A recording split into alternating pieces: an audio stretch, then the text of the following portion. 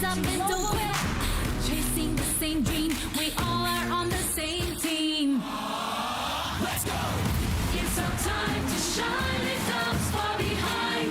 It's our time to show how far we can go. Though they may not see, we show what we can be. It's on you and on me, just wait and you'll see. It's our time to show the world who we are. It's our time to shine, we are the rising stars. Our time to shine it. Yeah!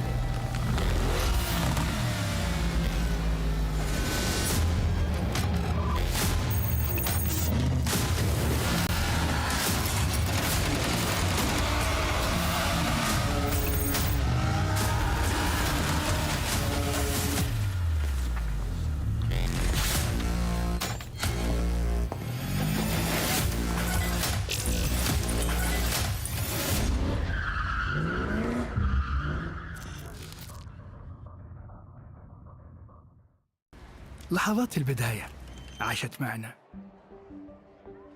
كنا نحسبها وقت للتسلية بس، نحسبها بس ذكريات. عبود أعطي أختك اليد يا ولد. ابتكرنا فيها ابتكارات، وإذا بغينا قلبناها خرافات. كنا نحسبها بس لمة وصحبة وسهرات، انتبه نوب ترى نوب. لكن كنا نشوف عالم ما حد يشوفه. ليت يشغل وقته بشيء يفيده. الله عليك على اليد صوت. عالم كبر وعاش فينا، عالم الحماس فيه يوصلك كل مرة لحلم أصعب، بس ما يصعب عليك. بارد معك وين ما تروح.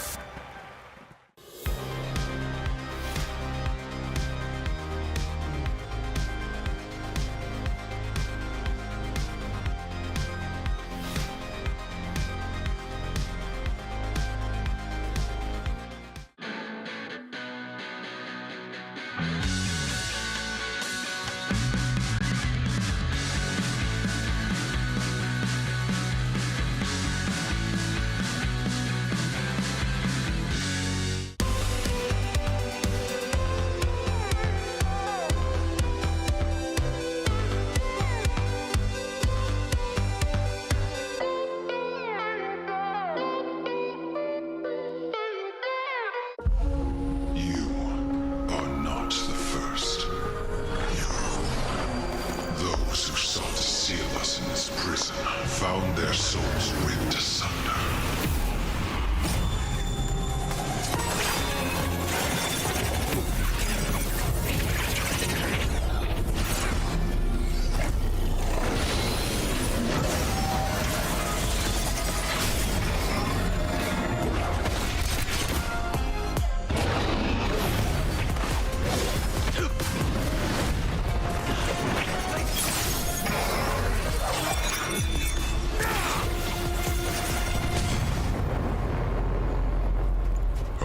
So eager to share their fate.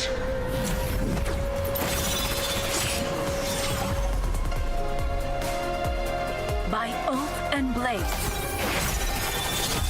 your reign ends here.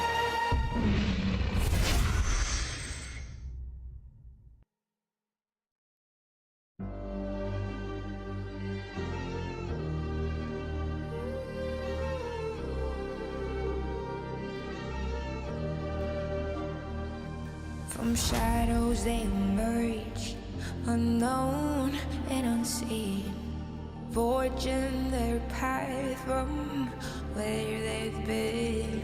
From weakness to strength, they'll rise than you, transforming their fate, destined to pursue.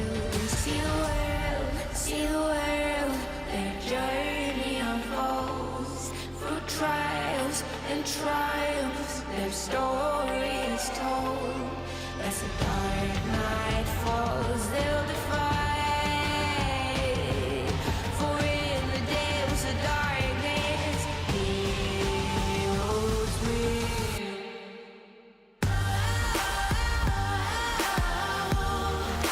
Rise of the heroes. Rise of the heroes. Rise of the heroes. For in the darkest of nights, heroes will rise. When the world echoes your name with cheers and acclaim, through the land of dawn where chaos reigns, in the face of the storm, they'll answer the call. Through fire, they'll roar. They're never gonna fall.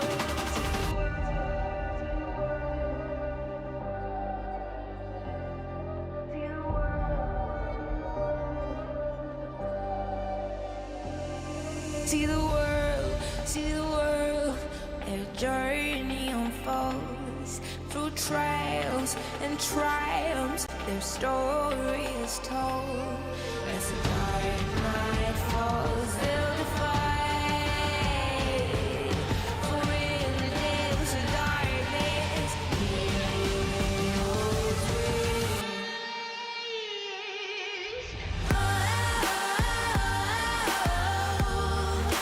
Rise of the heroes.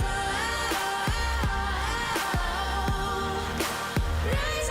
the heroes. Rise of the heroes. For in the darkest of nights, heroes will rise. Heroes will rise.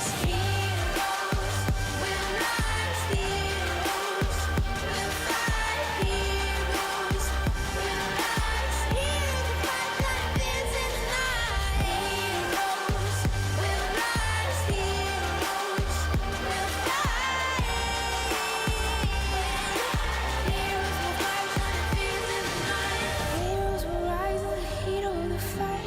Heroes will rise shining fears in the night. Heroes will rise with fire in their eyes, breaking for barriers, reaching for the skies.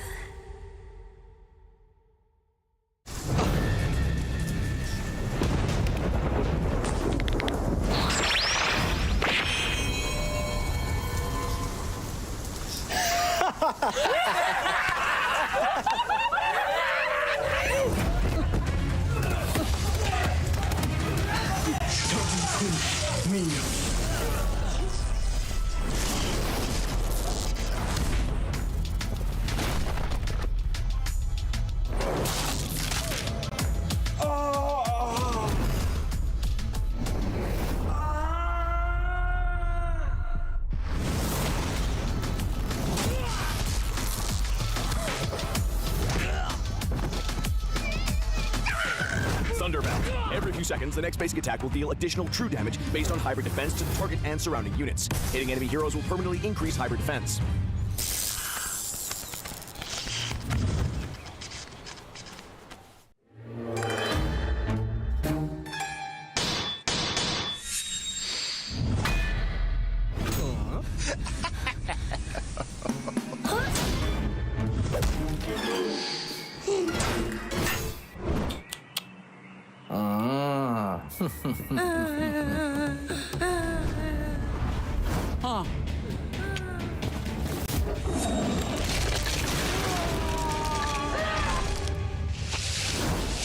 Skypiercer. Dealing damage to a low HP enemy hero, execute the target immediately, and each kill increases the execution threshold.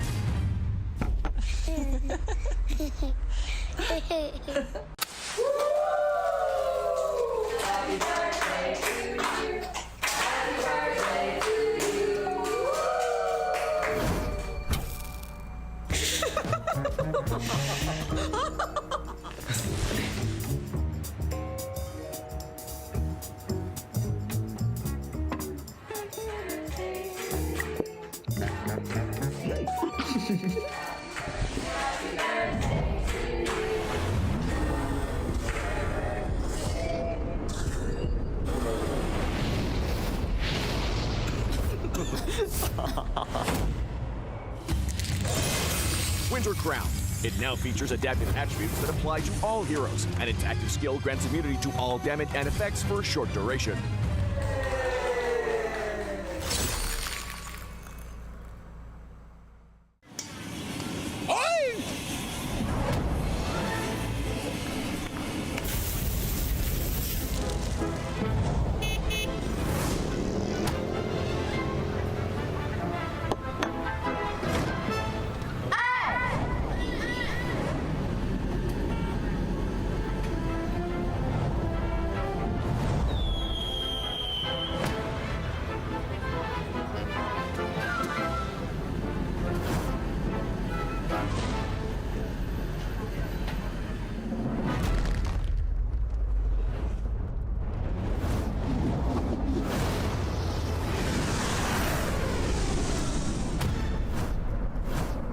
Malefic Gun increases basic attack range to kite the enemies more easily.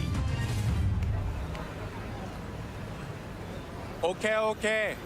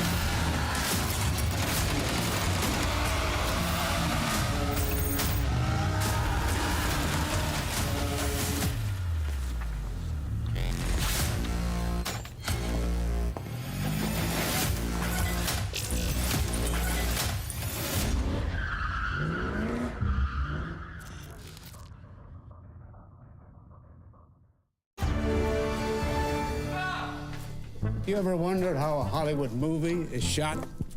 On a Sony. You review it on a Sony. And how do you make that sound epic? You record it on a Sony. Lunch break on a Sony. So why wouldn't you watch it on a Bravia by Sony? Have you got what it takes to get to the top? It doesn't matter how high you climb. To reach the top, even the biggest champ needs a break. So you can recharge, dive back in, and dominate.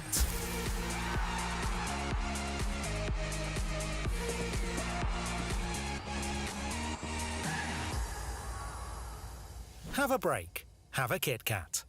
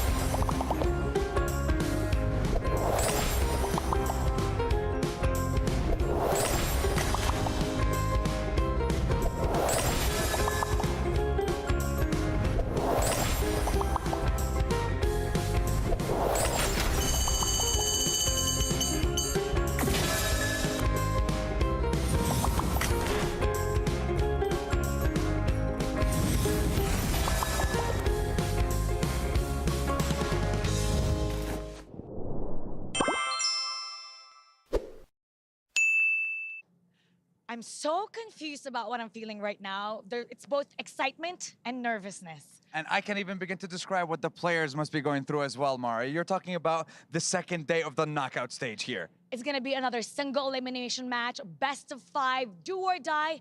No more second chances. Nope, that's how the MSC rolls. We only have one chance, one opportunity to prove yourselves and see if you deserve to make it to the semifinals. But you know what I'm excited about?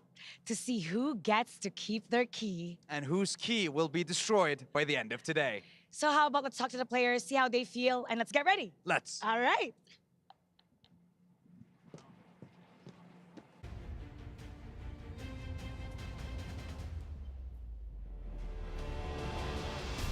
The new competitive landscape continues to bloom as we approach another day of the knockout stage. Today, 4 more teams have to fight tooth and nail to ensure they keep their key by the end of the day. For that to happen, they have to secure the turtle to maintain their advantage throughout the game. My name is Afel. Welcome to the Mid-Season Cup 2024 here at EWC.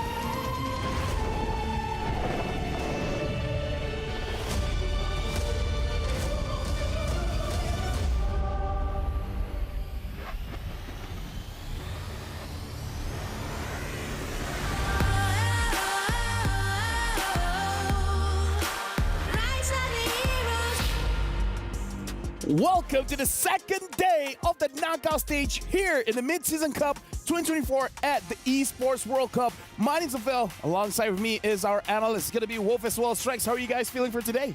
I'm feeling great. You know, we had 2 teams go home yesterday, 2 teams going to go home today, but there's going to be 4 champions possibly left. I mean, we're getting closer to the end game. I'm pretty sure that this will be a very interesting day when it comes to like the team fights, because of the teams that we'll be playing today are so focused on that kind of stuff. So I'm excited to see the matches. With that being said, we got to check in with our casters as well. Mirko and Naisu, how are you guys feeling for today's matches? Hey, we're feeling pretty good. I think we're looking pretty good, of course. You guys are as well, and we can't wait to get to these matches. For sure. Like Wolf said, you know, especially Homeboys versus NIP Flash, I can't wait to see how both of these teams will collide against each other. For FCAP, a bit different. They're more disciplined, right? Maybe not a lot of team fights that one. I mean, who knows? Anything can happen because based on yesterday, there were no sweeps. It was 3-1 as well as a 3-2. With that being said, let's recap yesterday's matches.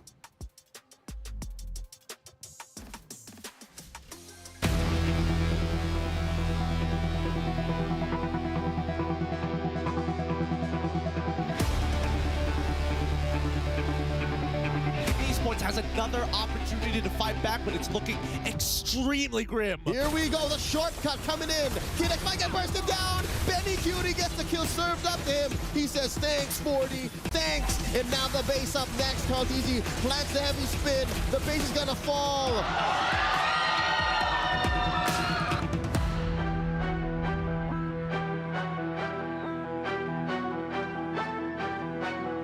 Oh, here we go. We'll talk about it later. The fight happens. Hughes gets taken out, and suddenly in the back line, they die. MX47, Sick Guys, and Stormy's.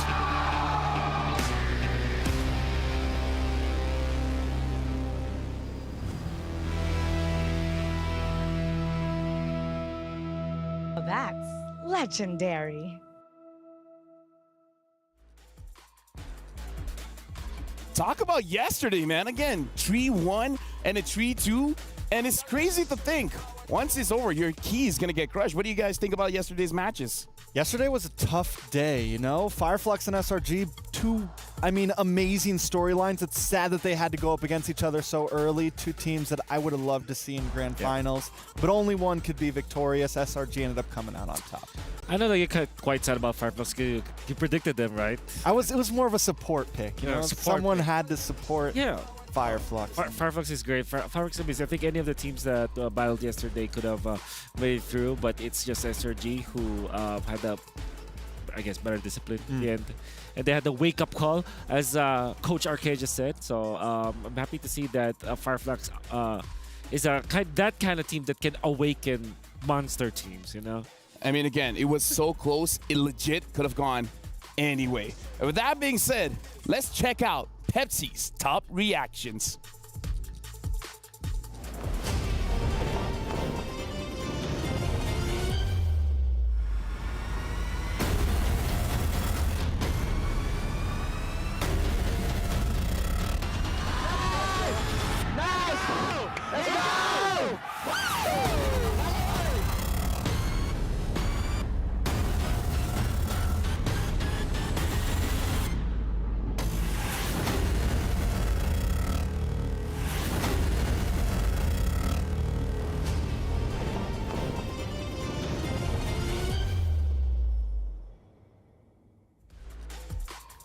So that's something we haven't seen before. We heard a little bit of the comms coming in from SRG, and they were pretty hyped.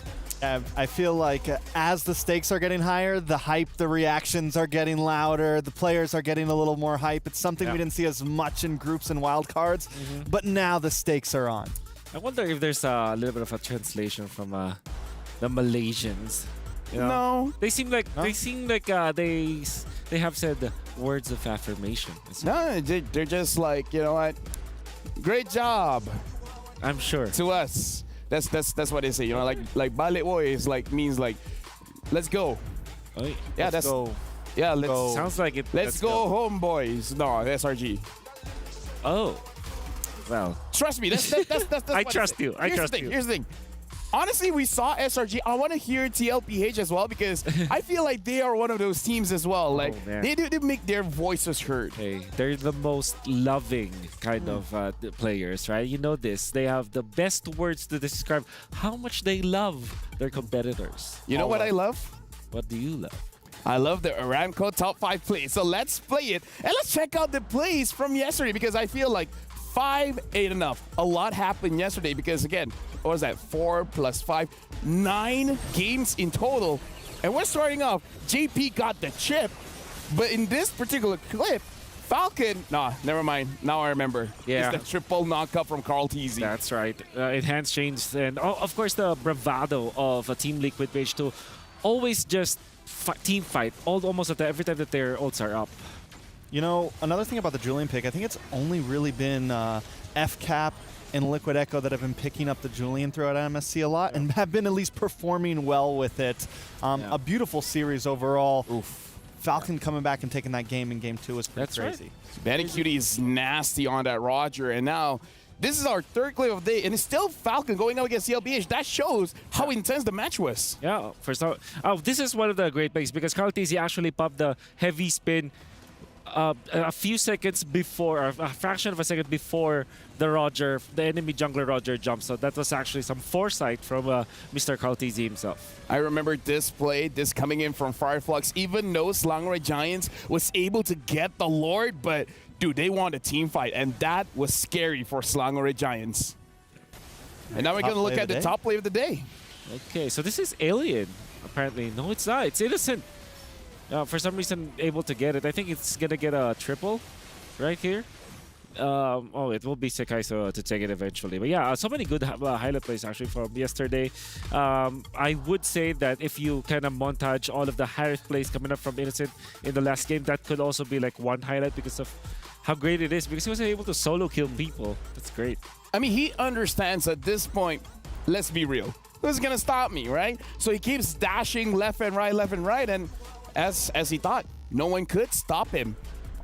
Honestly, I can't wait to see today's matches to see if teams are able to do that. With that being said, we also got to check out the brackets as well, just to remind ourselves where we're at the competition. And with that, we're going to look at Liquid Echo as well as Slangray Giants. They're waiting in the semifinals. Liquid Echo is waiting for Falcon CP Brand or See You Soon. Slangray Giants will be waiting for NIP Flash or Homeboys, which again will be concluded today. Yeah. we know for sure that Falcons AB Brand versus See You Soon, that's gonna be well, that's definitely Falcons AB Brand sided, knowing that there are the recent M5 champions. And See You Soon, they're still an up-and-coming region. Even MP the King himself admits that nobody expected them to get out of the group stage, especially they're from the group of Beth. So at this point, I think they're just very happy to be in the knockout stages. Whereas for Falcons AP Brand, they're in it to, you know, dominate, I would say. I mean, the reality is See You Soon has essentially one of the biggest upsets we've seen in a very long time, being able to 2-0 against Sonic. MP the King came completely online in those games. So just from the way some of those fights win, I feel like we can't count them all at all here. They are definitely the upset makers right now. This is today's schedule. It's going to start with Falcons AP Brand going up against See You Soon. Afterwards, it's going to be NIP Flash going up against Homeboys. Just a quick reminder to everyone, this is going to be a best of 5 teams. The first team to get 3 wins is going to be the overall winner. So I'm personally, for me, I hope the first game goes the distance. We've been hearing all around, it's like, oh yeah, it's probably going to be a 3-0. I hope that's not the case. Yeah, I believe that it will not be the case. At least there will be one game for sure for See You Soon. Might even go a 5-game series just because of how they are playing. And I think that they will still rely on the players will just rely on themselves right now for the draft, which we have proven that it works. Apparently, there's some little bit of there's a way that they fixed it. Actually, I was able to talk to MP the King last night through a podcast, okay? And he said that they had prepared for it. I'm not gonna be very specific, but basically they know what they're doing even without their coach. And the coach really helped before they actually get into the stage. Let me just say as well, why didn't you guys let me know you guys were wearing black? I would have worn black if I knew. This is actually wearing navy blue. Yeah, we're wearing navy blue. No, you're kidding. This is both. No, this is pretty dark. No, look at them. They're both wearing black, right? I'm wearing all blue. It's blue, bro. It's definitely. I'm sorry. It's. Then what am I wearing? Colorblind. This is green, right? Stop it. Stop it. Stop it. No. Oh. The color you're wearing is the same color as that See You Soon owl. It's like a okay. Don't like make it don't make it any more difficult for me, okay? Okay, like I'm doing my best, guys. Okay, for sure it's not black. It's really not It's black. not really not black. Navy blue. Yeah, it's okay. You know what? Later you gotta check my This suit. is a darker navy. Yeah, this is called the His midnight pants blue. are black. This is the pants are black. Games for today. Games for today. Falcons AP Brand going up against See You Soon. Personally, for me, I want to see See You Soon win it. And I feel they can, because MP the King, let me tell you, if you don't stop that guy, he's going to take your crystal. He's going to take your jungle, your crystal. No, okay, you know what? Let's look at our Jamil Motorsport match of the day. And again, it's actually going to be Falcons AP Brand going up against See You Soon. Imagine the first match of the day is the Jamil Motorsport match of the day. So much hype, of course, especially because of what See You Soon was able to achieve. At the same time, though, we know that Falcons AP Brand are a team that might be more favored in this matchup. They have been the M5 World Champions. They were the finalists in PH Season 12. Which is pretty cool. 13, which is pretty cool, yep. Big achievements, of course.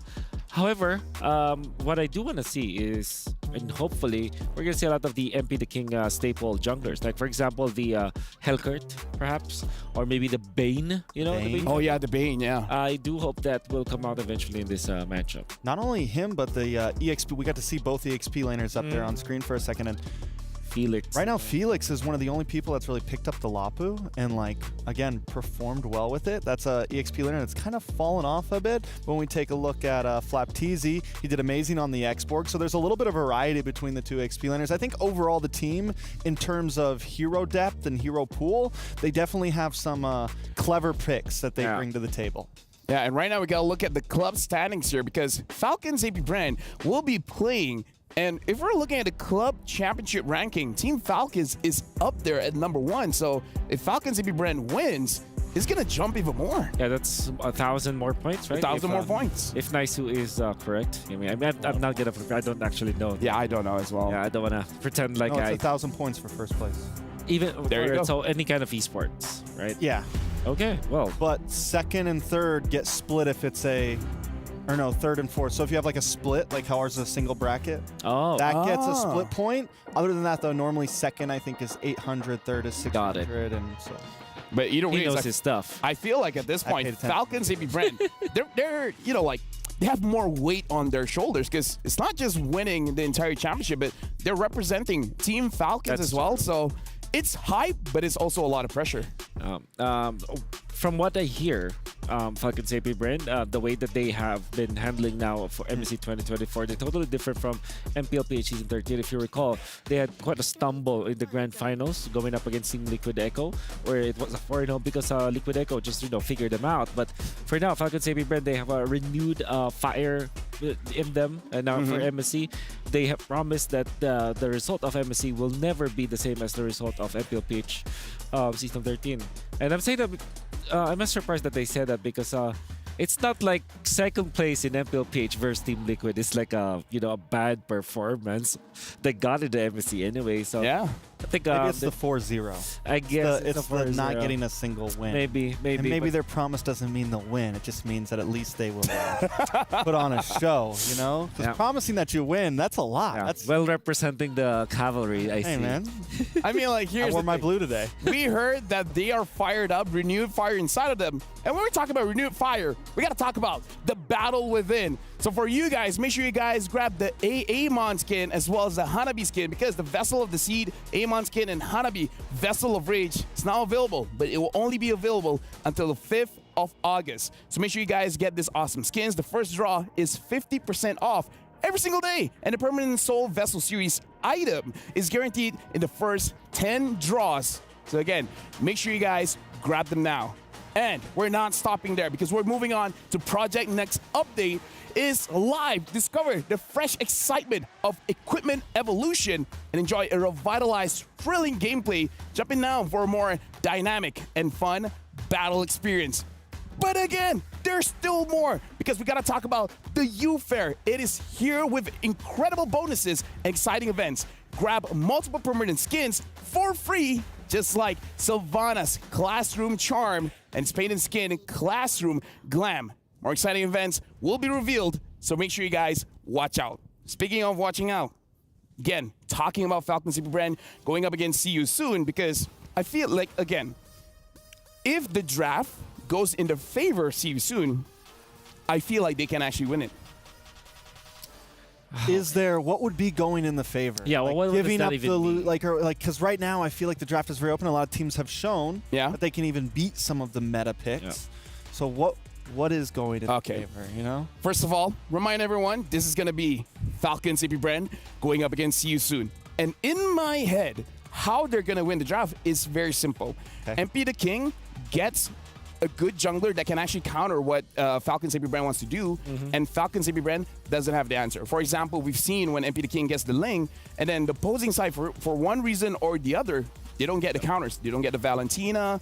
They don't get the, I will even say Terizla, to making sure that he can tank up most of the damage up front. So yeah, again, because we have to remind ourselves, they don't have a coach, but so far the drafting has been great. Drafting has been great in a way that they're getting their comfort heroes. When I saw their draft against Fnatic, Onyx, and then eventually Falcons, I was very impressed because they were able to really concoct this configuration where it's easily winnable in a way. It's like they're always looking for the easiest way out of a team fight. You know, it's like get the Ling, of course, then supply it with sustain. You know, it's very I would call it even one-dimensional. You know, but it's comfort. Yeah, it's comfort, but we gotta talk about MP the King, because we gotta talk about the king against the kings of the role. We really gotta highlight this guy, Trex. I mean, MP the King's been a monster, and I mean, some people are calling him MP the Coach right now. MP the Ling, MP the Man, MP the Goat, MP the Analyst. Yeah, he's doing it all. He's a man of many hats right now, as you can see with the crown on his head. And here the boys come up. There you go. Feeling very confident. I think they are in a place where they are just really enjoying everything. Well, that's how he kind of described it. They're not gonna be given in onto the pressure. In fact, the fact that they got out of the knockouts is already a blessing for them. That's why they will be. I would say they will feel more. It's like they're flowing like water. Yeah. Wherever the current is pushing them, they'll just go through it. Can I just add as well for MP the King? He said that they wish that there was a three-way tie Oh, He actually said really? that. Because what he wants to do is to actually prove that they can win against SRG back then. Yes, thank you very much. And with that being said, we got to start the match. So let's throw it over to the stage.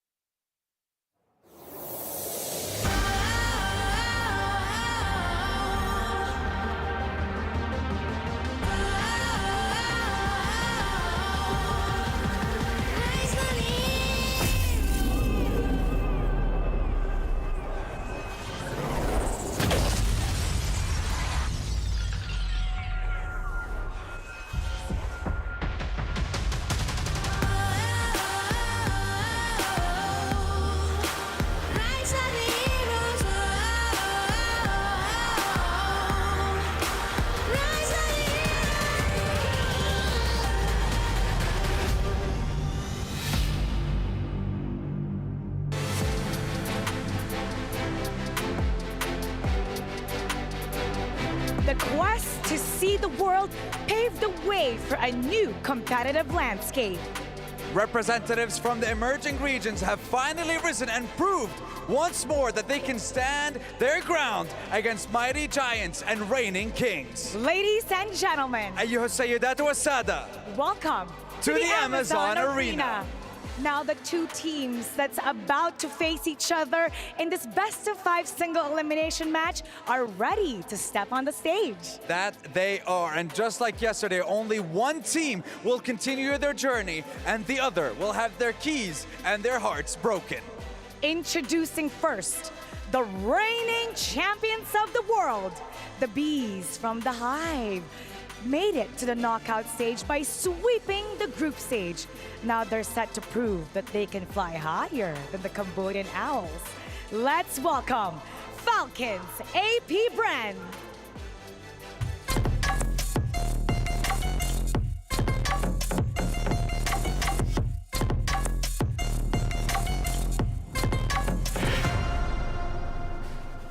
It's Flap Teasy, Kyle Teasy, Hugh, Ogwen, and Super Marco, guided by two world champion coaches, Coach Ducky and Coach Trev. Now they're showing the world that they can complete their already stacked trophy cabinet. And facing them on the opposing side, the mighty Slayers from the group of Death. They made the Sky Kings of Indonesia kneel before them, and now they will open their knockout stage campaign against the reigning world champions and another powerhouse here at the MSC. Ladies and gentlemen, give it up for See You Soon.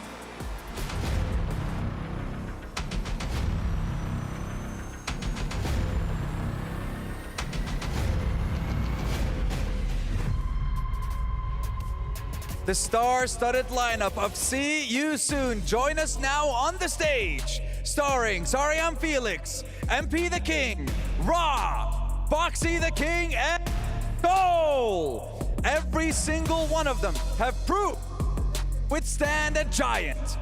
But can they stand with them as well is the question. Can they deliver another upset as they take on a reigning world champion here at MSC 2024? And now we're all set. Now the players, the team who will win today's match will get to take home at least $200 US. $200,000 US is what you guarantee if you make it through this game. Boys, your destiny is ahead of you. Only you can decide what happens in this best of 5. And it is time to take your seats because the battle is about to begin. $200,000 US at stake. That's the minimum that they'll be getting. And of course, they have a chance to keep their key. That's right, the key, and of course, their main focus here at the MSC is, of course, that lovely trophy behind us. That is the hopes of and dreams of every single player and every single team that is competing with us on this stage. Now, in partnership with the Esports World Cup, we've seen their keys, their personalized keys that they're hoping to keep until the very end, because only one key will unlock the MSC trophy. That's right. And the question remains, who will be able to continue their journey? Who will keep their keys intact until the very end and unlock that trophy and be crowned the MSC 2024 champions? And later on, we'll be able to witness that ritual with the losing team handing over their key to the winning team. And if we take a look at the players now, they'll all be doing their ping test with the best gaming phone in the world, and that's the Asus ROG, powered by Snapdragon 8 Gen 3 mobile platform. That is right. Boys and girls, ladies and gentlemen, Asus ROG is the official gaming phone of MSC 2024 at the Esports World Cup. Now, I know the players can't wait to get it started. So how about Sandstorm? Let's throw it to the panel to talk about the game and to talk about the draft. Boys and girls, take it away. It's your time to shine. First of all, excuse me, winning this gets 200,000 US dollars? I mean, like, okay, here's the thing. We're gonna have the STC predictions. So for you guys at home, who do you guys think is gonna win this match? Is it gonna be Falcons, AP Brand, or is it gonna be See You Soon? Panelists, who do you guys think will make it and win at least $200,000? Me, I want to go first. No, you can go first. Yeah, I think this is not a biased opinion as well. I think it's I could say Brent for sure. If you judge how they operate and judge how they are managing and approaching the meta game that we have right now, it's different from the usual teams where they're very aggressive, they're damage heavy from the jungle. Falcons and AP Brand are more early game centric and more execution based and a team based macro. So I think they got this in the bag. What about you, Trex? You know, I would love to see a huge upset. I would love to see an underdog take it, but I think, you know, if I had to put my money on somebody, Falcons AP Brand definitely the favorite here. But like I said, we've seen See You Soon do some crazy things. We've seen him take down Sky Kings. Yeah. We've seen him take down other kings. You know, now they just got to take down these kings. You know, I don't have enough money, but I'm putting it on See You Soon. All right. Which I guess doesn't mean much at this point. But again, I feel like See You Soon can do it. So for you guys listening to what the analysts have got to say, it looks like they're going for Falcons, AP Brand. Again, just a very quick reminder, if you guys want to give your predictions, you guys can go to stcplay.gg to lock in your prediction to see who's going to win this one. With that being said, we're looking at all the players getting ready at this point. I believe they're doing their ping test. Going forward, they'll be doing the draft as well. I feel like winning the draft is going to be crucial for See You Soon, but going up against Falcons AP Brand as well as Team Look at PH, rarely do I see they make mistakes when it comes to the draft. Yeah. I think for Falcons AP Brand, you have experienced drafters. You have Ducky, for example, is there. But at the same time, you also have Trevor, drafter that has been there for many international events. You help them win games of the future, and also, you know, they have. I think Trevor was part of the M4 squad as well. That, you know, a coaching staff that helped them win over Blacklist International back then, who are also very good at drafting. You know, so I agree with you, Lafel. When it comes to drafting, it's hard to make mistakes if you're FCAP. You know, and to kind of expand on that point, how you talked about See You Soon needing to win in the draft, I don't really know if that's possible, but what I think they can do is get a little outside the box. They're one of the few teams in the top 8 so far that have won with things like Bane, that have been picking up the Lapus, that have been pulled the Hellcurt off, and I think that could really be the win here against Falcon AP Brand, is catching them off guard, you know, bring something in that throws them for a loop and maybe messes them up in the second phase or messes them up in their early game. I think that's the big possibility here for See You Soon. It's going to be the Ling Baron. Roger is going to be inbound for sure, as well as the Harith. I believe that Falcons AP Brand would love to get their hands on the Roger. That's indeed going to be the case. See You Soon will be securing their Terizla, known as a team that does not actually prioritize the Harith, but I think that if you're going up against a team like FCAP, they want to take it. It's Vexana plus Terizla. Again, the way that See You Soon is drafting, it's a shopping spree all the time. They just want to get what they want. For me, looking at how Ra plays with the Vexana, it's an anti-engage tool, because we've seen time and time again when someone wants to hard engage onto someone like MP the King, Ra will have a triple man knockout with the Eternal Guard. So I feel like they're drafting in a way that MP the King can move around without worry. Exactly. But just in this case, probably another assassin like Hayabusa, for example. Minotaur as well as the Julian gonna be picked up. So this confirms Roger 2, the gold lane, or maybe actually Julian sometimes ace played by few. So that is still a flex in a way. Immediately a carry for See You Soon. Right now, my question is for See You Soon, if the Julian or the Roger goes into the jungle, either ways, both of these guys farm very, very fast. So I'm really looking at, like, if they want to pick up something like the Bane, I'm not so sure how fast the Bane actually clears the jungle. So maybe that's not the right answer. But with that being said, Falcon CP brand, they can just ban out the assassins that farm very, very fast, like the Hayabusa, and maybe even consider the Nolan. Yeah, Nolan and Hayabusa. Nobody For banning sure. on the That's going to be the Kaja, which Boxy plays really well. A good combo with the carry, too. Yeah. And now we got to look at our game fact. Super Marco has the highest KDA in MSC 2024 with 20.67. My God, are you kidding me? This is the bulletproof Marco. Oh.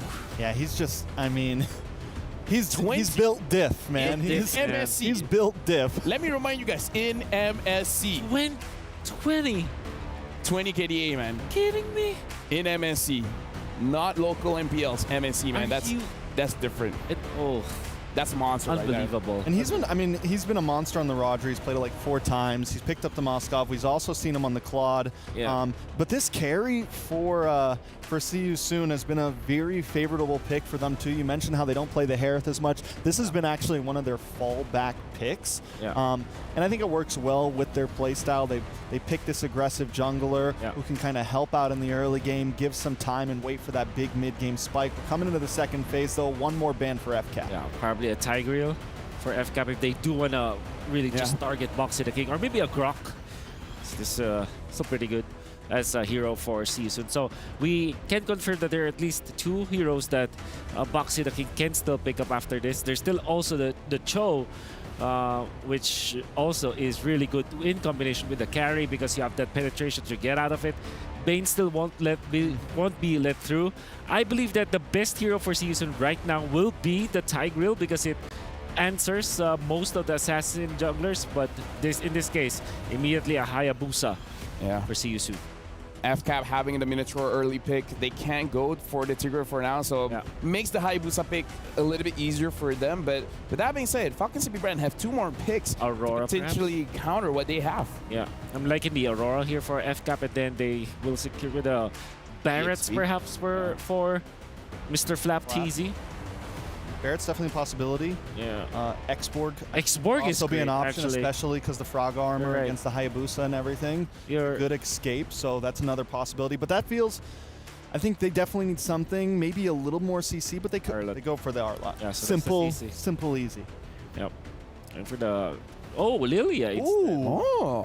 So yesterday, Stormy used the Lilia, and looks like Falcon CP brand, they want to show up their Lilia as well. But again, Theo is a legend, man, from season 1 of MPL Philippines up until now.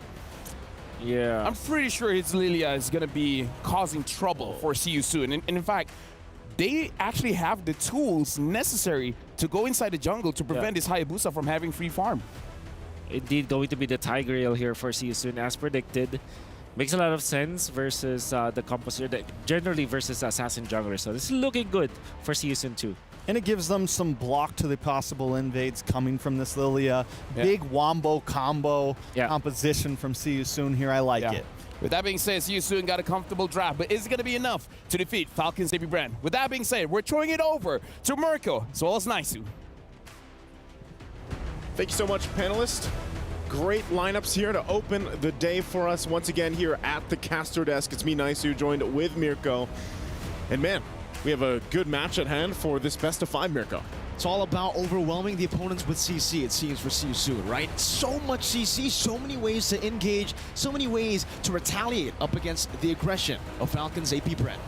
Well, this is going to be the battle of the skies once again between the Falcons AP Bren and the Cambodian Owls See You Soon to kick off our second day of the knockouts for the Wild for the mid-season cup and a battle for the semi-final spot. We jump into the land of Dawn, taking a look at, of course, how things are going to get situated here in the early game, of course.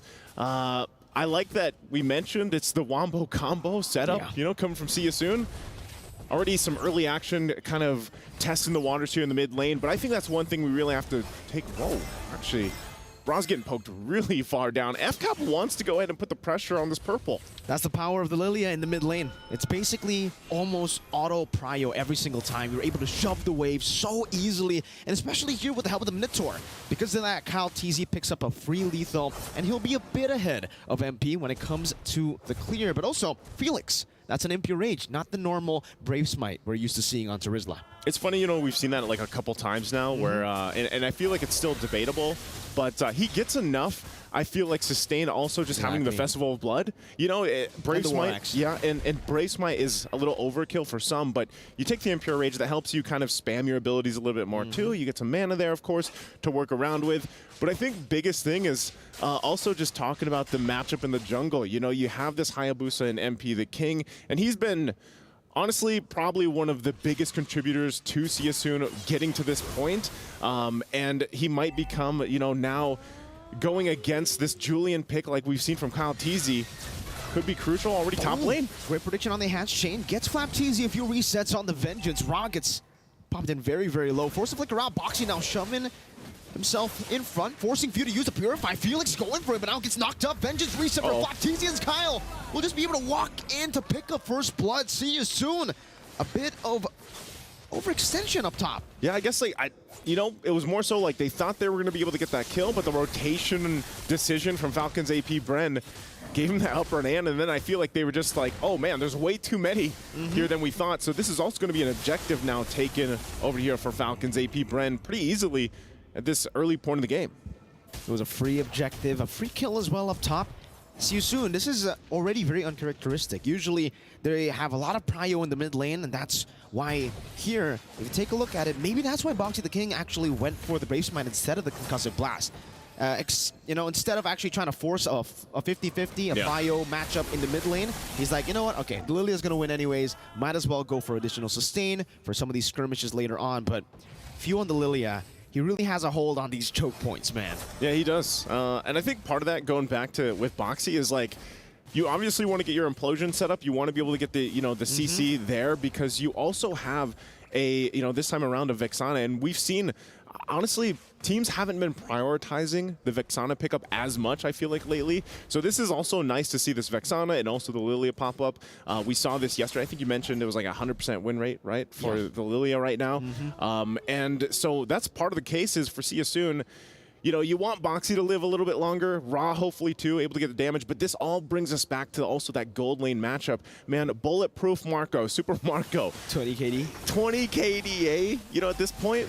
And Sol, obviously, on the carry pick, has to get time to build up here on this, you know, and you relying on the fact that, all right, I have very little range on this carry, so I'm going to be fighting against this kind of lineup from Falcons AP Bren, where they actually have good setup potential as well. You can already see Thunderbelt being picked up here. By the way, I'll never forget the commercials for the Thunderbelt, man. You know, it's really good commercials for the new items here. Oh, that's the final slash from the flicker right into the chain, straight into the combo. Flap TZ picking up a double early on. That's the Falcons AP Bren ambush. I thought you were going to say that's the Thunderbelt. That's that spin kick he did in the commercial. Close enough. But he did it with the Arla here. Again, this is showing that, yes, Siasoon has a wombo combo composition, but Falcons AP Bren, they can fight back too. Look at this. Another final slash, forcing the penalty zone out from Felix, trying to go away, and flickers out to safety, but Few is still so healthy. Pops into black shoes. Flap TZ gets rid of him with a vengeance. Boxy trying to go for it, has the implosion, just goes onto the Minotaur as MP walks forward, goes to the shadow kill too, but Owen reads it, knocks him out with the Minuan's Fury, straight into Few's damage. 5-0 Falcons AP Bren. Yeah, the answer to deal with this Hayabusa just seems to be the setup. Look at this once again, STC replay here. That final slash with that Thunderbelt as well from Flap. Absolutely beautiful. Here as well. The timing. Yeah, the timing with the Minoan Fury knocking up MP the King. He has no chance to get back. You can see, hey, Flap, he's feeling pretty good. I love you in a different language, you know? Every time we see one of these players do that, that's what they're saying. Yeah, I care for you. I care for you. You up, you know? I'm carry you, right? Good luck next time. Good luck next time. Yes. taking a look at the items here falling in place. Hunter Strike is going to be picked up for MP the King. You know, so he's at least got that first item locked in, but he's kind of falling behind. Look at the Genius Wand already here for Kyle Teasy. And that actually works pretty well with the fact that, hey, we already saw the damage that the Lilia can do. Now you have the Genius Wand working in that coordination with the Lilia pick. Oh, then Ogwyn gets the Flask of the Oasis already. So it gets increasingly more difficult for Siosun at this point in the game to actually penetrate through that healing. Also, look at this. Despite being labeled the hyper-aggressive, Siosun has yet to record a first blood in MSC 2024. That's an interesting stat, despite the fact that, you know, Siosun have been playing with the Banes, have been playing with a lot of the aggressive heroes in the jungle, too. You would expect them to go for a little bit more of this.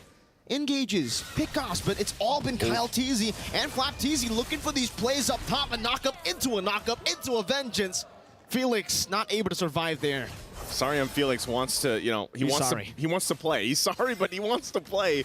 He gets continuously knocked in the air here, and already Terizla, you know, 0-3. This is a very tough position to be in because of the fact that, once again, your job as the Terizla is to just set up hope. Final slash flicker onto Ra. Now with the flicker as well, it's going to be Ogwyn catching him. Flap Teasy going to be caught in the implosion. Has Eternal Guard there, placed out by Ra, but it doesn't connect onto anyone. Boxy able to get himself back to safety, as in the bottom lane, it's just a little bit of these gold laners trying to find a better angle on each other. No kills on the board, a lot of resources burnt though. Yeah, this is, in this situation, now the third turtle's up. I don't know, man. See you soon. I don't know if they want to fight this. Maybe just go for this steal, but it looks like they're just going to give it up. Sorry, Felix cannot go down again here. He's already quite gapped. He's only level 7. He's about to hit level 8, but Flap's level 10 and 4-0-2. Yikes. Feather of Heaven going to be picked up by Kyle Teasy. At least Soul has just been, you know, farming up. He's been farming. Gold lane experience. For sure. MP is also going to be able to pick up the Sky Piercer here in the 7th minute of the game. Boxy picks up the Radiant Armor. Definitely now understands the threat of not just the Lilia, but the Shred coming down from the Julian. It's very, very deceiving, you know, that damage. You don't expect it, and then suddenly your HP bar just gets completely demolished, deleted. Super Marco sieging down in the bottom lane with the Roger. Seems like Boxy can't even walk up. He was going to be able to dish out some damage. Ogwyn has the knockup. Good Eternal Guard with the Terrify to disengage from that skirmish. And for Siosun, it's really all about getting the gold lane to a spot where he can actually farm, because Soul is struggling now. Yeah, I would say, you know, looking at the items here too, for Siosun, it's got to be, we'll see you later in this game, because they need time, man, to build up. You can see the gap between the gold lane alone is going to continue to build up here. For Siosun, it's really just letting Soul farm up, get to the point where he can actually pop off the damage, because like you mentioned, Mirko, the Julian is enough, even with that Genius Wand combination to come up and kind of shred these tankier heroes like this. Look at Boxy just trying to get into this bush, get some vision available, holding down the tier 1. Look at that. He might have to flicker, you know, if this continues. Felix going to be displaced by the final slash. Straight into the damage of the Vengeance. Now as MP the King walks forward with a Quad Shadow. Not enough first. It takes Felix down. The few tries to dive under the tier 1 and tier 2, sandwiching them in their own turret. And you can see the key here. That is going to be the thing that Falcons AP Red is looking for. Wow, already flickering out too. Just out of skill 1. I like how they, after the team fight, you know, they're like, here, this is what you're playing for again, you know? Oh. Shadow kill. There's no Black Shoes on Few, but they do still have the Motivation Roar. And for MP the King, he will still have that Quad Shadow to disengage. Still, this is a dominant game so far for Falcons AP Bren. Yeah, very, very dominant. Also, great job. They actually got the tier 1 down after all that work. Hold on. Boxy? Boxy popped in the implosion there with the Terrify too, but there's no Eternal Guard. Super Marco goes with the Lycan Pounce, baits out the flicker. Now no flicker on Boxy. Even when he gets that implosion, Falcons AP Brand, they can read it out so easily, and because of that, yeah, they're just gonna go straight to the Lord. This is Lord number 1, Falcons AP Brand. A perfect game so far. Not even a turret traded. Yeah. At all. I mean, now they do. They get a bottom lane turret, right, with the waves pushed in, but the fact that it took 9 minutes for one turret to be taken by Siosun is concerning, Naisu. It is, and you know, you really have to respect the way that Falcons AP Brent plays the macro game. Sometimes they're not after these kills, and they know it. They can actually just get some of these spells out, like we saw them do against Boxy, where he burned the flicker, he burned the implosion. That's a green light to go take the Lord. And so now they're going to find themselves trying to defend up here on the top. They should be able to do okay, but I'm worried. I'm actually worried about their clearing potential because of the lead that Falcons AP Bren has. We're talking, 6,000 gold ahead. When this Lord does get to the base, they might just force the issue and force a situation where See You Soon's left with their backs against the wall, kind of like, all right, well, I guess we're going to have to fight this. There's not much they can do right now except for play tower defense in their own base, because even few can dive under the tier 2, utilizing waves that is all pushing in towards See You Soon. Just using the emotes, popping into holy defense, and now going to be attacking with another wave buildup in the mid lane too. Top lane with the Lord now. Flat TZ looking for an angle to go in as MP the King pops into Quad Shadow and the Shadow kill. And you can see the poke, the Flat TZ able to find the final slash with the Flicker. Boxy gonna get the implosion down, but the Minion's Fury catches them again. They're unable to go for the engage. Kyle goes and uses the way to crowd to escape. That's a stun on the Felix. No kill straight and like a pound by Super Marco as he dives deep in the base turret. MP can only just Quad Shadow back and forth. And for Falcons AP Brand, they are flying across the skies. These base turrets stand no chance. 2 base turrets with the first Lord. Yeah, the first Lord, and you saw how masterfully that went for Falcons AP Bren, the way they juggled that turret, they initiated, and even at the cost of 1 life, I mean, they're going to get the base fully exposed here. MP going to be mobilized, doesn't catch him with the final slash. Flap TZ. Couple hits away. They're going to take it chill. They've taken 2 base turrets. That in itself is impressive. Yeah. I was going to say, looking at the items too, falling into place. Winter's Crown now here for Kyle TZ. Yes, and that's also another one, Fu. That's another one. The Flap TZ gets a 2. And, with that, Boxy making a play. Great pick, but it's only onto Flap. He can pop in the Vengeance now, and it's going to be the enhanced chain to knock him up. Another Vengeance in the final slash right into the Lycan Pounce. Now another immobile Lydia onto the backside. Flat TZ with a dive again under the base. What are they gonna do? MP gets knocked up, and the prediction right into the Quad Shadow.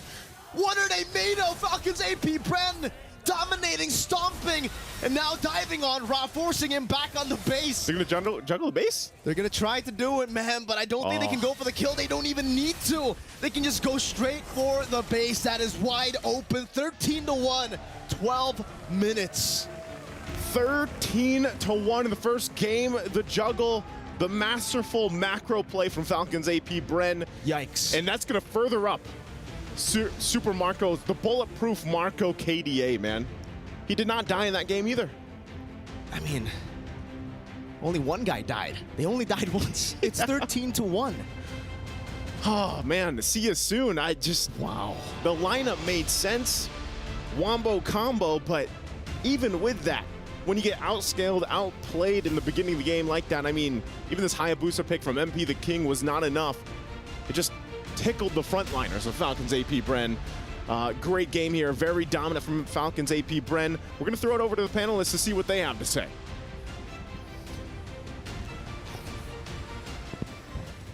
Thank you very much. And I got to say, it was almost a perfect game, but unfortunately, the kids idle, die at the end. But you know what? 13-1.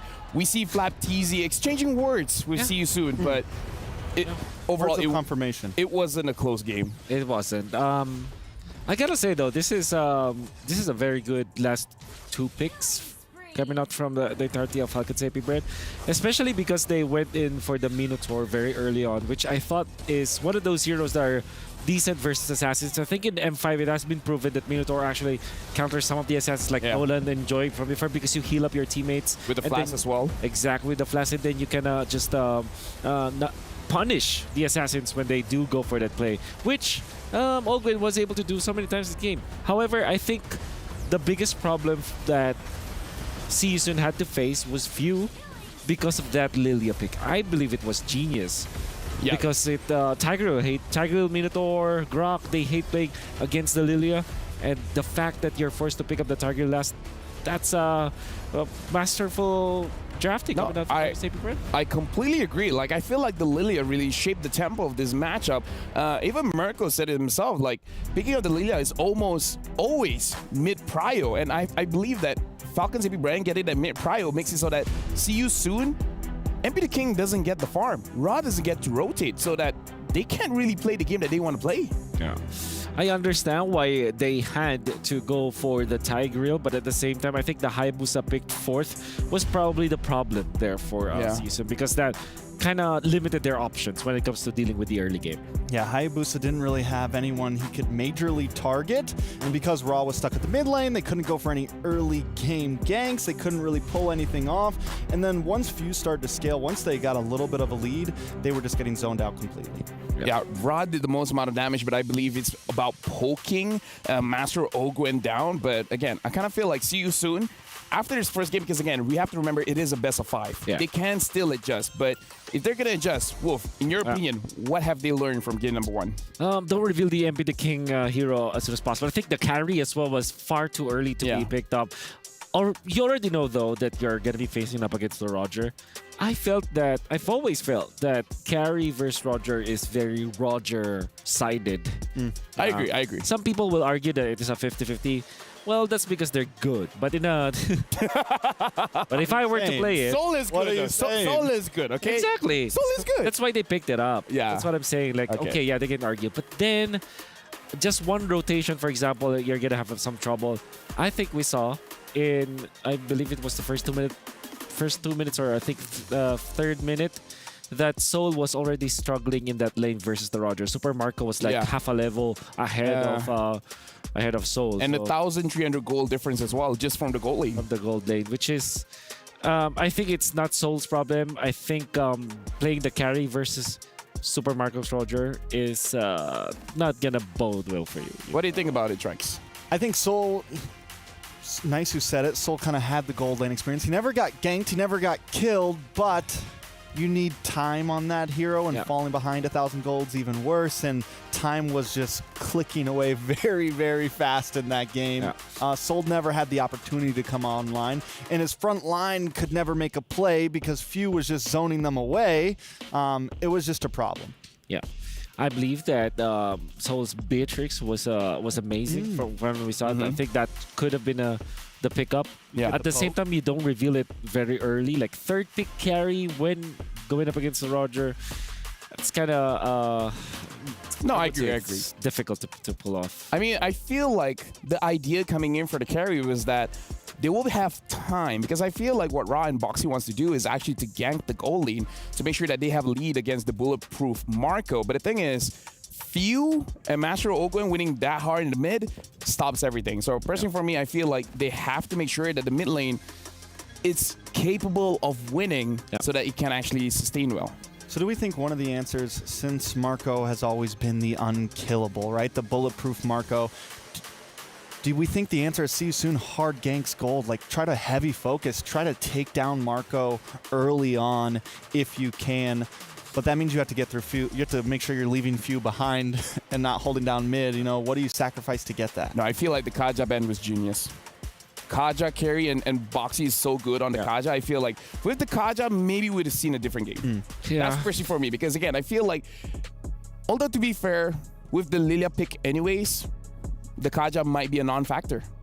Yeah, there was a play that I recall coming out from Farflux, wherein they went in for Assassin for TNZ, where there will be a time where mid lane, Roam, and the EX plane will switch, right? So that they all can get level 4 before the turtle. Yeah. What TNZ did was to time that properly. When the Roamer had to clear the mid lane, he went to the gold lane as the AA Mon and was able to get a kill even when he's just level 3, which then stopped the gold laner. So that play from yesterday, that could happen. If you're playing the Assassins, maybe that is the time that you're looking for. Maybe, yeah, sure, you can go for the gold laners. It's not easily done, but there is a rotation for that.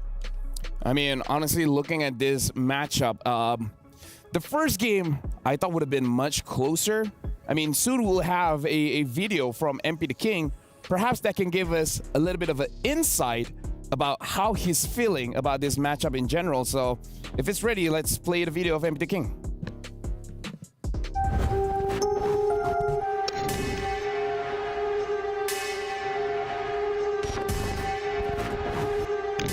Remake Esports?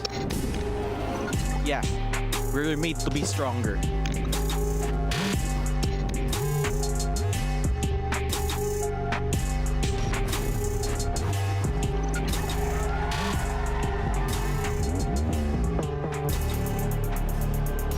champions, I don't see them.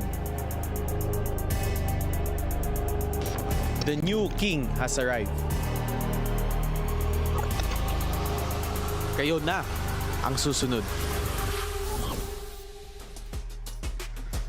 Oh, that last shot though. Whoa. Oh my God. Over the Falcon's nest? Can I just say, That's amazing. That's poetry. MP the King looks like a very nice guy, but that video gives me like new villain arc vibes. Like, it's like, you know what? You guys have done enough. It's time for me to be the villain. Yep. And you know what? If this is his villain era, I'm all for it. Yep. The new king. I like that. The new king. MP is here. The new king. Wow. I win hard. Yeah, I just hope that the following games will not be as one-sided as the first game. Hopefully, they can reset. I think that they were doing what they were doing against Falcons and Fnatic in the group stages in game number 1 versus Falcons AP Red. With that being said, let's check out our Sony MVP. And it's going to be Flapteezy on that Arlet. Talking about the engages Flapteezy has done. I still remember the that one. This is so good. Woo! Beautifully done. The flicker as well. The timing was just so good because you know that if it's like 30 seconds before the turtle, you're kind of just setting up. Around 15 seconds before the turtle, you're not that kind of secure already. And you want to get into the place around the turtle pit, but Flapteezy timed that so well. Very early activation coming out from this X-Blade Arlet. Yeah, I mean, it's bringing me back to M5 a bit. Yo. He's got probably one of the most like proactive Arlots I've seen a lot of players play. This is our first time seeing him actually played in MSC so far. I've been waiting for it. And his rotations, his pickoff, his displacements, I mean, he seems to always be there at the right time. Yep. I mean, honestly, looking at how Flapteezy plays, like, it seemed effortless. 12 KDA and 92% kill participation. I like what our caster said. When he gets this Arlet, when Kalteezy gets the Julian, it's like, okay, fine, I guess I don't get to play the game. Yeah. I go to the lane, I die. Yeah. I kill some minions, I die. Gee, thanks, guys. Yeah. And I think that if you're looking at Fnatic Falcons AP Friends composition, there's a lot of combos that you can do. Look at this! Flapteezy's here! There he is. The MVP. He's our only hope. Our only hope. Save us, Flapteezy. You're our only hope. Flapteezy, your Arlet will save us. Yeah, but with that being said, again, his Arlet is amazing. And the thing that makes it much more scarier is the fact that he doesn't need the Arlet. I'm pretty sure he could push us to 80 unique hero picks with how much heroes that he can use in the EXP lane. What are the heroes that we're expecting from the EXP? Maybe a Khalid, for example, that we have not seen. The Uranus was banned. Perhaps that might be one of the strats as well. Yep. Esmeralda, maybe? Esmeralda. I like the Khalid idea. Yeah. I've been talking about the Esmeralda for quite a long time now. Still surprised that it's not being picked up by any of the teams here. Maybe in the grand finals. Maybe in the grand finals. But with that being said, there's only a few seconds left for See You Soon as well as Falcons AP Brand going into the drafting phase. Yeah. See You Soon, judging by how fast they did their initial draft, I kind of feel like this is one of those drafts where you write on your napkin, on paper. It's like, okay, if it's open, pick it up. If it's open, pick it up. If it's open, pick it up.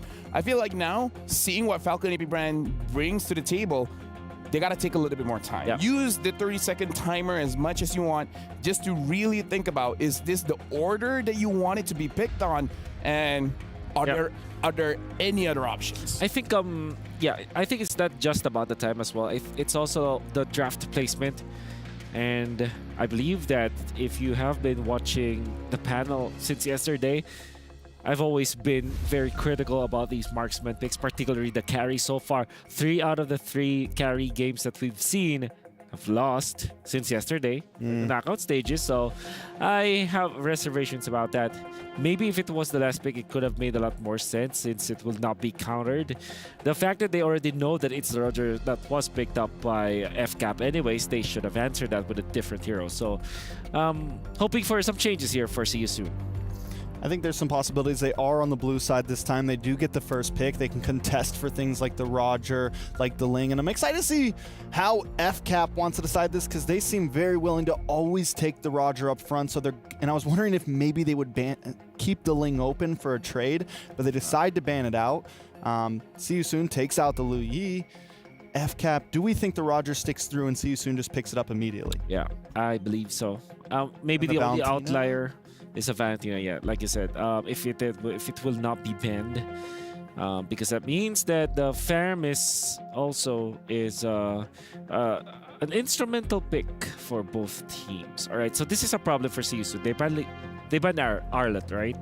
And what's gonna happen is FCAP will ban the Valentina, and they will now have access to the Faramis, which has always been banned. So Roger will be. Oh, so okay. Valentina It's open different. for See You Soon. Faramis also still open. Yeah. I mean, honestly, the way that Falcon says, See You Soon wants to play, like they want to protect MP the King. Huh. Actually, yeah, no, both heroes work well. But if it were me, I'll pick up the Valentina. Harith banned out as well, right? No, Harith's still open, so See You Soon. But we've only seen him pick the Harith one time.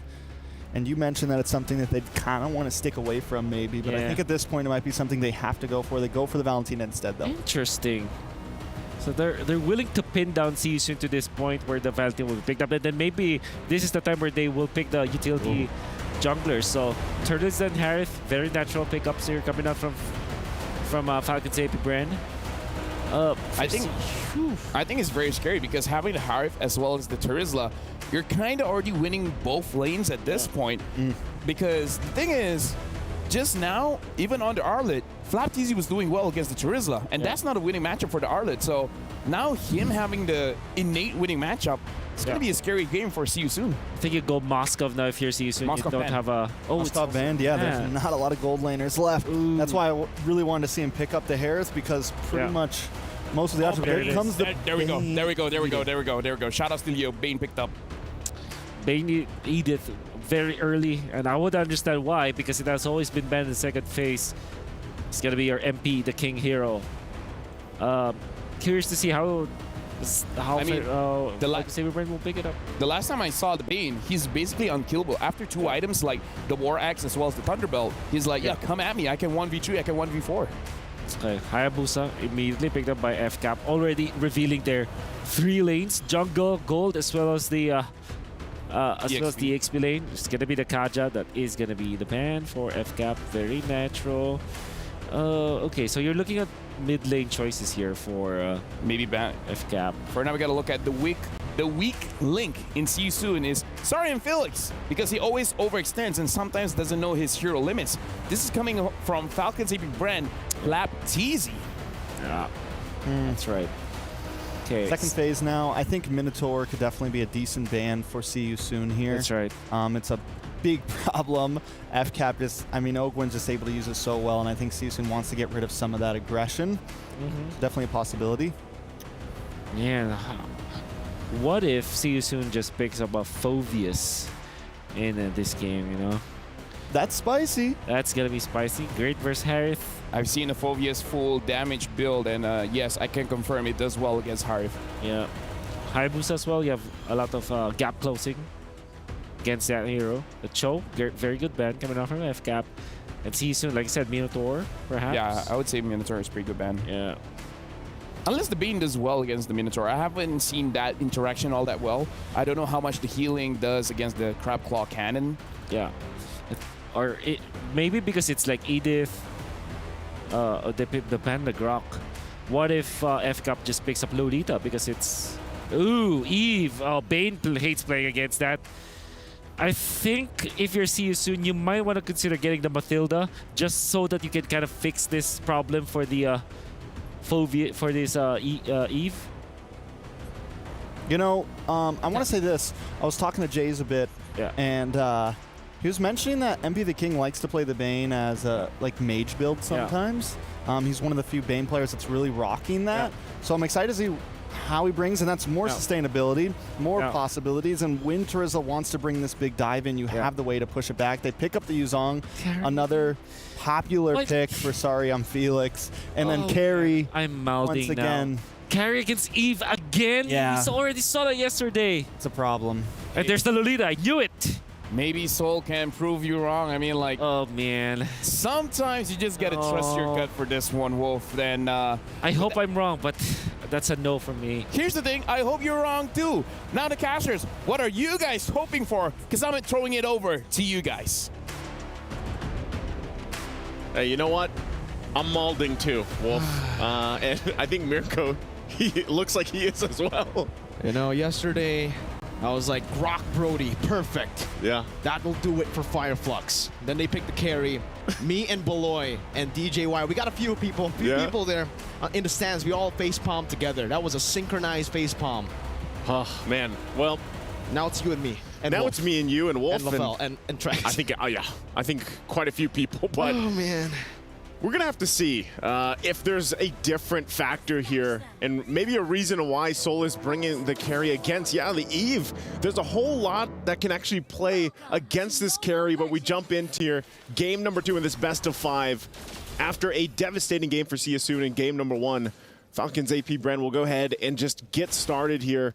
Fall into place 2, we can already see, right? It is going to be a whole lot of damage coming out from Kyle Teasy. And mind you, the last time he played this Hayabusa, he was like 10-1 or something like that, something insane. So he's got the Warcry emblem, and he's going to be looking to set the pace here that MP the King couldn't do in the previous game. And yeah, going back to it, it is his villain arc right now, man. It really is, right? I mean, we all watched the video earlier.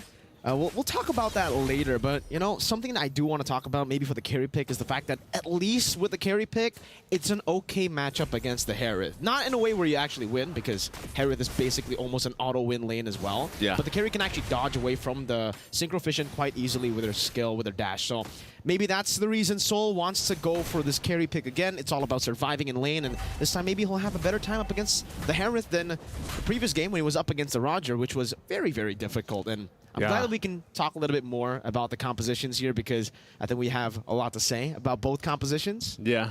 I thought you were going to say the video, man.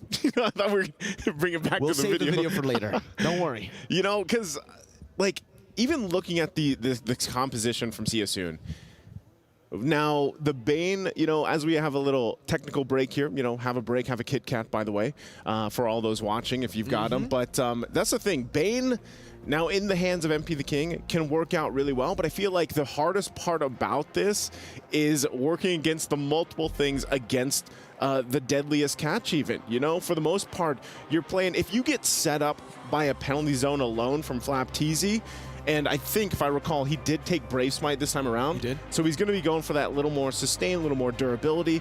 And there's just so much crowd control that can play against, I feel like, Deadliest Catch. The damage could still be good, and I think Trex pointed out a good thing as well. He is one of the few guys that likes to build Mage Bane. You know, I'm not sure how his build's going to alter here this time around, but I think part of this really is just being able to actually find the right timing on your Deadliest Catch, because I don't know, man. It makes me worry because the Eve is now in play. If this was a different mage, I wouldn't worry so much. Exactly. But because real-world manipulation is there, they'll trap you in once your Deadliest Catch is done, or even if you use it first. So I just feel like there's a lot of kind of boxes that need to be checked here from CSU to actually win a team fight.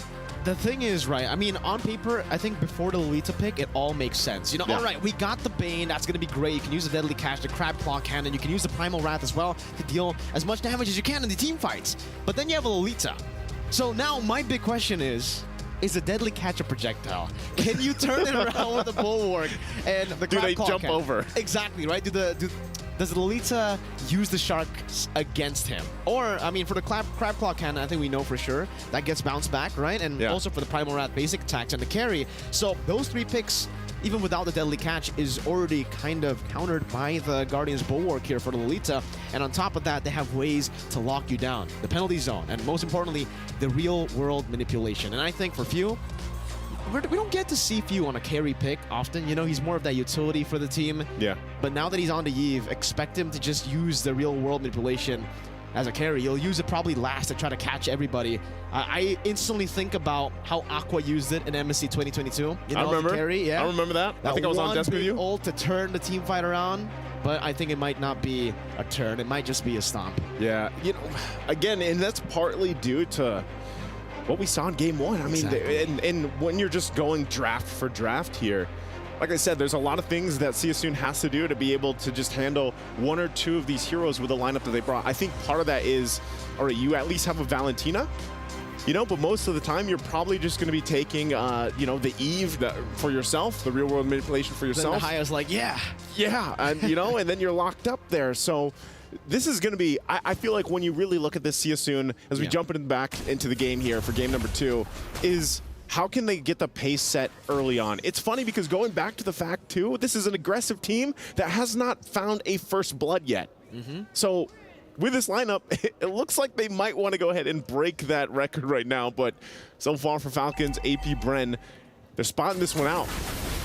Get up top, Felix gonna be able to get them damage on the flap. Teasy the deadly catch. Got it. Chases him down. There you go. They got it. For the stats, first blood. The first blood ever for CSUN at MSC. There we go. And you just have to curse it. Yeah, that works like that. So with that, they're actually gonna be able to get this turtle too. So this is what I was saying, man. With the lineup they have, if they can get the momentum going early on, that's great. But also, they're spending a lot of time here. Oh, bottom lane, that's a solo kill, Soul. That's why he picks the carry. He picks the carry, but he goes down in the exchange. But he just solo killed Bulletproof Marco. Hey, that's going to affect the KDA now of Bulletproof Marco. And, you know, maybe Soul was like, hey, this is why I locked in that carry. So he gets the kill there. But at the same time, you know, Super Marco gets one himself. And you can already see here, too, holding on to that real-world manipulation over here for Ra. A lot of attention here on that bottom side for CSUN. If they can, you know, actually at this point, I feel like they can just leave Soul to his own. Yeah. The only thing Soul has to watch out for is when that flicker's not available because of the fact that Super Marco can play a little more aggressive, especially with now that he has that Zaman Force and playing around that. So really good start, I would say, for CSUN this early on. Let Soul solo. I agree. Felix now trying to run away. The penalty zone locks him down. Calteezy with the quad shadow 2 right into the shadow kill. The Petrify's still there, but Kyle has a few more quad shadows to use, and he will indeed utilize that to equalize on the board. It's 2-2. Okay, taking a look at the items here. First items not locked in just yet. But I'm assuming, yeah, this is, we saw this, I believe it was Calteezy who did this before. He got the Skypiercer first on this Hayabusa, and that's what helped him snowball quickly. So for CSUN, if they can figure out a way to stop that from happening, you know, keep Calteezy in his tracks. That's one of the big answers they have to have early game. They've already got good control of these objectives early on, but the thing is it's ultimately even across the board economy-wise, and those first item pickups will start to happen for each of the members here on par. Now for CSUN, like I said, if they don't want to have an issue with the objective fighting, Calteezy again fighting Boxy. With all those stacks, still Primal Wrath gonna be used up by Boxy. I think he expected Falcons AP Bren to collapse even more, but now with a big resource burnt out, Boxy, no ultimate. He's still posturing up. He still wants some smoke. Ra walks him forward, goes for the terrifying penalty zone, lock him down straight into the quad shadow. Now is Boxy gonna be taken low. The hammer swings as Cal steals it away. The deadly catch just to disengage, but Super Marco continues this in the back line. The Furious time to catch Calteezy with that Petrify to find a trade on the board. The Felix will be taken down as well, and Super Marco gets the double. Meanwhile, Soul up top, picking up all of the turret gold. Hey, that's great for Soul. Again, interesting exchange there. Sorry, Felix does get a kill, but then eventually goes down himself. It's a good thing he took out Calteezy. But this is part of the plan too. Give Soul that extra gold, but the same thing is now happening here on the bottom side. So that little advantage that they were able to get is diminished at this point. Also with Calteezy taking that turtle, even it out, looks like they want to make a play. MP, deadly catch, bursting Ogwin down. Boxy just zoning Super Marco so that no one can really help him. And it's actually a Queen's Wings rush here for Flapteezy. I think that's his second item. Very quick, Soul goes back up top. Flapteezy is actually taking a whole lot of damage here. Soul might be looking for another solo kill, but Flapteezy is still a bit too tanky here. It's a Queen's Wings first item, not even War Axe. Yeah, not even War Axe. Just wants that sustainability. I guess it works well with the Body of Smith passive, you know, for Trizla. And then, like we mentioned earlier, he has Brave Smite. So this looks like it's going to be a tier 1 down here for FCAP as they get that first turret of the game. down on their side. They traded across map, what we saw Siasoon do earlier. So now at this point, you see a transition here. And I guess we got our answer earlier too. The Bulwark is not going to go ahead and shoot the Deadliest Catch back to them, but that's a no-no. That's a no-no. And at this point too, for Falcons AP Bren, you know, controlling with a little bit of a lead, it's more so where do we find our pick-off potential? And that's usually on the whims of Flap right now. If he's got Flicker available, you can see the gold difference too fall into place here, of course. The biggest one, I mean, relatively even. Nothing too crazy, actually, between lane to lane here. Boxy's taking a bit of damage now. Flap TZ again. This is why he goes Queen's Wings. He doesn't even need damage. Felix gets zoned away just by his Mod Force, forced to use the Black Dragon form. Boxy pops in the Primal Wrath, but gets deleted. Penalty zone by Flap. MP the King forced to use the Deadly Catch, now chased down as the RWM comes down. Felix jumps in back again with the Purify. The Petrify finding 3, but the Purify is right there. Now Ra gonna be caught in the Numenal Blast and the Shadow Kill, but he's still able to flicker out back to safety as Few just continues to walk them down. Not here, sir. You're gonna walk There to your you go. base. Yeah, getting walked down to the other side of the map as they pick up a free neutral objective. You will not recall here. You're going to have to walk. And actually, so MP the King goes back up. That's Turtle secured here now for Falcons AP. Bren, looks like they're going to start on this turret too. Boxy jumps in. Kyle, that's a quad shadow. He has one more. The intrusive thoughts definitely getting to him there, but hey, he's able to make the right decision. Don't go in aggressive. They can just go for the purple buff, and they'll take it away. Now in the mid lane, still with the siege. Boxy's forced to use the Primal Wrath, and even Dead Flap just jumps in under the turret, straight into County with the quad shadow. Boxy losing his life, the Shadow Kill. He was so much damage just to zone them in the back line as Super Marco pops the Zaman Force to take the tier 1 down. They're doing so. Falcons AP Bren is doing such a good job at forcing that Primal's Wrath to be utilized or used first by Boxy, and then they follow through. Because again, when you look at the lineup, man, and the items that are falling into place for Falcons AP Bren, their power in team fighting is really showing the way they layer things on top of each other. The ultimates and even some of the skills. Super Marco, like we saw from Innocent yesterday, man, being very aggressive and upfront with this Harith pick. He's only died once in that exchange in the 1v1 against Soul earlier on, so I feel like now, as you get towards, you know, the next objective is this Lord, Siasoon has to be able to be ready to unleash Soul. Earlier we saw Ra take the real world manipulation. You know, the game, the Land of Dawn basically looked like a board game at that point, but that's something they can work around with. You have Ra with the real world manipulation, you have a Deadliest Catch, you kind of have to hope that, all right, we get Falcons AP Bren to use some of the ultimates that they have, withstand the Shadow Kill from Kyle TZ, and then possibly be able to re-engage. That's, again, going back to the reference of it's a whole lot of boxes that Siasoon has to box off here, check off here. It's really tough now, I feel, for Siasoon, right? Because really the proactivity is all on Falcons AP Bren, and they've been able to utilize it so well. Invading the jungles constantly, even for MP and with a pick like the Bane. You don't really need that much farm, you're still good anyways.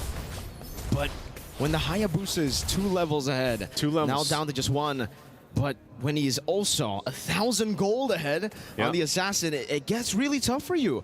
He only has a War Axe, the Endless Battle. Like LaFell said, you know, he usually goes for the Thunderbell, but because maybe in the early game he needs a little bit more damage because the team is kind of lacking damage, he's forced to go for the Endless Battle, and even then you can see the poke from Few, from Flap, onto Boxy even more with the new glowing wand, man. It's just burning him down. And that's what I'm saying.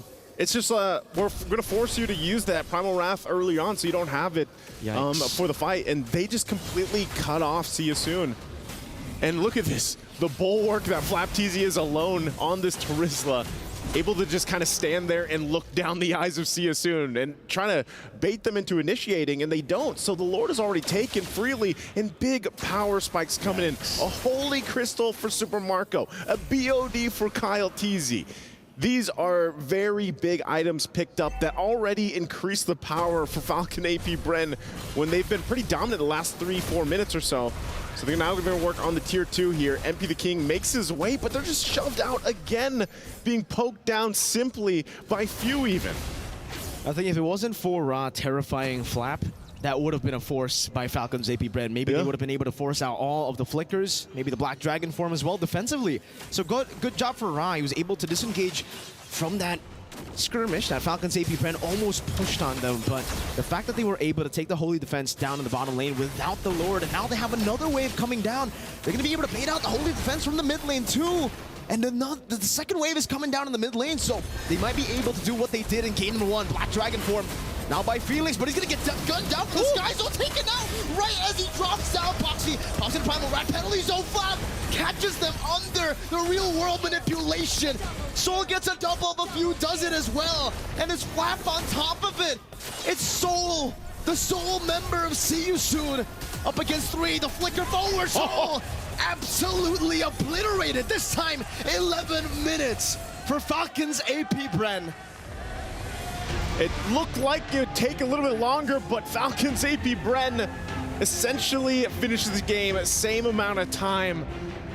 And just, you knew there were some tanky members there from See You Soon, but man, even the Dragon form just getting blasted from this lineup of Falcons AP Bren, not able to withstand that first Lord push. And man, something has to be done here, See You Soon, if they really want to go after the Kings here, the Kings of the world. They got to do something. They got to go back to the drawing board and come up with a better plan, because this was not it. Aside from a couple more kills this game around, it's just still dominance from Falcons AP Bren. Getting real scary, man. It's getting real scary for everybody in the same bracket as Falcons AP Bren, because they have looked absolutely perfect. Nearly perfect here. Again, let's go ahead and throw it over to our analyst to break down the game number 2. You know what, Mirko? Trust me when I say, we on the panel here, even though we're not playing, we're pretty scared ourselves. And honestly, looking at this game, a bit more shine for See You Soon. But again, it comes down to, number 1, Kyle Teasy's being amazing on this Hayabusa. This Eve is completely controlling See You Soon. And do we want to touch on the carry pick again? Yeah. I'll leave that up with Wolf. Yeah, you know what? Wolf's got that. But what do you guys think of this game? I believe that Soul is, with all due fairness, I think it's really good. I think this was the game-winning clash, I would say, for FCAP, where they actually just really reeled it in against See You Soon. There wasn't enough damage you've seen, and the fact that they have stopped the potential farm coming out from MP the King as well as Soul was also instrumental on how they won. And of course, this one, 10 minutes in, they're going to be setting up the box once again. And because of the fact that if you pop the real world manipulation first, you'll have so much of a launch pad for Ogwin to eventually pop the ultimate. In this case, it wasn't, but they don't need it because there's a lot of coverage already coming out from Few with the real world manipulation. I think it was genius. And I did say that the Lolita eventually will be picked up by Falcons AP Bren. I thought that should be the ban, but instead they banned the Grok, understandably so. And it felt like, yeah, that Lolita last pick coming out from FCAP definitely was a problem for See You Soon. Yeah, you know, you mentioned See You Soon needing to win out in drafts, and right now it feels like FCAP is just completely controlling them. Yeah. Even coming in with the Eve pick, coming in with the Lolita pick, some more off-brand picks that are working so well together. Wolf likes to talk about teams controlling the box. Well, FCAP had a literal death box here, and every time See You Soon was caught in it, it was over. To be fair, the first 3 picks coming up from See You Soon makes a lot of sense to me. Edith is a flex as well. You have the Bane. But I did say that Bane, if you go back to Season 9, Season 10, they hate playing up against Eve all the time. That's why I really love this Eve pick coming up from FCAP. The typical answer to that, though, so that you can mitigate it, is to pick up the Mathilda. And in Season 8 of MPLPH, you remember, it was Blacklist International went for that master, the Bane plus Mathilda, which is hella scary. I thought that could be a potential fix coming out from See You Soon. And then maybe a Claude, actually. Claude works wonders against Eve.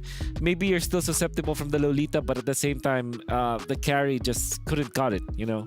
I mean, anything but carry. I feel like MP the King he's feeling claustrophobic because he needed space, but he did not receive any space. The moment he reveals the deadly catch, everyone just gets onto him. And then after that, what are you going to do as a Bane? So honestly, in this game, it does seem like Falcons AP Bren, it's not just the draft, it's in terms of the gameplay as well. They're making sure that they're shutting down all the win conditions that See You Soon has. Yeah.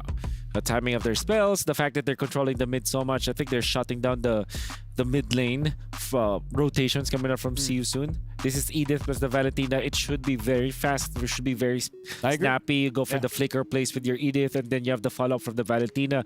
But that didn't happen because Lolita was just defensive this time. The Eve can safely just... It's like a Novaria, but... actually, it's just a Novaria at this point, but from up above, you know, because you clear out the waves without you actually being in front of the waves, with like a Novaria. Like you're putting yourself outside of the dangerous range, but that's right. I don't know, Trax. What else can they do? They even picked up the bait and it didn't work out. I don't know. It's definitely tough, and FCAP is bringing just this hyper aggressiveness to them. See You Soon is a little too split up sometimes, and FCAP immediately knows that they close in, kind of like with that fight down in the bot lane. Yeah, they were just a little late to show up, and then when they were, it was too late. I mean, I don't know. It's big diffs right now. Yeah. Well, with that being said, we got our Sony MVP. So let's check out, because it's gonna be the bulletproof Super Marco. And again, dude, giving Super Marcos a hero like the Harif, we see him just like exploding anyone that's in front of him. Like at this point, what is he not good at? You have to always assume not good at dying. It's pretty bad at dying. That's for sure. There was one solo kill coming out from. This was game 1. No, this was game 1 actually. Which also showed his dominance as well, Mike. Exactly. Yeah. And the thing is, for FCAP, they have this Harith. They have access to this Harith, and the carry is. I honestly I can say that it loses the lane. Beatrix or something? Yeah, a Beatrix. You know, they can even pick up the Nathan at that point, but again, Lolita is a big threat, so it's probably why they didn't pick it up, but wasn't solved by the carry anyway, so yeah. There's like even probably a Clint would work versus or an Ixia, you know? More range. You need one more range, you know? But carry, although some players will just argue that, yeah, I can actually win against Harith. And that's usually what they say. Like, usually what gold laners will tell you is that, yeah, I can actually win against the Harith. I will outplay it. 9 times out of 10, it won't. Well, it's not like he's losing against Super Marco in lane. The problem is I don't think the carry's working out in the team fights, right? I mean, a lot of times him and Super Marco will both go 0 deaths, but then once it comes to these team fights, the carry has to get up close, and the way that FCAP's just bringing this tight formation, bringing things like the Eve, bringing things like the Lolita, carry is just essentially useless in those fights. I agree. With that being said, this is going to be a little bit rough for See You Soon. With that, we're going to go for a short break, giving times for both teams to prepare. So we're going for a break.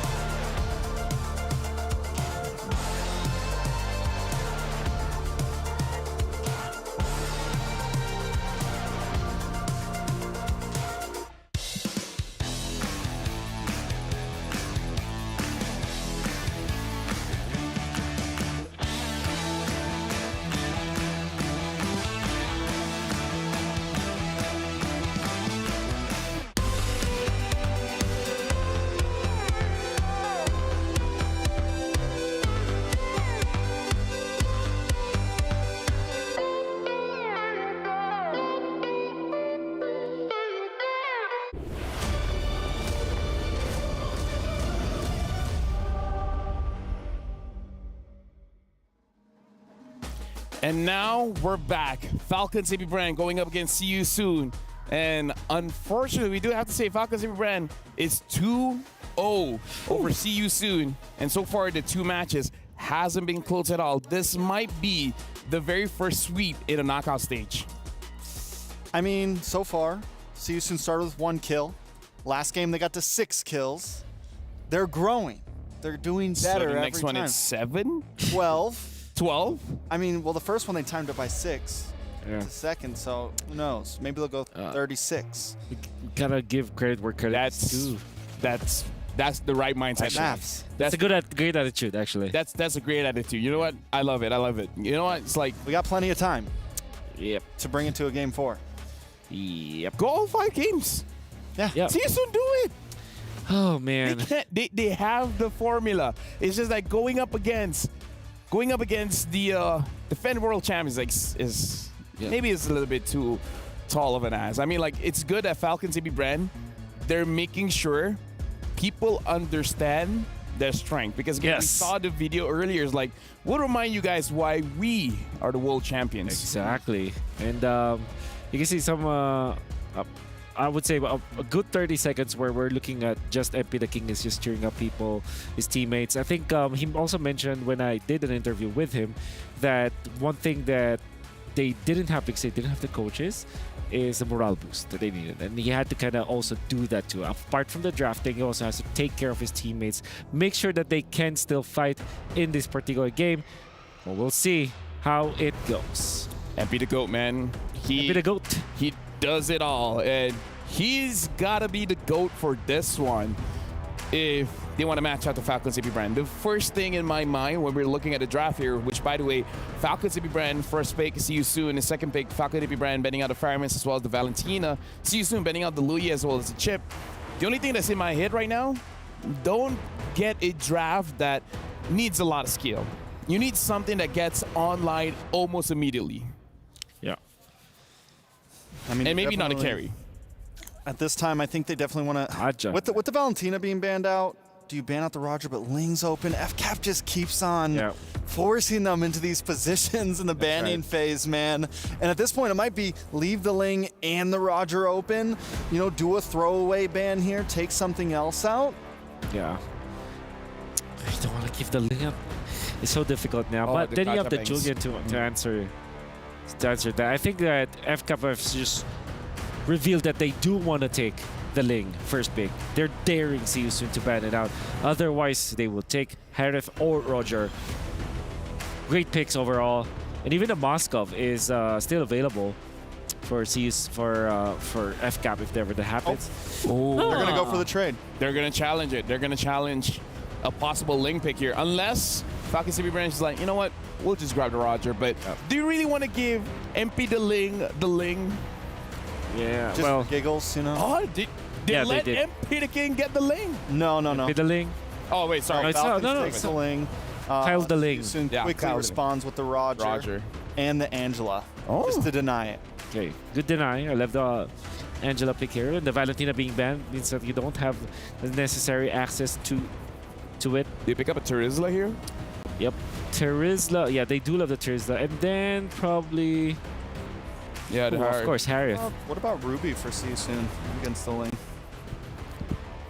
Well, they pick up the Arlet. I would have recommended the Yuzhong though, because they play it so well. Then this is a flex anyways. Arlet can be played the EXP as well as the. What about Tigreal though? Yep. For See You Soon. For sure. I mean, if the Kaja was open, the Kaja would have been an amazing pick. But again, good foresight coming in from Falcons AP Brand, the world champions, banning out the Kaja. So See You Soon. Are they looking at the mid? Eve gets banned out. Then you ban Bane, right? Should you?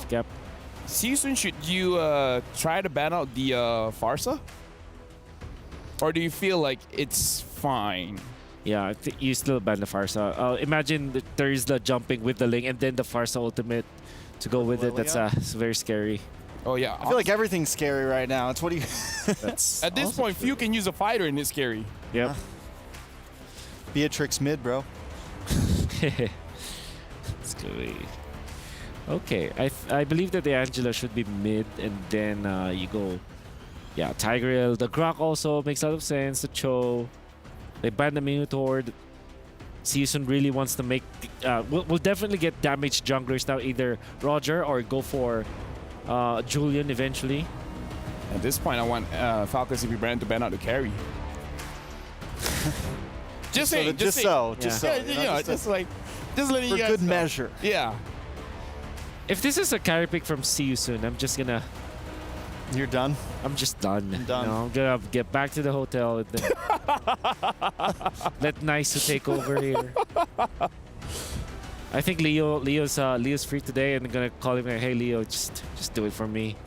I mean, they could still go for that Yuzong pick, and no, Yuzong banned. Oh, Yuzong's banned. Right, so the options, they're dwindling down. What about X-Borg? Against the Riz? How does the...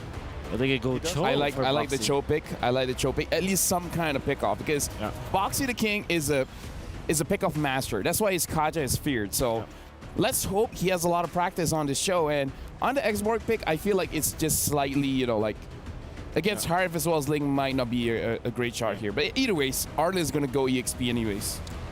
So you need lockdown from FCAP here. Vexana? Is that one of the heroes we're looking at here? I would say Aurora for Aurora, FCAP. yeah. And then Edith, perhaps. So that you have, they go tag. They snatch it. Oh, well, they don't need the Tiger anymore, but yeah. Aurora looks good for FCAP. And then See You Soon closes out with a carry. Or Beatrix. Or anything. Vexana, okay. Vexana Tigreal, very solid mid lane, very fast rotations, and you can definitely poke them out and engage quite a few fights. So now we got to look at See You Soon, and they pick up the Natan. Okay. Well, this time there is no Lolita, so there's hope. Okay. Let's go. See You Soon. Let's go. See You Soon. No carry. They're going to win it. Naisu, you don't have to worry. You don't have to replace Wolf. The carry was not picked. The draft has been done by Falcon CP Brand as well. See You Soon. It's either a 3-0 or it's going to be a 2-1. With that being said, we're heading it over to the casters. Thank you so much, gentlemen. Again, welcome to the caster desk. Naisu and Mirko here. And you know what, Wolf, you can stay there a little bit longer. I'm sure you're going to be there for a while today. But yes, no carry pick this time around. And, honestly, it feels like this time, if Falcons AP Bren wants to do what they've done the previous 2 games by ending it in 11.5 minutes, they could do it with this lineup as well. As we jump into the land of dawn, it's match point here in this best of 5 between Falcons AP Bren and See You Soon. And also, yeah, we thought that maybe, MP the King would go ahead and get his hands on the Ling, but it's taken for Kyle Teasy here. Yeah, the fact that they also kind of they were forced to put the Roger in the jungle, right? Because they needed MP to go for these carry picks as well. He needs to be the one dealing damage in the mid lane. Ra's doing a good job, and this is what the Cho provides for See You Soon. Outside of the, obviously pick-off heavy playstyle that See You Soon strives with, it's also the mid-prio that we've been talking a whole lot about. In an early game, I think it's very important for a team like See You Soon, a team that has been very, very aggressive, wants to go for ganks, wants to get the fast pace to get the early game mid-prio. But other than that, though, the fact that MP was forcing to the jungle on the Roger just made it so easy for Ogwen to go and lock in that Tigreal. Because now it's going to be an easy pick, and for Soul even, I like that it's not a carry. Don't get me wrong here. But also, when is he going to be online? Like, Falcons AP Bren, they have a very fast-paced early game composition too. And if they get a lead with the first 2 turtles, I don't think we're going to get those full items on Natan. Not even a power spike. Maybe. Yeah. Natan needs a while, man. And that's the thing. Like, if you're basing off the previous 2 games, 11.5 minutes or so around that ballpark, you really got to hope that See You Soon extends this game further and hopefully... This is what I was talking about. Soul up top on the Natan. Right on cue. How is he going to survive the kill pressure of a Harith plus a Ling? I mean, the Harith alone is just ridiculous. That's an auto-winning lane even against the carry. Now against the Natan. Yep, and it's crazy because yesterday we saw, and Wolf talked about this pretty extensively. I think he called it the Natan bomb move, where he was able to just burst members down. But usually that was the 18+ minute mark. Strange here in the bottom.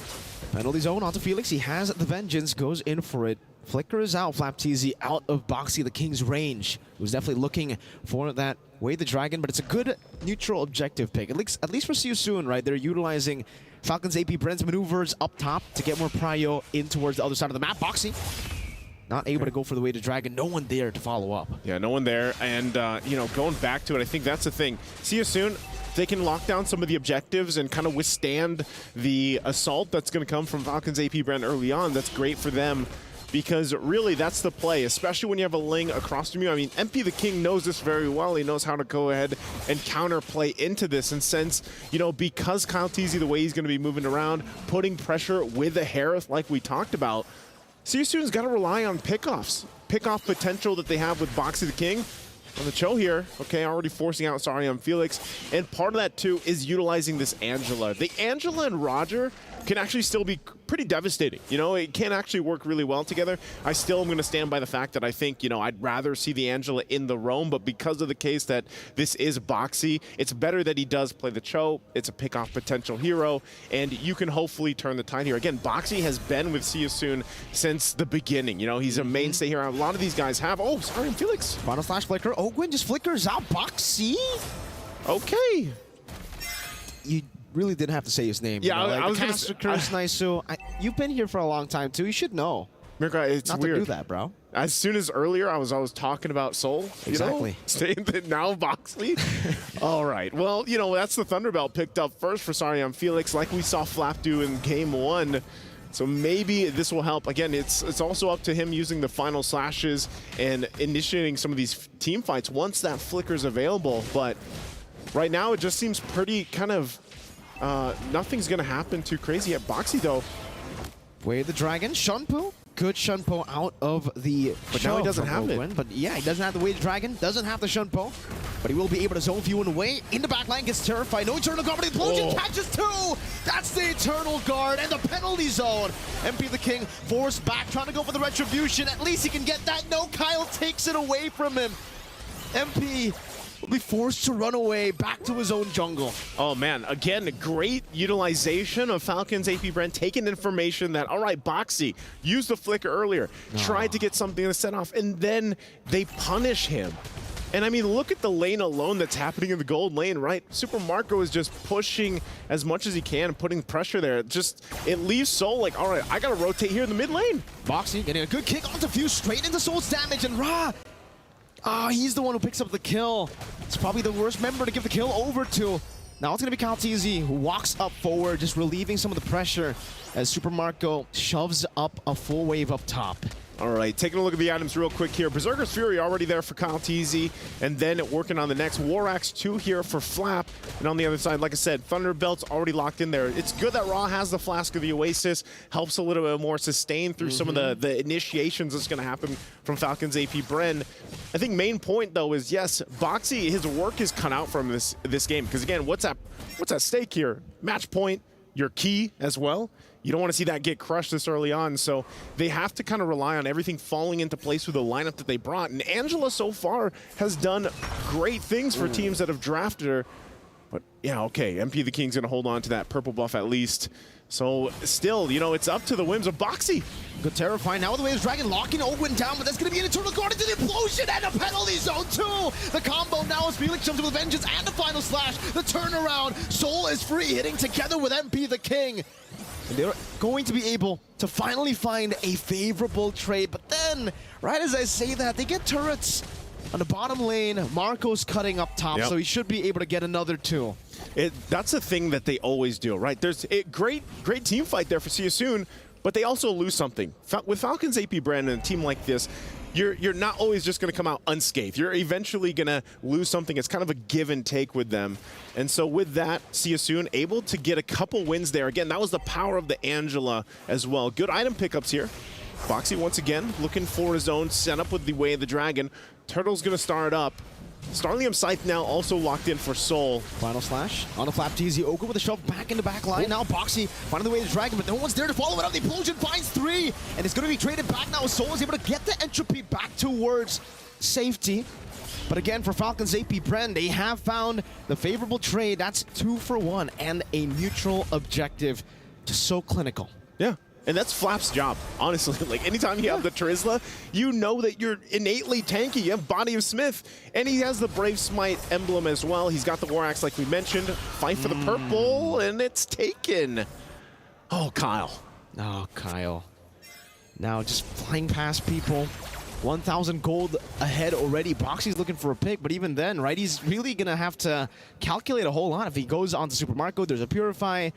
It's a bit tough to go on Few because he's always just next to Ogwen, and he can just try to look for an implosion. Marco again dodging away from the final slash, just with a little bit of a sidestep there. Pops into Zaman Force 2 and now clears up the wave. Super Marco uses his Summon Force just, you know, anytime nearly every time it's up. He's just utilizing it to farm, to put pressure on these objectives, these turrets. Again, Boxy. Oh, penalty zone straight into Soul. The entropy gets him up, but Kyle's finishes him off under the tier 2. Oh, God! Implosion onto 3, finding them all. The final slash gets them with a disengage, but now Felix is all alone, right with MP the King, who goes in forward. Synchro Fish and takes him out. It looked good for a second, but then you remember it's Falcons AP Bren.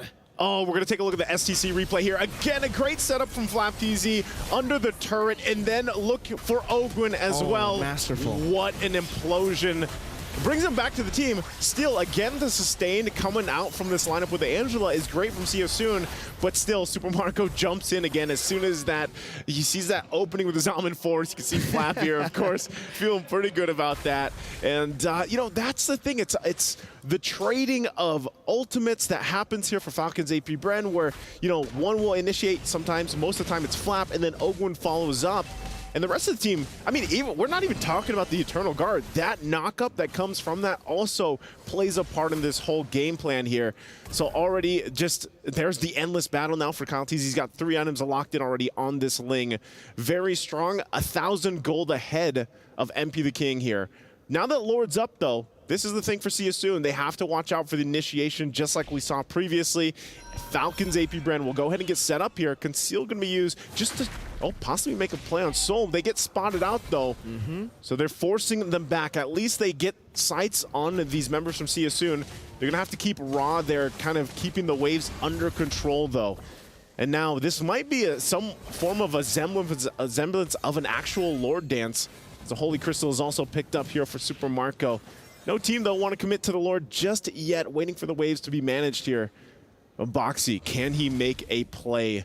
He's been doing it time and time again so far. No flicker available for Sariam Felix.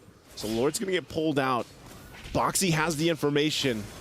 He's going to get spotted out now. There he is. Terrified, shoved back and deleted. Boxy, Ogwen. Flickers forward, unable to find that. Now Felix with the final slash, going to be displaced right now. The penalty zone locks him back in the back line. Super Marco, Zaman Force, Felix going to be dealt with by Kaltizi and Ogwen. And again, it's Falcons AP Bren who utilize the chaos in their favor. How? Again, with Seosun, they lose 2 members plus the objective in the exchange for Falcons AP Bren, and now in a position where they're going to be marching in with this Lord here. Getting themselves 3,000-4,000 gold ahead. See you soon on the defense. Looking at the items, you're still looking for that Holy Crystal for Soul. You know, he's been trying to farm as much as he could, but he's just behind right now, especially against Super Marco. We'll see if he's able to lock it in, and once that Holy Crystal does come online, will he be able to help with the defense here as they try to hold on to this tier 2 in the mid. But lanes pushing in, Lord on the top side. Seosun's going to find themselves for a defense for possibly their lives here at the mid-season cup. Their lives and their key as well against Falcons AP Bren as now they approach the base here. Lord still working on those minions top side, looking to pop these shields. They already got one Holy Defense in the mid lane. Baited out. Still have a couple of waves crashing down into the base. Bottom lane dealing with the Holy Defense again as MP the King gets thrown there. Ogwen has the Concealed Soul, finds the Holy Crystal. That's actually pretty good timing. Boxy goes to the back line, finding Few with a way to drag him, but in the back line is going to be Ogwen who gets deleted as well. Now Soul engaged upon Kaltiz. On the top of the blades is that Boxy getting deleted. Kyle will lose his life, and it's a good defense from Seosun. Now chasing Super Marco down. He doesn't have the Zaman Force anymore, trying to run away as MP continues to chase with a Lycan form. Go with Lycan Pounce, right into the shutdown. MP the King with the chase again. Now with the Lycan form, looking for the pounce. Few gonna be taken down now by Ra. It's a wipeout for See You Soon. See You Soon. With their backs against the wall with a lead from Falcons AP Bren will extend further into the game. And MP the King now feeling it after that wipeout. Now Falcons AP Bren, it looks like, you know, maybe they were a little too overzealous pushing that one in.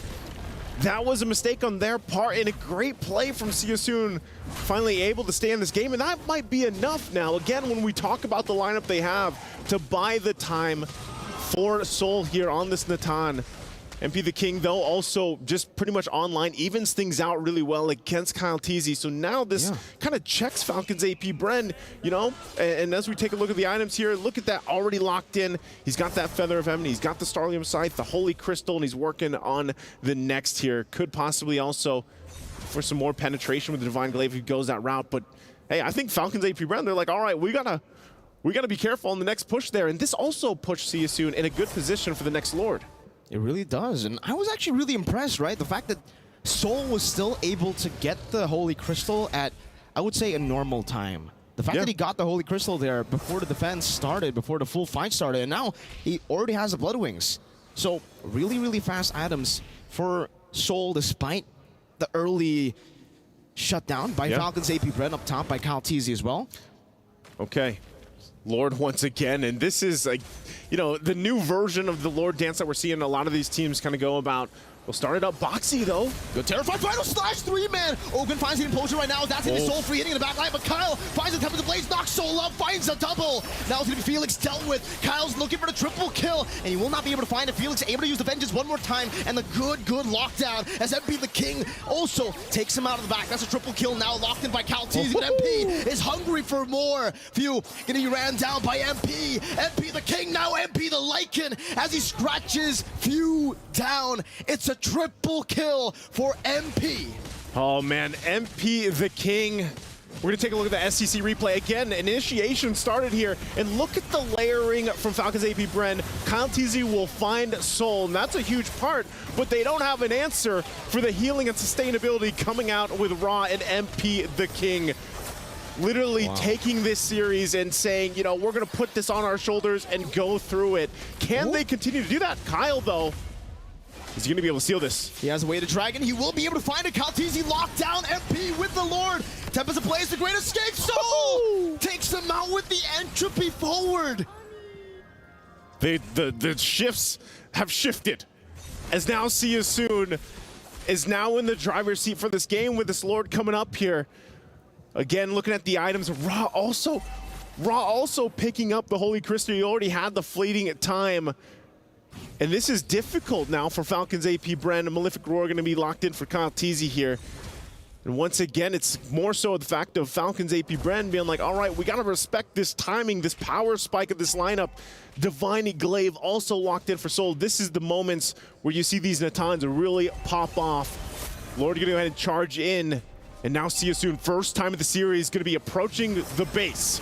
Look at the entropy now by Soul, taking the turret down in the bottom lane, all alone, dealing so much damage. Boxy finding Few with Way of the Dragon right into the final slash, and Few will just be taken out by Soul. Boxy losing immortality, Super Marco getting rid of him now as he jumps into his Zaman Force. Felix Vengeance not able to find more just yet, but the hard guard is on him. Ogwin finds a big implosion straight into the penalty zone, now bringing MP the King back into Kyle Teasy. Time for the blade, Soul not able to survive. Again, Falcons AP Bren find the play. It's a good synchro vision to cancel out the final slash. Felix with the flicker out, but Marco finds the triple.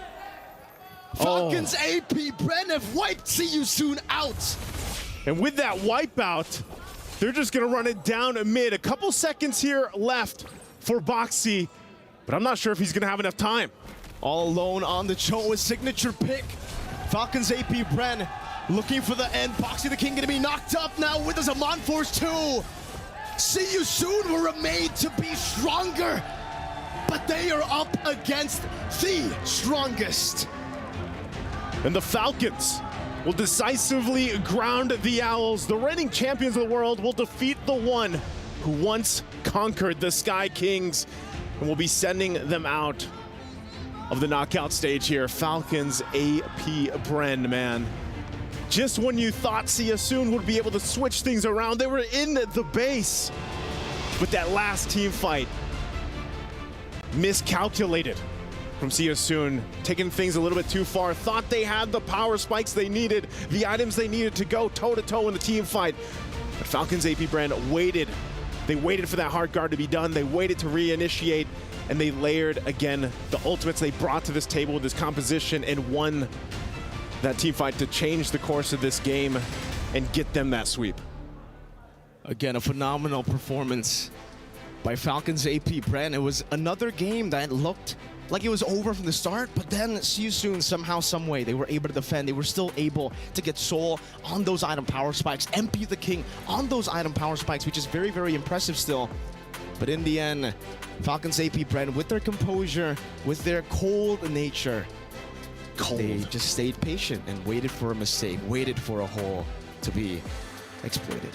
Yeah, that's the discipline of these world champions here on the route to try to get the MSC title as well. But that's going to be it for us here on the caster desk for this match one. It's me, Naisu, and Mirko. We're going to throw it over to the stage to go ahead and hear from the teams here, and of course our hosts. Let's go ahead and throw it over to the stage. Ladies and gentlemen, in our first sweep of the knockout stage for the Mid-Season Cup here at the Esports World Cup, Falcons AP Bren take down Team See Soon. Congratulations, we're here with Super Marco. Ang lupit, ang galing. Now, you were, out of amongst all the players for MSC 2024, you had the highest KDA in the group stage at 20.67. Are you finding this easy? How are you finding this campaign so far? You make it look so easy. Sanay na po kasi sa mag-play safe, kaya ganun yung KDA ko po. He's used to playing safe. That's why his KDA is so high. But this entire competition so far, how are you finding it? Unblemished record. Nadalian ka ba? Medyo madali po. Oh yeah? He's saying he's finding it easy right now. I mean, well, he's finding it very easy, but my next question to you won't be. Going to the semifinals, you will be facing Team Liquid Echo. And knowing how the finals went last time in MPLPH for Season 13, how do you feel going into that next series? Do you think you can get revenge on Liquid Echo? Sobrang exciting kasi ibang AP ba rin yung mga kalaban nila eh. He finds it really exciting because they'll be going up against a different AP brand, different level of AP brand. And now, because of your win today, you will now receive your opponent's key. See, please come forward and hand over your golden key. The winner for this match will receive this key and crush this later on. That right there, ladies and gentlemen, is the result of our knockout stage. That is the result of every single best of 5. You only have one chance to prove yourself. You only have one chance to defend your key. And Falcons AP Bren managed to do exactly that as they took down See Soon in our first 3-0. Now, what do you have to say to your next opponent and to the fans of the Hive? Sa Team Liquid, good luck sa atin. Kahit sino na makapasok sa atin, basta Philippines. Shoutout sa mga mga sumuporta sa amin dito sa venue, tapos sa mga nagsusuporta sa amin sa mga fans sa online. He's wishing Liquid Echo good luck, and it doesn't matter who makes it as long as it's Philippines. And to all the fans, he's thanking everyone for all their support. Congratulations once again, and show the key to everyone. Congratulations. Congratulations once again, Super Marco. Thank you very much for joining us. And now we're going to head on over to our studio to break down that last series and tell us exactly how we just managed to witness our first 3-0 of the knockout stage. Boys and girls, take it away. Let me just say, this was the best game of this entire match. Because See Soon almost had it, but when they drew, the entire studio, not just the English side, everyone's like, no, this can't be happening. The fact that there's a lot of good initiation from both teams. And there were so many team fights that happened in this game, so many shutdowns. In fact, that's how it got prolonged. However, it kind of felt like FCAP really had control of the tempo for the entirety of the game. I think for the first 15 minutes, we're completely controlling it. But then there will be some plays. Defense coming up from CU Soon is gonna be pretty solid. Unfortunately, their offense wasn't as good as their. Their turret push is not as good as their turret defense. No, it's Control that Lord. it's just at the end, man. MB the King was 1v5, man. 1v5ing. This was it right here. Yeah, this was start. He gets the heart guard, freezes up real quick, and then just starts popping off. And at this moment, it felt reminiscent of group stage. MP King had the game in his hands. Look at the acquisition as well. He's gonna be. He actually utilizes the Lycan bounce or the jump, the tumble, every time that he knows that he can land the shot. But Boxy overheating at this moment. Really good stuff that they catch few, but this actually went badly for CU Soon afterwards. They could have stopped there. Master Ogwen, man, catching two. Oh man. My heart broke when I saw that. Like, I was actually ready for CU Soon, but Falcons EB Brand is just too good. There weren't any stacks for Soul as well. He got one hit delete by the... and Calteezy as well. In that particular play, you saw how big the damage was coming out from the Harith. And there wasn't any way that Soul will be able to survive that. Already utilizing the entropy, and he didn't have enough passive stacks to kind of shut down Harith as well. You're right, Trex. They could have stopped. They could have stopped after the kill. And there's the discipline. And I think sometimes when you start to get that comeback, you start to get some momentum. It feeds you just a little bit too much. And instead of pulling back after breaking the inhibitor, they go in an Ogwen from mid to late there. He was just landing those implosions, and all it took was one. And GG's well played. Trice, what were we talking about? CU Soon getting them one kill? Yeah, 1 kill plus 6 kills. Is 16 kills. Right. If they would have won, it would have been glorious, but... I'm pretty sure 1 + 6 is 7? 1. Not in my 6, country. 16. Not in our country. I mean... Yeah, not in the Philippines, bro. I'm not an analyst. I'm a host, so I'm just guessing here. We but know. Super Marco, man. 77,000 damage dealt. Someone's got to stop this guy. And to be fair, it looked like the guy that's going to stop him is MP the King, but looks like the King ain't enough. Crown is heavy. The crown is very heavy, but not for Falcons EP brand though. That's because they have wings. Okay, right. Falcons EP brand, are they Falcons or are they bees? They're Balkans. Yeah. You know, I'll take that one. Yeah, They're beacons. Did you know that bees dance to communicate? I do, actually. I do. Oh, so Manjin is a bee. Yeah, that's why he dances so much. Speaking of dances, looking at the dances that Falcons EP brand did this one, and the final tango coming in from Master Ogwen catching 2, that's game decided. That's like GG's. Like the moment MP the King dies, like, you know what else can you do? This is a jungler Roger, no purify. That's right. That's one thing that you always have to think about when you are playing the jungle Roger. That you don't want to overheat because you can be punished. I believe that the condition for CU Soon is to always fight outside of their base, outside of the base of Falcons, I would say. And yeah, hindsight is 2020, but man, I think they should have just backed out afterwards. It's very clear at that moment. Close. It's decisions that make and end games, though, and that's what we see. We've seen it with many teams here, and that's been the big difference maker between the greatest, the mid-tier, and the lowest tier, right? It's how many mistakes can you make in a game, and what will cost you it. Looks like in this game, he just took one. I mean, I'm sure there's more mistakes, but that one mistake felt like 2 million. 200K USD. 200,000. Yeah, 200,000. That's 200K USD. That's a lot. Mistake. That's a very expensive mistake, and again, when you put it like that, bulletproof Super Marco, man. Like this lineup is stacked, right? You got the Idol of the Kids Few, you got bulletproof Super Marco. That's right. You got Master Ogwen. Yep. And honestly, at this point, Kyle as well. He needs his name up there. Like he's the TZ Air, but at this point, I feel like it's his own name at this point. You watch a lot of Game of Thrones, people. Yeah. Yeah. How about you? You don't? Nah. Yeah, Cal TZ is like the heir to the throne of the TZ. Okay. Yeah. Last like that. first of his name. First of his name. Because Carl Father of TZ was Dragons, Father of Falcons. Father of Falcons. Yeah. Yeah. He now holds the he is the wielder of the blade of the TZ title. You know. Okay. Yep. So that's yeah, that's how we It's painted not it. Carl. It's Kyle. Yeah, because Carl left his house and went to another house. Oh. So the heir to the throne is now Kyle TZ. The show you guys are Houses referencing have to split sounds apart. Exactly. amazing. The It's show like you what guys happens? What The happened? house gets split. That happens. Yeah, that's right.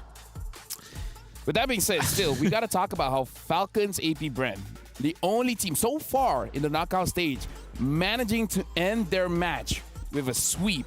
Even though it looked close, Siusun almost got game number 3. Falcons AP Bren was able to close it down. So I feel like the conversation around Falcons AP Bren is not surprising to say that they're probably the favorites to win it all, because even TLPH, Team Liquid Echo, look like there are times when they struggle a little bit. And I believe we talked about this yesterday, Wolf, where even I, like before today, I was like, I think Falcons AP Bren is going to take it all. You did say that. I think that any team from the Philippines could have taken it. Yeah. I'm just gonna say that. Okay. But yeah, but it's very true. I think Falcons AP Bren, they're very far away from their performance during MPLPH season 13.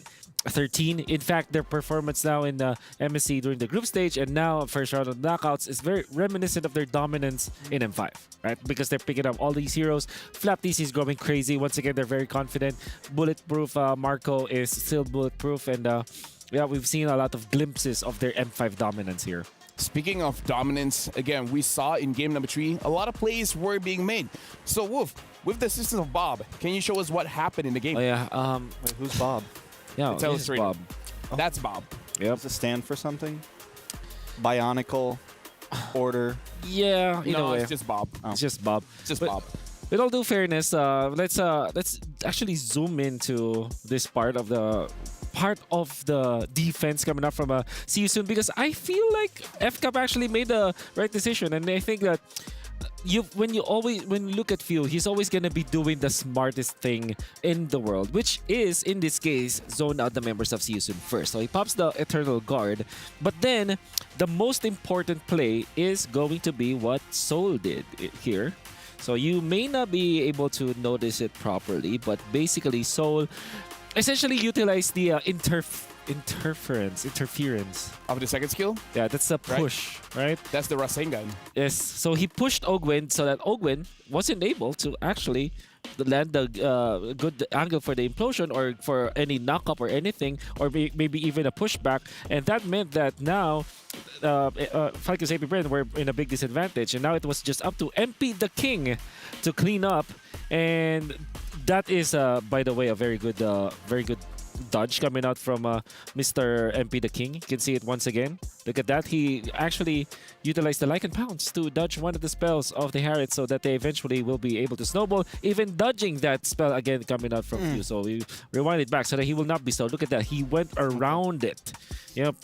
And Trex is gonna demonstrate that in person for all of you guys. Wait, what? Later on. So essentially, We have a lot of time. We have a lot of time, yeah. So that is one of the plays coming out from See You Soon. I'm sure that you guys were looking for a play coming out from Falcons AP Bren. There's plenty. We got time to explain that. For now, I kind of want to celebrate the team See You Soon because with all due fairness, it looked like it was a game that they could have won. With that being said, we got to check out our Sony MVP of the game. And guess what? It's going to be the bulletproof Super Marco. And again, like, someone's got to stop this guy. Someone. And again, like, their journey, they have more teams to face. It's going to be TLPH after this. I don't know if they're able to stop Super Marco, because we heard in the interview where Hit said, I don't know, for now it seems easy. Yeah, he did say that. He says that MSC for now is pretty easy. Mara's translation was actually on point. Like, Super Marco did not even try mincing his words. He just literally said that it looked easy for him. Well, he also said that it's mainly because he's used to this playstyle where he's just playing safe. By the way, good chain of events coming out from Falcons AP Bren, but they were able to punish the Ling this time with the usage of the Heart Guard. I believe that Falcons AP Bren might have been shocked for the power of the Flask and the Favor at around the 8-minute mark, and they did not calculate that properly. Eventually, it will be another set of team fights where MP the King, once again, it's going to be looking for good angles, good usage of the lag compounds, resets, and obviously the target acquisition in this regard. But then, Ogwen is going to make the $200,000 play. Most expensive play overall. Wow. Entire tournament. I wonder if the members of Falcons AP Bren are, maybe just a little bit of coffee, just a little bit of maybe a jersey perhaps can throw it in there, because they already have like millions of pesos already like in the bag, With that being said, we got to look at Super Marco, 7.5 KDA, 75% kill participation. And again, Super Marco, he can use, like, I would say Harif, even though with the Holy Crystal is a huge power spike, I kind of feel like Harif is one of those heroes. 2 items is enough for you to brawl, for you to skirmish. But again, Super Marco just finds ways to farm very, very fast. Speaking of that, with the Bargain Hunter, of course he's going to reach his items fast. And that's all he has to do, right? And he gets involved. And now we got Master Ogwen here at the studio, where first of all, congratulations for your win against See You Soon. How you feel after the match? I feel good. And feel good? Yeah, and we secured our semifinal spot. Securing the semifinal spot, securing at least 200,000 US dollars. So that's a lot of money already for Falcons AP Bren. But Ogwen, I do have to ask, game number 3, it looked like MP the King on the Roger almost won the game for See You Soon, but you made that one play, that 200,000 US dollar play. How was it that you were able to catch MP the King? First of all, it's Roger Jungle, so he doesn't have a Purify. And I think they're pretty confident on their push. So I just punished them of what they done. So it's more on them making the mistake, and then you're just like, well, you don't have a Purify. Guess what? Implosion all day, baby. You crushed their confidence. Oh, that's, He's just basically yes and yes. As simple as that. I mean, honestly, Super Marco did say so far MSC has been pretty easy so far. Do you feel the same way? Do you feel like MSC so far has been easy for you guys? I think the hardest part is coming, so we are prepared. Oh. I mean, honestly, with your performance, I believe, like talking to everyone around, when we're having lunch, dinner, etc., a lot of people are having confidence that Falcon AP Bren would be the one to win it all. Now, the very simple question is, you guys were able to get 3-0 against See You Soon. In terms of revenge, do you actually want to go all 5 games against Team Liquid Echo, or do you want to crush them 3-0 as well? I think, of behalf of Flap, I think we want to crush them in 3-0. On behalf of Flap. Okay. I do have a question. We're speaking. Oh, look at a Tigreal. Oh, yeah. His Tigreal. All right. So I do have a question for Ogwen. Okay. And when you talk about like conversations during lunch and dinner, I actually had a conversation with some of the members of AP Bren, and they say that you are kind of super. I mean, Falcons AP Bren are kind of superstitious, right? And they feel like having a kid or a new child in the team, a baby basically is lucky. And Ogwen, you recently just had a baby. You had one, right? So do you think that's a lucky charm for you? I think it's a new motivation for me. And okay, to win it all for my for my boy. Yeah, for your boy. How old? Weeks old, right? Yeah, I think 2 weeks old. See? Oh, so do you recommend other players to have babies as well? No. All right. With that being said, we got to look at the STC predictions. Let's see what you guys thought who was going to win. So, and it looks like 82% went for Falcons AP Bren. 18% goes for See You Soon. And looks like you guys are all correct. What do you think, Ogwen, after seeing the results of people's predictions? I think it's quite accurate. I think there should have been more for you guys. Nah, that's good. Yeah, it's good. All right. Good I gotta ask as well, because we're seeing your hero here, the Tigreal. Talk about the Tigreal pick. Was it you're the one that suggested to take the Tigreal, or was it the coaching staff? I think it's KLTC's suggestion. It's a Roger Jungle, so I think I have a pretty easy catch if ever we have a clash.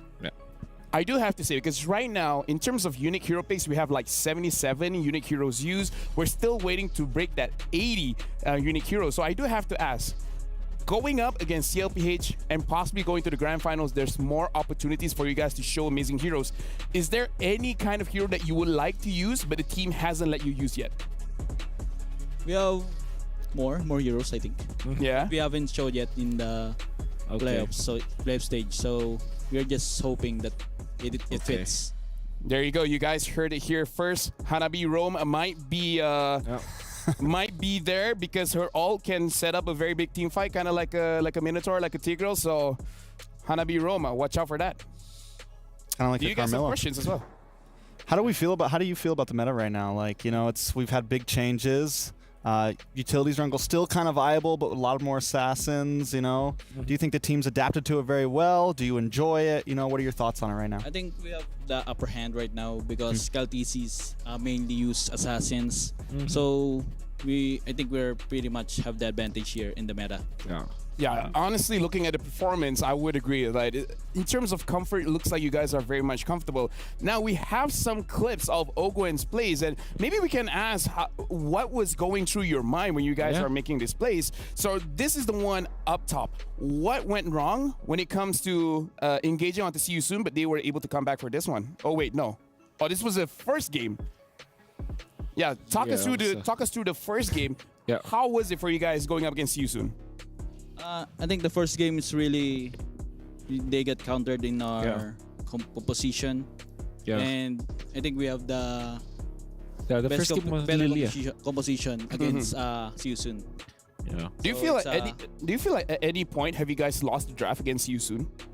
I think game 3 is pretty close. Game 3 is pretty close. Yeah. Now, Wolf personally didn't like the carry pick for game 1 and game 2. Do you feel like the carry pick was okay for See You Soon in game 1 and game 2?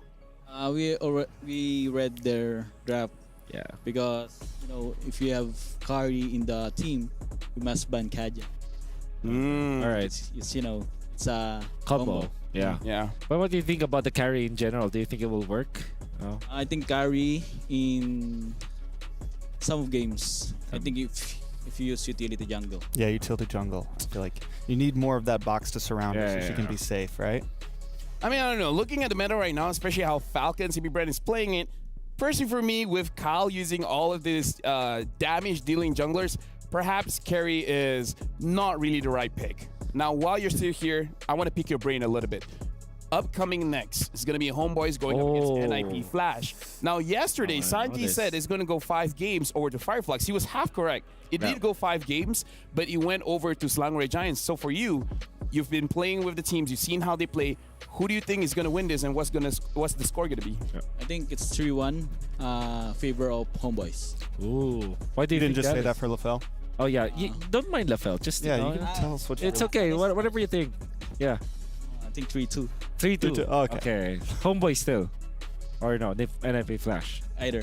Hey, come on. Okay. Homeboys is their friend, okay? Homeboys is their friend. And with that being said, I do want to say thank you very much, Master Ogwen. Now, you can look into the camera and share, like, say whatever you want to say to all the fans watching. Thank you so much for the fans that watching us. Tsaka especially doon sa nasa ano diyan, nasa bahay lang diyan nanonood, tsaka sa girlfriend ko, tsaka sa mama ng girlfriend ko. Maraming salamat po. Yeah. Do I need to just say, I mean, just shout outs to his girlfriend and his girlfriend's mother. And to everyone, and most especially to those who are just watching at home, the supporting Falcon Safety brand. All right, there we go. Thank you very much to Master Ogo. And again, you guys saw that was an amazing matchup between Falcons AP brand going up against See You Soon. See You Soon was pretty close in game number 3, but again was unable to close out the game. Falcons AP brand will proceed to the brackets where they'll be facing up against Team Liquid Echo. And again, sooner or later, it is going to be a matchup between NIP Flash going up against Homeboys. But before that, for you guys at home, make sure you guys capture moments like a pro with the 6-axis hybrid gimbal stabilized equipped camera. Asus ROG is the official gaming phone of MSC 2024, so make sure you guys grab it quick. And again, honestly, for this matchup, it was pretty one-sided. I was going into today thinking they would go all 5 games. But for you guys at home, something that I want to know as well, your opinion matters. Scan the QR code for the broadcast feedback survey and let us know your thoughts. What else do you guys want to see throughout this entire MSC? Because here's the thing, we're very close towards the grand finals because tomorrow's going to be another game. The day after that's going to be another game. And then the grand finals will be up as well. The Dr. Sulaiman Al Habib upcoming showdown is going to be between NIP Flash going up against Homeboys. And again, listening to what Master Ogwen had to say, could go 3-1, could go 3-2. And after some convincing from the analysts, we have no idea who he said is going to win. Did he actually say who's going to win? He did say Homeboys. Said Homeboys first. Yeah, but then we noticed that he was just looking at you. He looks really terrified. It's like maybe because I called him Master. What? Master Ogwen? Master. Yeah.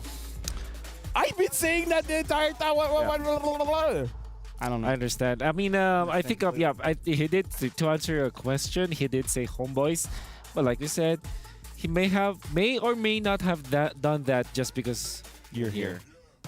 And we're all kind of scared. Here's the thing. As a host, I don't usually get a lot of love, so whenever I receive it, you know what? I really appreciate it. But with that being said, thank you very much, analysts, Trex, as well as Wolf. We're going for a short break before we start our next series. So make sure you guys don't go anywhere. We will be back right after this.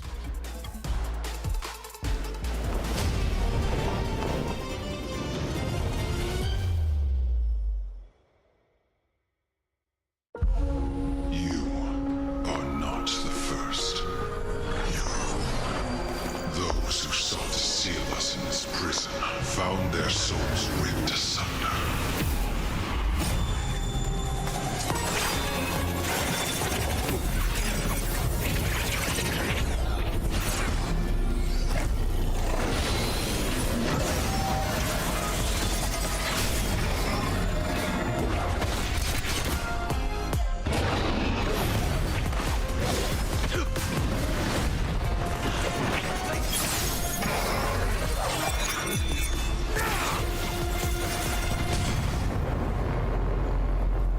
Are you so eager to share their fate?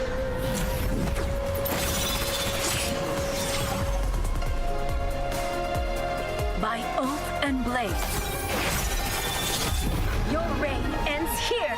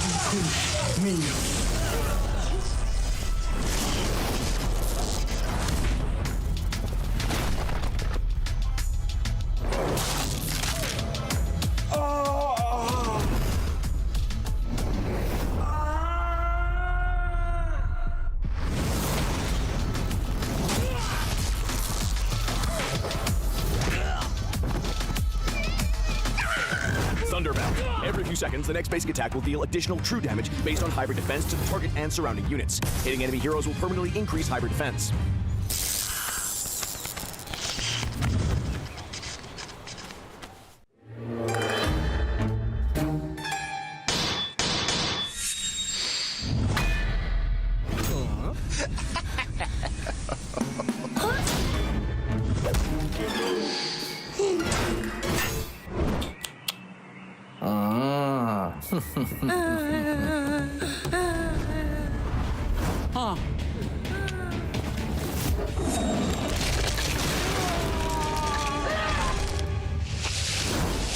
Skypiercer. Dealing damage to a low HP enemy hero, execute the target immediately, and each kill increases the execution threshold.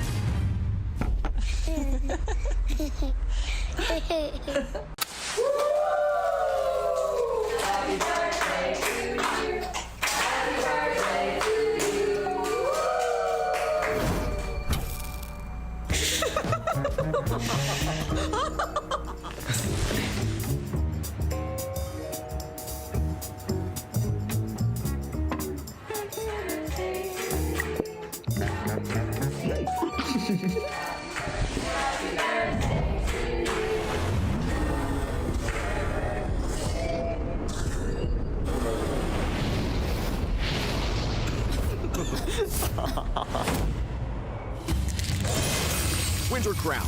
It now features adaptive attributes that apply to all heroes, and its active skill grants immunity to all damage and effects for a short duration.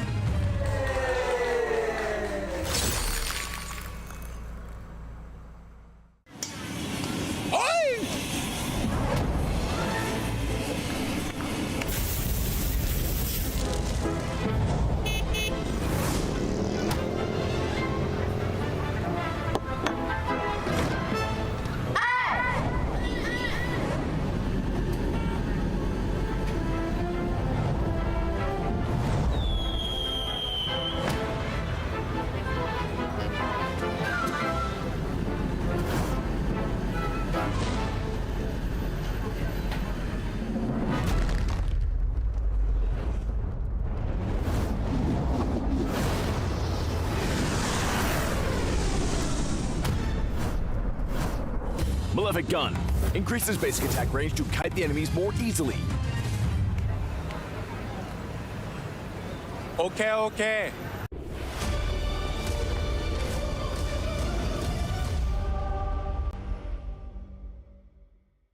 We are here back at MSC 2024 for a special segment where we get to know the players a little bit better and also ask them some interesting questions to see what they decide to choose. Today, we're going to play a little bit of a game to keep things interesting. We're going to ask them certain questions, and it's up to you guys to be able to decide which player this relates to the most. Today, we have NitFlash in the building. You've seen them dominate all the way out in Singapore and now here in Saudi Arabia, Riyadh for MSC 2024. And congratulations on making it into the knockout phase. Yeah. I have Lozy and also Hades, the roam and the jungler for NitFlash. You guys ready to play? Of course, man.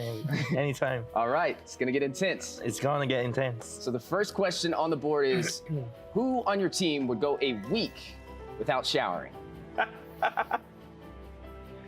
See, I'm really curious to see if they pick the same answer.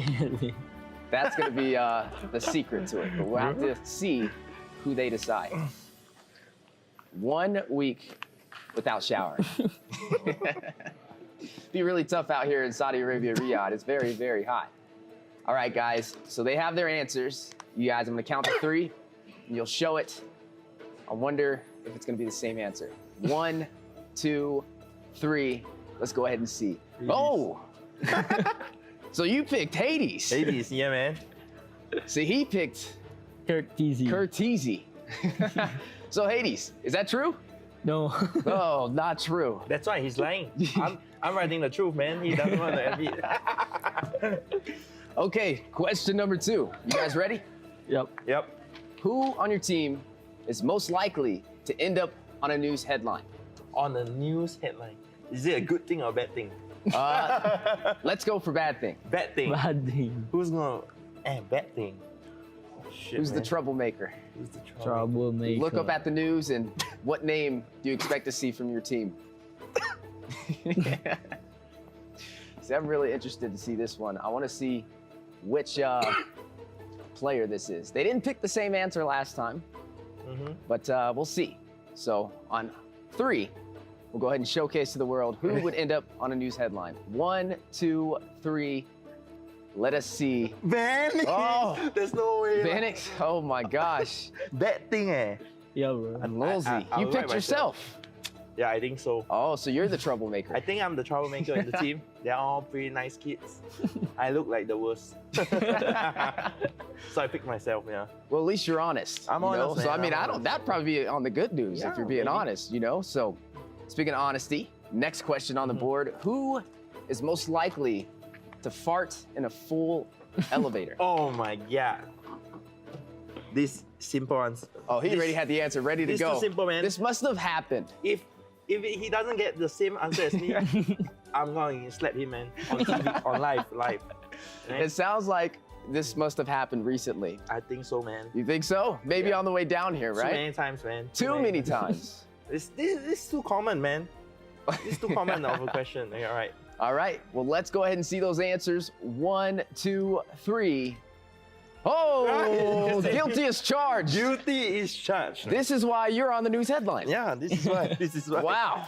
Always doing the bad things. You see? Several times. For the first time, we have some telepathy, right? Yeah, this is the first time you guys are agreeing. Yeah, I admitted it myself. All right, you guys ready for the next question? All right.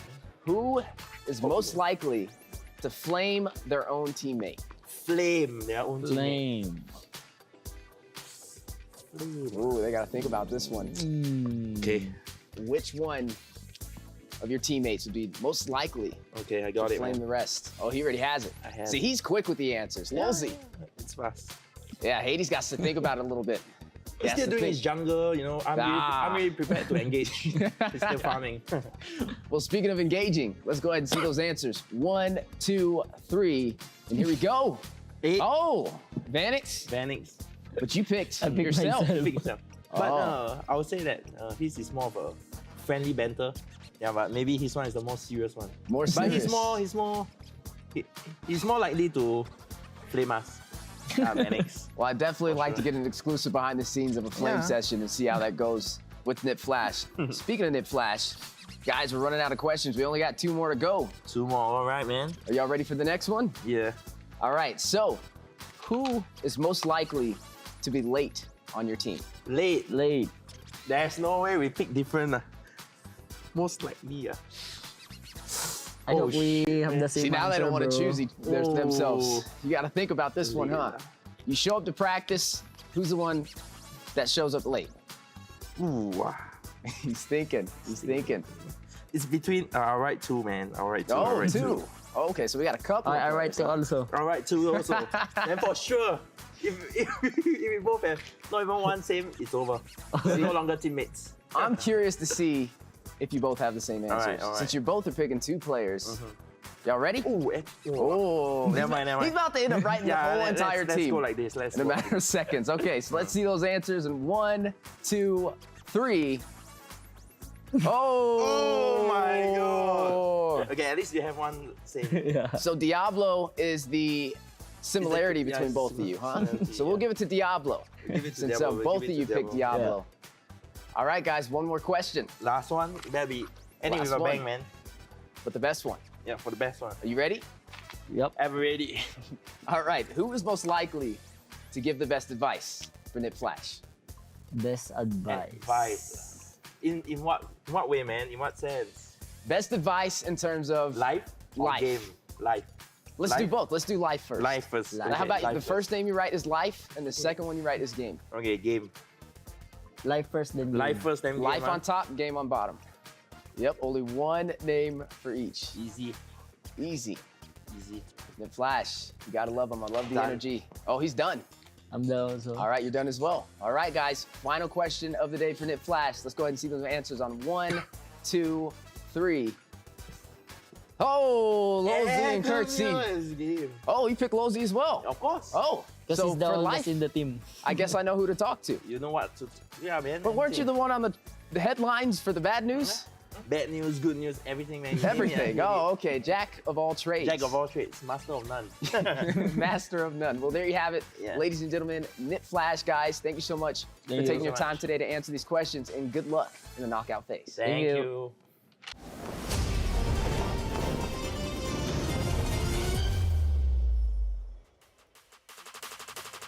Hello, everyone, and welcome back. You're still watching the Mid-Season Cup 2024 at the Esports World Cup with me, LaFell, our analyst, Wolf as well as Strikes. As you guys can see, we have a special guest, Anti-Mage, all the way from Indonesia. So, Anti-Mage, how are you, man? I'm fine. I'm good. You're good? How was the flight coming here? It was roughly around 7 hours, I think. Really? Oh, actually, that's much faster than I thought, because for me, it was like 10 hours. What about you, Trex? How long was your flight? Looking at a strong 19. 19. Good, strong 19. That's still nothing compared to the sea travel, though, and everything. Well, you know what? Either ways, first of all, Anti-Mage, thank you very much for being here. And I do have to ask, like, one of the first questions, because we've seen MSC this time much different meta than what we've been seeing in MPL, MY, ID, and PH in the previous patch. So, Anti-Mage, what do you think about the new patch for MSC? I think it's good because Assassins is a lot of team use Assassin right now, right? So yeah, I think the meta is more better now. Honestly, our analysts as well, we've seen a lot of games. How do you guys feel about the new patch update? Yeah, I mean, I like it a lot because we've seen a lot of differences now. I mean, how long have we been under the utility jungler meta? Like, it's a bit like what? 1 year and a plus, 1 year plus. Yeah, 4 pretty much, and all. Yeah, it's pretty much it. So I think I'm very happy about the change the meta game. What I don't like though is the lore dance though. Maybe that's a little bit of change up because I always love that kind of strategic way of approaching the lore dance. But hey, I mean, if it means that we're gonna get a lot of like team fights, a lot of killing, yeah, that's okay for me. For me, I enjoy the meta. I enjoyed that it still feels like some utility jungles are possible. It feels like the pools overall have grown. The only thing I don't like is how fast some of the games are now. I feel like we haven't had a single game go like 28 minutes. You know, It's very rare. Where you're on the edge of your seat, and that's something I kind of miss. Now, Anti-Mage, I'm sorry to ask you this question, but right now we have a new landscape of competitive MLBB. This is like, I can't remember the last time we don't see an Indonesian team going to the knockouts or playoffs. So from your standpoint, because you've been playing for a very long time, how does it feel that Indonesia is not here in the knockout stage for MSC? First of all, I feel very sad, but I think we will come back stronger in next M series, M6 in Malaysia. And I think the reason why Indonesia is not here right now, it's because they're not very adaptive in this meta. And they play like best of 2, right? Yeah. So, and Indonesia is not very good at best of 1 or best of 2. Yeah. So actually, I want to ask about that because Indonesia, again, a very strong region. Yeah. Like you said, very strong best of 3, best of 5, Best best of of 5. 7. So what's the big difference between best of 1 and best of 2 compared to the other format? I think the stronger team is better playing in best of 3. Best of 5, best of 7, and I think Indonesia. I think they got surprised in the group stage. Yeah. Yeah, like that. And honestly, like we've seen surprises because of this best of 2 where we're talking about it. It's very brutal. Like Wolf, you were talking about how losing a best of 2 feels like losing 2 full series. Yeah, especially if it's just like there are 4 teams only in a group, right? And then you get the top 2. It's like if you lose 2-0, it kind of feels like you already lost. It's like you only have one last life. It's like going to the lower bracket. Like directly. That you have to win back-to-back matches, like what See You Soon did, for example.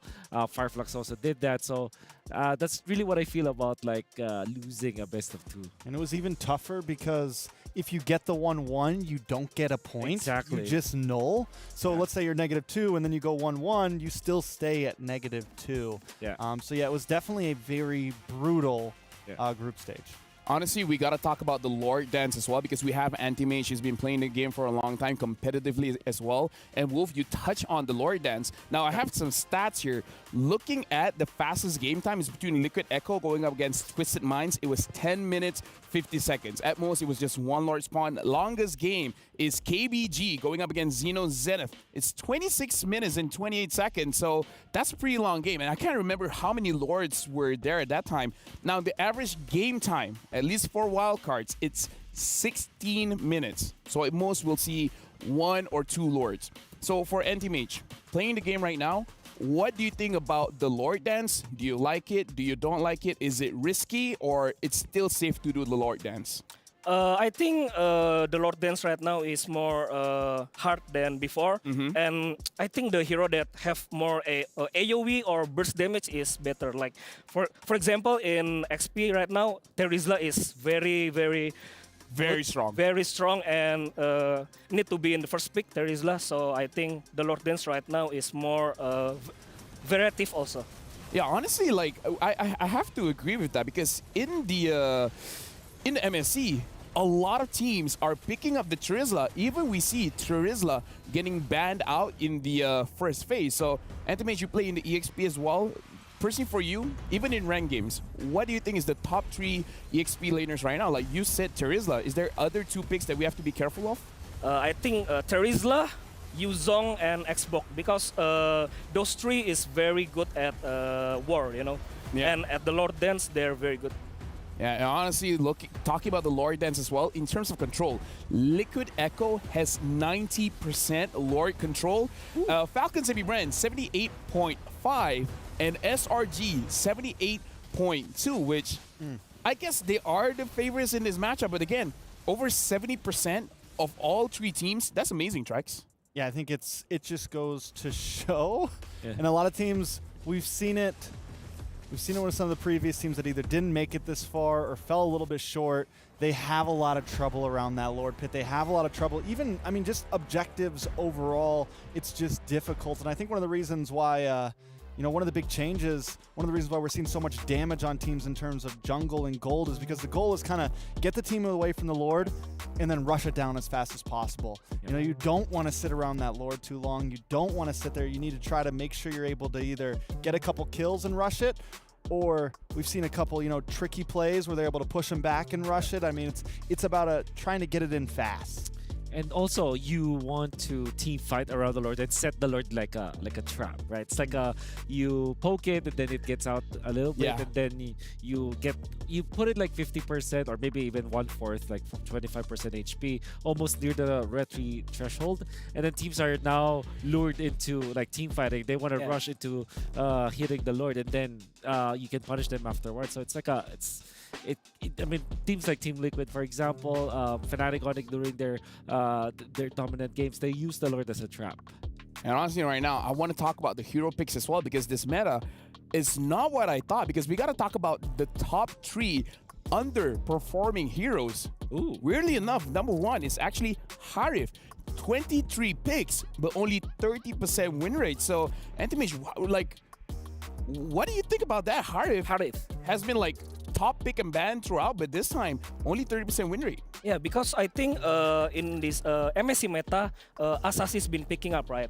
And a hero like Beatrix, he can win against Harit in the lane. Yeah, in the lane. So no, not in the lane. I mean when dealing damage. Ah, okay. Yeah. So I think like this meta is not very good for Harit because a lot of burst damage hero. And a lot of damage hero, I mean like Marksman and Assassin. So Harit cannot tank the damage. So I think in this meta, Harit is not as good as in the groups before the MSC. Yeah, honestly, looking at all the team fights, I think he got it right because we see Hive dying much faster now compared to before. Now, this is also a weird thing because I agree with Anti-Mage that Yu Zhong is one of the stronger heroes in the EXP lane. So far, only picked 12 times. Other times, it's either banned or ignored, but having 33% win rate. So I gotta ask Anti-Mage, like, going up against a Yu Zhong, is there a strategy where when you're fighting against a Yu Zhong, like how do you do in lane or how do you do in the Lord fight, in team fights? Yeah. Yeah, in team fight is usually you just bait the Black Dragon form. Yeah, the ult is very simple. I think from before way before when you fight against Yu Zhong, you can just bait his ulti like that. And then kite him. Yeah, you kiting until the Yu Zhong ultimate is done, then you can go in team fight. Okay. It's always been like that. Yeah, I feel simple for him. It's very simple. And the thing is, it's true. Like we've seen, like honestly, even Sanford. I think Sanford knows that people want to bait his Black Dragon form, so he just use it anyways. Just secure the turtle, secure the Lord, and then that's it. Because everyone knows when the Black Dragon form is up, you don't fight against it. Are you guys curious about the third pick? Because I'm actually very surprised this hero picked 14 times, but only 35% win rate. Ooh, is this Roger? Actually, no, it's not Roger. Oh. It's the Vexana. Oh, okay. I did not thought Vexana had that kind of win rate.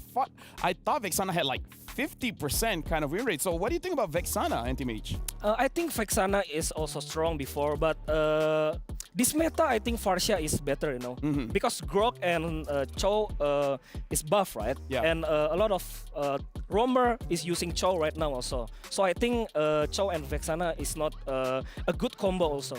Oh, Yeah, I think. what do you guys think about the top 3 underperforming heroes? Yeah. Harith, Yu Zhong, as well as Vexana. Harith, I think the reason why it is not performing as well because some teams, will just first pick it and they don't have a plan for it and then they get countered. I think if you look at some of the players that use it, like if you're looking at where Marco and Innocent, you're gonna think, okay, this hero is very, very strong. But then if it's played by other teams because they're not that prepared for it, they kind of struggle even if they first pick the Harith. I'm surprised about the Vexana, but at the same time, because there's a lot of assassins now, Vexana is not the easiest one to utilize actually during in that regard, And the Farza with the wings by wings, you have more escapability. And I think a lot of these mages, even the Lu Yi, we saw Fireflux able to counter. We've seen a few teams actually give it up. I think some of the more immobile mages are starting that were very powerful before are having a little bit of difficulty because of the things like the Lings, the Rogers, the people who can close the distance. We saw the Roger last game just dance around all of Vexana's skills.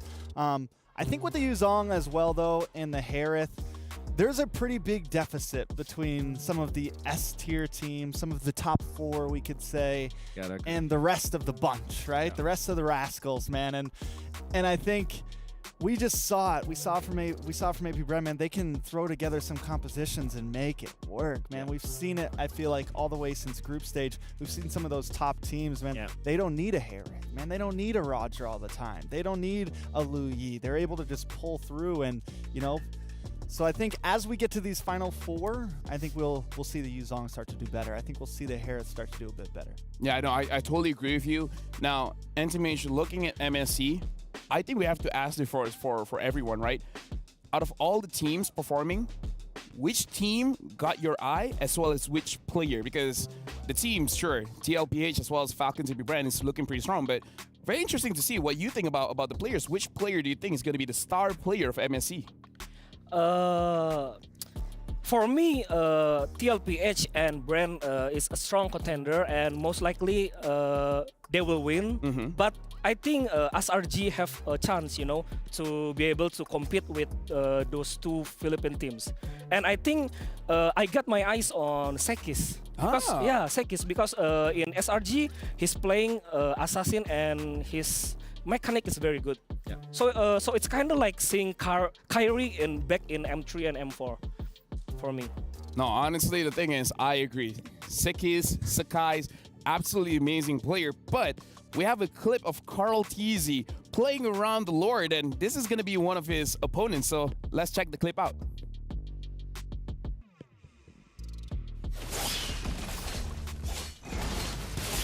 And honestly, this is one of those cases where I feel like looking at the Philippine teams, the way they control the Lord is honestly very, very crazy. And something about Carl, man, he always secures the Lord. I don't know how he does it. This game hurt watching. He stole so many objectives from Dax. Dax just felt like he could not do a single thing this game. Even here, they have kind of control over the pit, and Carl Tizzi's able to come in. Yeah. The previous clip, Carl Tizzi actually didn't have the ultimate, so that's equally even more amazing that he was able to land that. And now, I think he's gonna be able to. He will. Like, oh, he will. Look at the entire TLPS. They're not showing the map. Like JP is not showing. Sanji only is the one showing. Then he timed it perfectly with the knock up, and then he's gonna heavy spin again. It's just beautiful Mobile Legends, man. Honestly, I have to ask Anti-Mage. Like, usually when we see the opponent stealing the Lord, we will always blame our jungler, but as a professional player, is there anyone else that you should blame when the opponent is able to steal the Lord? I think it's not about blaming the team. I think it's about how we face the Lord Dance. Because in the Lord Dance, the jungle have the retry, right? Yeah. But the offlaner needs to be able to like zoning the enemy. Yeah. The roamer needs to be able to secure the bushes. Yeah. So I think it's everyone. You cannot blame the jungle because he missed the retry. Yeah. I No, I totally agree, because looking at that clip, it looks like they were all taking care of the bush. Yeah. They tried to zone away, but unfortunately the zoning was unsuccessful. They have the Kaja ultimate there, which they could have immediately utilized, because you can see Akai was just showing himself. Yeah. There, so that they could have dealt the damage. They have the man advantage anyways. So yeah, I do agree with the Ultimate. I think it was the overall team effort that needs to be blamed here, and not just Dax. Yeah. Okay, so you're telling me I can't be in the YouTube chat blaming the jungler? Nah. I'm not allowed to. Really? Honestly, for me, Unfortunately, I'm the kind of guy that if, for example, the jungle missed the retry, I would blame either the roam or the EXP or the other team, or the other team, because like for example, like I know teams like Homeboys, they have this set role, right? It's either Zorn chasing away the jungler, or it's going to be Sapat chasing away the jungler. Speaking of which, that's where I want to transition our talk for this one, because after this, it's going to be NIP Flash going up against Homeboys. Before we even talk about this matchup, I want to ask Anti-Mage, what's your opinion seeing now Singapore with this all-star team? Like, we haven't seen Singapore performing this well for a very long time. The same as Malaysia. It's been such a long time since we've seen two Malaysian teams go to the knockout or playoff stage. So what do you think about these two regions? First of all, I think Singapore going into the playoff and strong like this, I think it's very surprising for me, because I think Malaysia and Singapore before is very competitive in MLBB, right? And their standard is almost the same. But throughout the years, I think Malaysia is going up more than the Singapore. But today I see Singapore play very good MLBB. Yeah. Now, looking at this matchup, Homeboys going up against NIP Flash, who do you think that we have to look out for? Because I was able to have an interview with Zorn, and Zorn said NIP Flash won't be able to stop him from invading the jungle. Yeah, I think for NIP, I think the star is, we all know it is Diablo, right? Because his hero is very unpredictable. Yeah. He's playing Mincitar, Benedetta damage, Paquito damage, and his playstyle is like I kill you and I die, it's okay. It's like the marksman die and I die, you know? Yeah. If I die, that kind of that kind of playstyle. But I think Homeboys and NIP, I think I'll favor Homeboys. You favor Homeboys, but while we're on that, I actually have to ask, like, what's your opinion between two styles of EXP, where we see a lot of like tanky EXPs, but what do you think about damage dealer EXP players? Damage, it depends on the jungle, I think. If you play like Paquito and Benedetta, you cannot pick that hero with assassin, you know, because it cannot. Two assassin in one team is very bad for me. Yeah. What do you think about that, Wolf? No, I definitely agree. I think it has been known that during pre-M5, this was MPL season 12. Pre-M5, Fnatic, Onyx, then Onyx Esports, they are utilizing Ling if they have like Barretts in the XP. Yeah. But not even Barretts. Uranus, for example. They will pick up Nolan, they will pick up Hayabusa, for example, or Ling and Fanny if Boots will play sustain heroes, right? But then if you want to go for damagers, you want to go for utility junglers now, so that you have a frontliner for a team, especially during that time where the Lord Dance was very important. You have to somebody has to attack the Lord. Now most especially, you cannot have squishy heroes only because it will be very bad for your Lord Dance. So if you want to go damage dealing EXP, you have to look for utility junglers or something like that. Yes, Yeah, I mean, totally agree. Even at the end of M5, we were seeing like full damage Khaleeds. We were Yeah. seeing like big damage EXP laners, and now we're seeing Terizla first item Queen's Wings. You know, I mean, it's definitely a big Yeah. change up, and the teams who have adapted the best are the ones who are still around here. I'm excited to see how NIP Flash pulls through. Yeah. Very simple question for NT-Mage as well, because going up against NIP Flash is a very unique situation where the EXP laner is able to use damage dealers and can carry the game. So for Homeboys, do you think they just play like they normally play, or do they have to change their play style to match against NIP Flash? I think they need to play usually their play style, because I like Homeboy's play style. Oh, okay. Usually when Sorn is going into the enemy jungle and Udil is winning his lane, so like their mid lane is winning like a lot. And I think this job to lock Diablo is sepat job, you know. So I think they don't need to change their play style. With that being said, I feel like one of the last questions I do have to ask, because you know Udil very, very well. Can you give us an insight of how Udil is in person? Udil, his leadership I think is very good, and he's very technical and detailed. But I think he need to keep his emotions in check, you know, because this is best of 5, and he cannot be spicy before he win. You know, Win first before it becomes spicy. yes. All right. Actually, that's very interesting. I didn't know that Udil can be even spicy to his own team, but still, just to confirm, you feel like Homeboys can win against NIP Flash? I think, yeah, big chance Homeboys will win. What's the score? 3-0, 3-1, 3-2? Let me think. I think 3-1. 3-1. 3-1. Honestly, that's a very commendable score. Again, thank you very much, NT-Mage. But the thing is, I believe we didn't see this before. We have the key crushing video. Ooh. And NT-Mage, what do you think about this whole EWC style about when you lose, you give your key to the opponent and the opponent will crush your key? Like, how do you feel about that? Sorry, what's the question? Can you? So we're actually gonna look at the clip here right now. So the teams. Let's just say Homeboys going up against NIP Flash.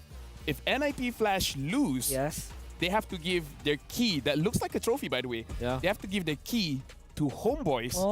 And then Homeboys will take that key, just put it under a hydraulic press, and then just crush it. In fact, if we have the clip, we'll be showing it over, which looking at this clip is not that painful. The painful one is Fnatic Onyx. Next to Few from Falcons AP Bryn, the keys have just been surrendered from See You Soon, now in his hands. Are you ready to crush the key? Yes, I'm ready to crush this key. All right, how does it feel standing right next to the key machine? It felt really great because we trained so hard for them and now we beat them 3-0. All right, I think it's about time. Let's go ahead and crush the keys to See You Soon.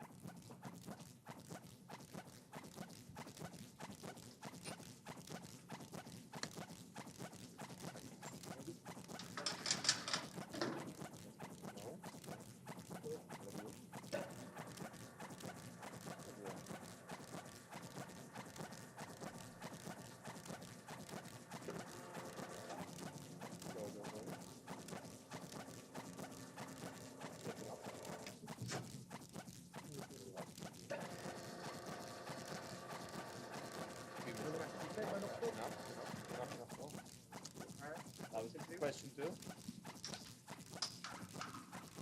Next question. Okay. All right, Few, the key has been crushed. How does it feel?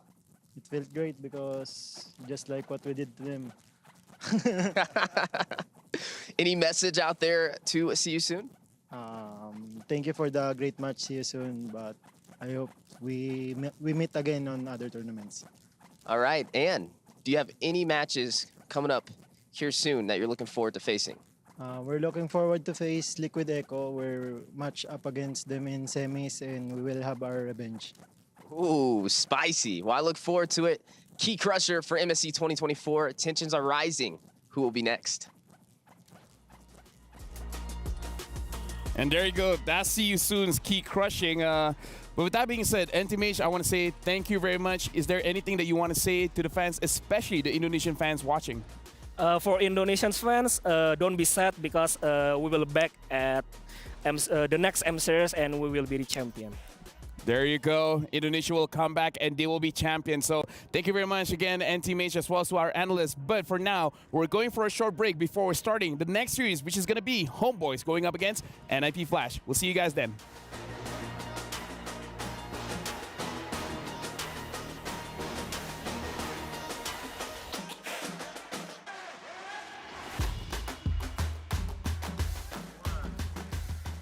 We are here next to Few from Falcons AP Bryn. The keys have just been surrendered from See You Soon, now in his hands.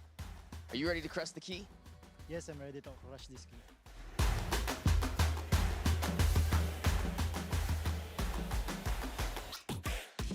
3, 2, 1, go.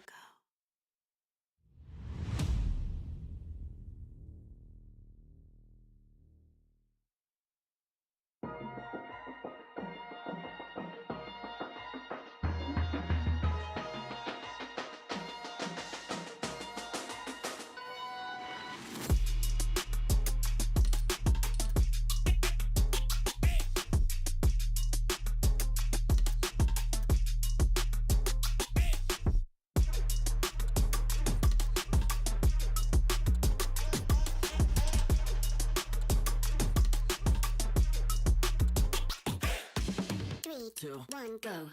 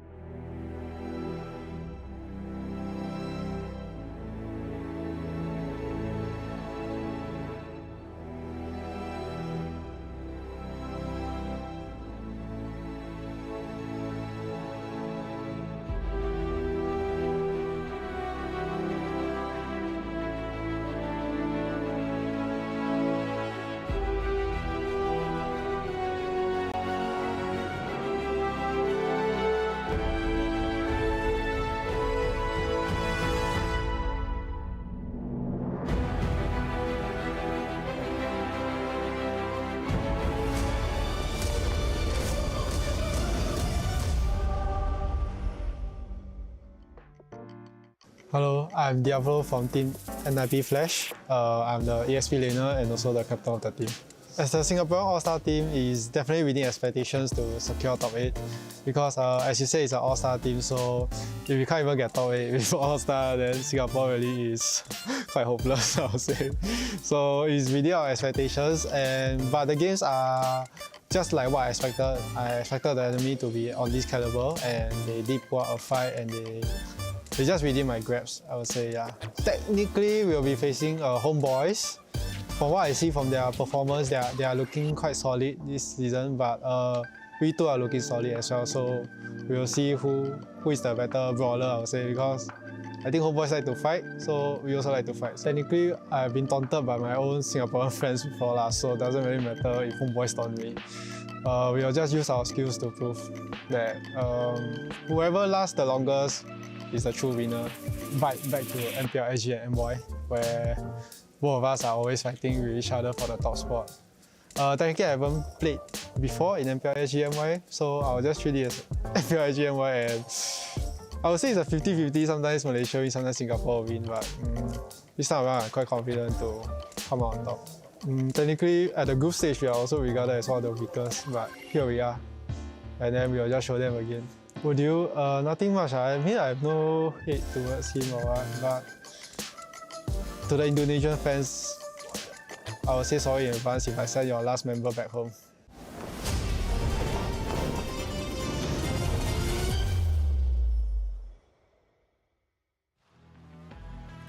Welcome back. You're still watching the Mid-Season Cup 2024 at the Esports World Cup with Milfel as well as Trex as well as Wolf. And honestly, the video just now, we have a lot to unpack there because Diablo was saying they fully expected to get top 8 because this is the all-star lineup.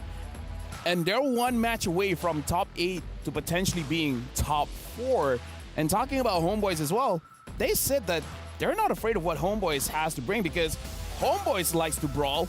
Well, they like to brawl as well, so they're gonna see who is the better brawler. Yeah, I think this might also be the series where it's almost difficult to kind of predict what the heroes will be, especially because of how crazy Diablo can be when it comes to the XP lane choices. Even Hades has a weird choice of heroes where he plays a lot of utility as junglers, but he also plays a lot of assassins, you know. And then Kurt also is known for that kind of player that almost plays almost anything, you know. Same can be said with Homeboys. I would say they pick up all these pocket strategies, and I am very much excited because I know for sure that this will be a lot closer than the first series.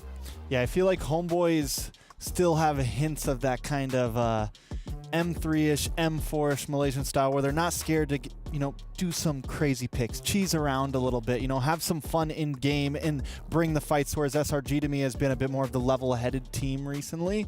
So definitely very excited for this match. Like they said, you like to fight, we like to fight. I think we're in for a great fight here. I mean, if we're going to talk about cheese picks, we can't talk about the draft without mentioning Leomord because he's still at 0% win rate, but I was able to talk to Chibi as well as Zorn, and they're saying that honestly, the Leomord has been working very well for them in scrims to the point where other teams have banned it out before, but again, competitive-wise, haven't shown success just yet. Speaking about this matchup, it is between Homeboys going up against NIP Flash, and we heard Anti-Mage. One interesting fact that he talked to us about Udil was that Udil is a very great player, very detailed, but the thing is, sometimes he might let emotions get the better of him, so something that Wolf always says, don't let yourself overheat. Yeah, I do always say that. You do always say that. Well, this is very evident though inside of Homeboys. Well, that can be said with NIP Flash as well. Not as much as Homeboys though. However, with these two teams, particularly the Malaysian squad, even when they do overheat, kind of looks cool actually. It looks cool, right? They eventually win afterwards. Like it doesn't make sense. It doesn't make sense, right? They overheat, the enemy reacts, they counter react, and then all of a sudden they come up on top in the end. And then afterwards, you know, they're gonna be talking smack at your face. That's esports, right? Bali oi. So do you think we're in for one of the spiciest games of the bracket? Do you think this could have the most potential for Pepsi reactions right here? You know, could this have the most potential for I would be disappointed if it isn't one of the spiciest ones because, again, looking at both teams, they like to fight. I want to see how Diablo is able to actually catch out Nets as well as Udil. Yeah. And I feel like Diablo might be the player to force out this cheese picks coming in from Nats, where we saw Nats picking up the Mincetar. Maybe they have something else that they've been hiding all this while. Yeah, hopefully, Hanabi not in the room. Hopefully. Yeah. I gotta say, yeah, but it's true that they have a lot of fudges. I think Leomord, heroes like Leomord might appear here. Amon, definitely you have to watch out for that because Mr. Hades himself plays that a lot. Oh, that's true. So that could be big potential. Odil, we've only been seeing like Valentine and Farsa. We've seen it with Angela though. Yeah. So hopefully more different choices. Like you bring back the Odil specials like Kadita, for example, which interestingly we haven't seen a lot. Right? I mean, here's the thing. You're talking about the spicy Kage Udil. Let's actually talk about that. Udil, at least for this MSC, is the last Kage alive. The last Kage is That's Quest. Beautiful. 3 matches to a second MSC crown. He has 1, but now he wants to lead his new team with Homeboys to get his 2nd crown. So would you put him as the 4th Kage, the 5th Kage? He is a mage player. 4th Kage is more of an assassin. Third one is more of a fighter. 5th one. How do you know this? I watched Naruto. Position. That's what I'm saying.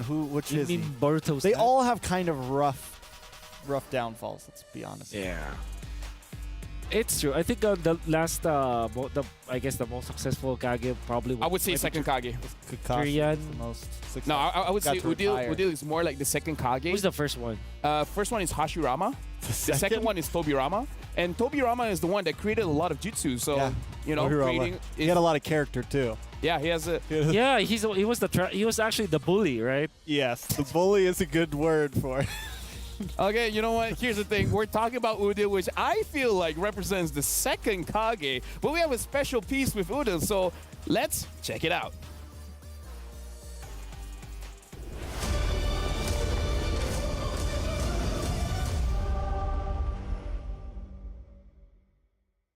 Oke guys, so banyak orang yang sadar kalau misalkan setiap homeboys bertanding melawan tim lawannya itu kami selalu gunakan recall tas-tas depan dorang. Kami senang sebab mendapatkan yang terbaik dari yang terburuk. Sebagai satu-satunya orang yang lolos di playoff ini, maksudnya Indonesia guys, aku rasa bangga sebab banyak sekali komentar membenci, khususnya ketika aku ada di Malaysia, yang mana aku puji seberapa bagus Malaysia dan banyak dari orang-orang menggiring opini itu untuk membenci aku, mengakibatkan terkesannya aku tidak suka dengan Indonesia. Cuman pada nyatanya takdir menjawab berbeza.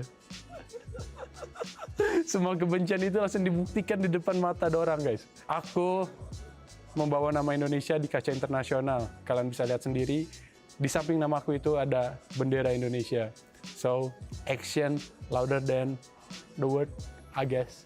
Yes. Dari match Liquid melawan Homeboys itu memang membuat Homeboys sangat kurang banget di mata penonton.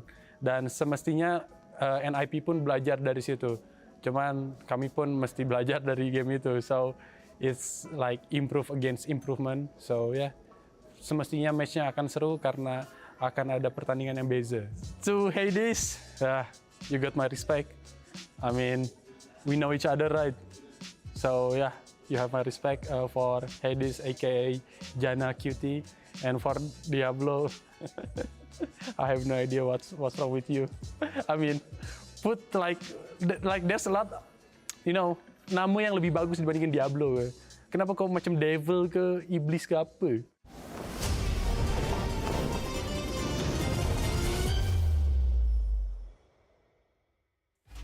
I mean, you know what? Shout out to Udil, who's like, Diablo. I don't know what to say. Why'd you pick the name Diablo? Are you the devil or what? Do you want to be the devil? What's wrong with you? What's wrong with you? Pick a better name. Oh man, I love the fact that he referred to Hades as Jana Cutie. Yeah, that was he's also quite a historian. That is. Udil remembers all. And that's again, like Tobirama, he got a lot of hate. But you know what? He's been handling it very well. Shout outs to Udil, man. I like it. I'm excited to see now the hype's really building around the game, man. Right? Now we're getting there. We're getting for the fight. This is, hopefully it goes the whole way. Thank you we very get much. some responses back and forth. Yeah, and again, as you guys can see, the countdown is there. And with that, we're going to throw it over to the stage to Mara Aquino, as well as Dawood Sandstorm to start Homeboys against NIP Flash.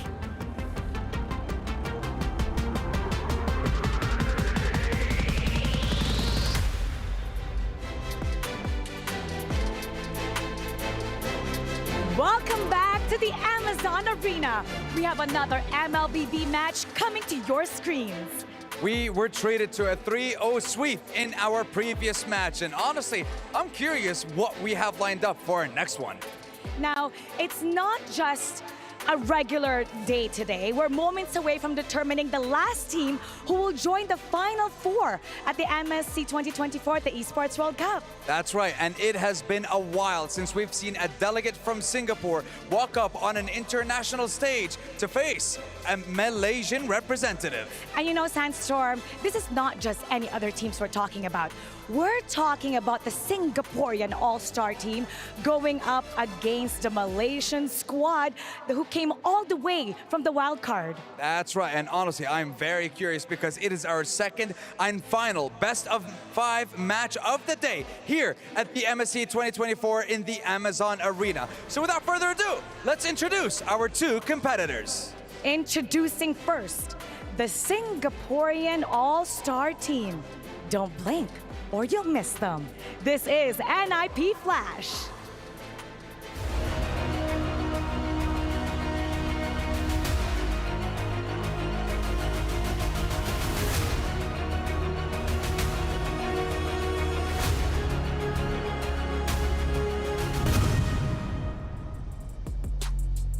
This is NIP Flash.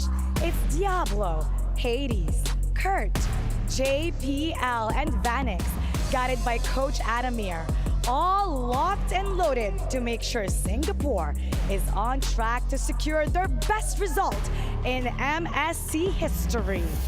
And on the opposing side, coming up against them, it is none other than the baddest boys from Malaysia. They came out guns blazing through the wild card onto the group stage, and now they are here at the knockout stage. Ladies and gentlemen, presenting to you, it is Homeboys!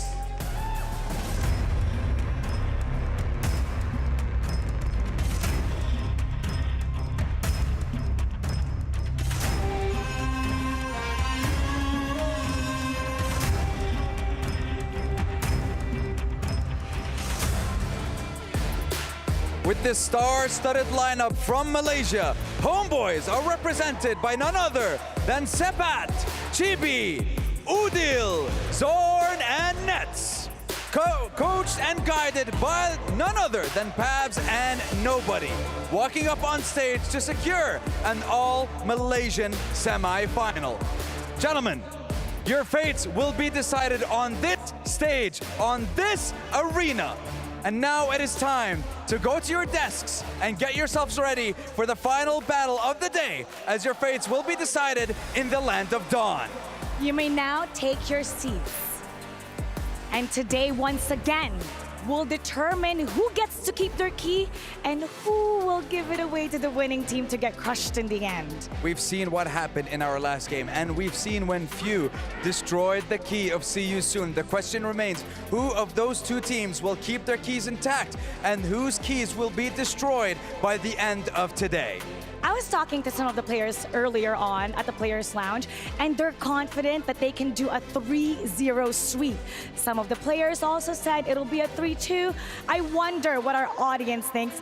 Tape it down below, write it down. What do you think the result will be? I think we should also leave that to our experts in the studio because they know a lot more about how these teams are prepared for the final series of the day. The Amazon stage is set.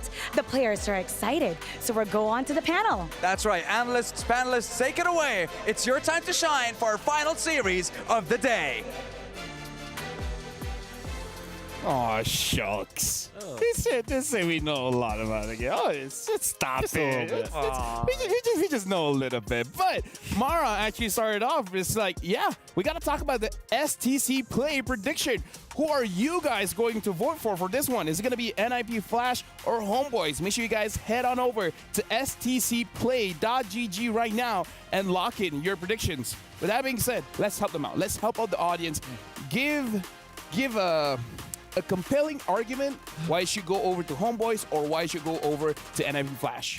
Okay, that's gotta be difficult. I think I would favor Homeboys in this particular matchup, and it's mainly because of the fact that they have a very solid side lane setup. I think Spot has improved a lot, and you can see Nets. I think it's super duper solid and ever so reliable in these long games.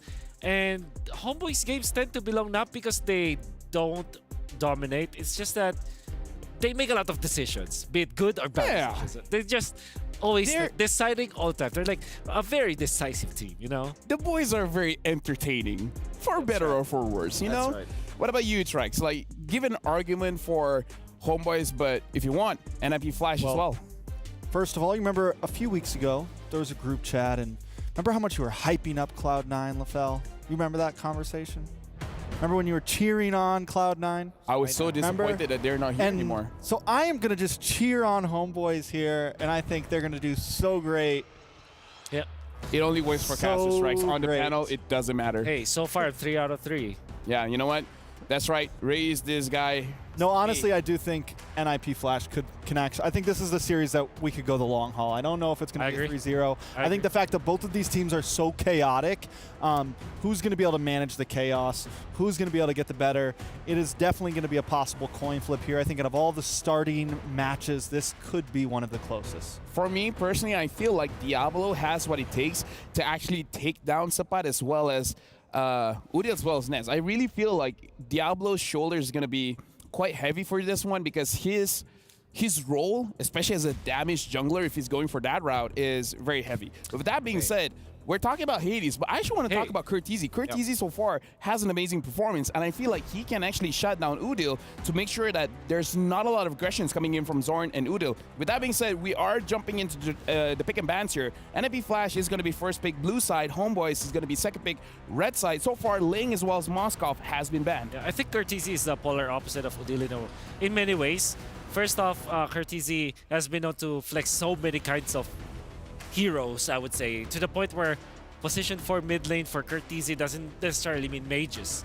Can even go for fighters, sometimes assassins, you know. So that's a strength of Curtizi. For Odile, it's more like, let's master a specific group of heroes, and that is somewhere along the lines of nuke mages. And then when it comes to their personality, Curtizi is very quiet. Odile, as you know, very loud. Is the opposite of being quiet. I want to talk about junglers. Hades versus Chibi here now. Hades has had a huge variety of heroes in the group stage. We saw him pick up Guinevere. We saw him pick up Alpha. We saw him pick up Bane. I mean, he has been all over the place comparative to a lot of other junglers in group stage. You know, it's kind of about 2 or 3. So with that, we saw Chibi do pretty good on the Ling. I feel like Chibi just got better and better and better as from wild card to groups. How do we think the matchup is going to go? Honestly, I feel like Chibi will do quite well against Hades because honestly, in Malaysia, up until today, no one can really decide who's the better jungler in Malaysia. Is it Chibi or Sakai's? And seeing how good Sakai's is, it kind of says a lot about Chibi when people are still indecisive of who's better. Yeah. Well, we gotta decide now if it is going to be Harith or Roger for NIP Flash. I would always just argue for the Roger, but there is an argument that can be made for Terizla first pick. Fact, because so it seems like MSC knockout stages meta game is totally different from the group stages in a way that you have different priorities now. Teams will not like prioritize like Harith and Roger altogether, so maybe NIP Flash could just consider getting Valentina or Terizla. Oh, sorry, but Valentina is banned. But then again, the safest, super duper safest route is probably the Roger. They pick up Harith instead. At this point, I feel like see that. I honestly want to see Terizla Roger. Yeah, it's pretty. I think it's a good pick. I think it's a good pick because Chibi can also flex. The Roger's super good up front. Yep. Get some opportunity with it. Yeah, Moskov is already banned as well, so you kind of want to secure your jungler or your gold laner at this point with all the link bans. Faramis is also open, which I believe is a hero that you don't want to give to NIP Flash. True. Especially if you want to rock the Roger. Ruby Roger. So Ruby Roger. This invites NIP Flash to just pick up Faramis as well as Terizla. It's just a very strong opener now for NIP Flash if they do want to secure that. If they do that, then will Nets pick up the Claude again? Because the Claude has been a favorite pick coming in from Homeboys, where they will first phase pick it. Yeah, that's very true. It's great versus Faramis, decent versus Harith in lane. Overall, a good pick because you're not that scared about Assassins if eventually NIP Flash picks that up. I think at this point, Homeboys, since they have the Roger, they don't really have to go for a jungle pick here. I think they can take it slow. They can last pick their jungle if they want to. And then they still have some utility options. They still have plenty of routes to go, even with the Ruby if they want to stick it into the roam or anything. Farza pick, though, and this is a mage that is just kind of... I feel like we went so long not seeing any Farza, and now she is back, and she is, 21 picks, 10 bans, she's all over. I wonder how Udil deals with his Farsa. Typically, teams will just go Vexana, perhaps. Valentina, obviously a good, ultimate to copy, but ban. So Chibi currently holds the highest average goal per minute record among all players at MSC 2024 with 856 average goal per minute. And now he's picking up the Hayabusa. So if the early game goes for Homeboys, we might be able to see the goal per minute rise up, maybe up to the 900s. Whew, Hayabusa gonna be the choice, which reveals the Roger. And now you have only the Ruby to flex. At the same time, though, this means that Homeboys will just ban out those hard lockdown heroes like Cho, for example. Kaja may be a hero that you consider as a ban because you're picking up Hayabusa and Roger. Mobility-dependent heroes. If they do get suppressed, it's going to be a bad engage for Homeboys for sure. And then we think on the side of NIP Flash, maybe ban out the Terizla here. Yeah. Ban out some EXP laners, maybe Terizla Yuzong. Yeah. Edith banned. Terizla makes a lot of sense for NIP Flash to ban. Despite, them having this Arlet as a flex, I believe that Homeboys will not think twice getting the Terizla because it has great synergy with both of their heroes. Hayabusa plus Terizla is great, Roger plus Terizla is great. At the same time, you also want to consider the Cho if you're NIP Flash because extra damage that you get from armor penetration also hurts. That's a great answer to the Farza, right? Yeah, that's also true. Yu Zhong, that brings you that argument, the Yu Zhong. So it's Udil instead that they target with this Vexana. Which is also a solid ban because we've seen, even though Vexana's had, maybe not the greatest win rate, it can still be a major problem, especially for, something like the Harith that wants to get up close and personal and dive. Right. You get caught off by that Eternal Guard, and it could be a wrap. Yeah. Okay. Being said, you ban Baksha. All right, so they're thinking about, because of the Vexana ban, that kind of prompted Homeboys to think, okay, they might want to go for your utility jungler on Hades. The only reason why they will ban out the Baksha. But at the same time, this could be AA Mon from NIP Flash, for all I know. Decent versus Hayabusa, you can definitely outplay that. You can one-hit the Roger if the Roger doesn't have the Lycan Pounce anymore. Not enough iframes to actually last that. And there's the Faramis. Oh, I think that they are definitely going Assassin here for NIP Flash. So what do they pick up? We think the Nolan or the Julian? If Julian does too much magic damage, huh? Yeah. Right, they already have the Harif as well as the Farsa. That's right, that's also true. A Bane? Bane, I guess. Bane? We've seen them. Yeah. Seen them do the Bane. Fanny, actually. Oh, yeah, that's right. And Hades likes that. But that, again, Terizla's it's a tough spot to pick Fanny when you're on blue side, man, because you don't get it as last pick. You can still be countered by the fifth pick on red. That's right. Yeah. that means that this could be a mage, like a maybe Vexana? a Kagura. Oh, sorry, Vexana banned. Oh, Grog. So showing the Ruby is going to the EXP. Yeah. Man, I think because of this reveal, I think you really want to go Fanny now if you're NAP Flash. And they could go like utility and, I mean, in some sort of support. They could pick up like a Florin here or something like that, something more on the support side. Yeah. And just go for more of a front-to-back composition here What, for pick up NIP like a Flash. Fredrin? Yeah, like Fredrin. And Yuzong plus Fredrin. they have enough damage with the Farza and the Harris, but they're lacking the physical damage, right? true, That's yeah. a big problem. So I think, honestly, it's like Yuzong Fanny here for NAP Flash. Yeah, that's my guess. It could easily be like Barrett's Matilda, actually, last pick. I go Kaja. All right, understandable. Versus the Kaja Nolan. Nolan, all right. So it looks, I mean, NMP Flash did say they like to brawl as well. And I feel like with this kind of composition, they're not scared from brawling. They have answers to what Homeboys is presenting to them. And I do feel like with this kind of composition for both teams, the first 4 minutes is going to be quite crucial. Yeah. This, do you think Udil will be playing Zask at all? Any given situation? I've never seen him play that before, Yeah. so I can't say. Yeah, but then again, Aurora looks good. Nana is considerable here because you need a wave clear from the ultimate as well as the skill 1, skill 2 combo.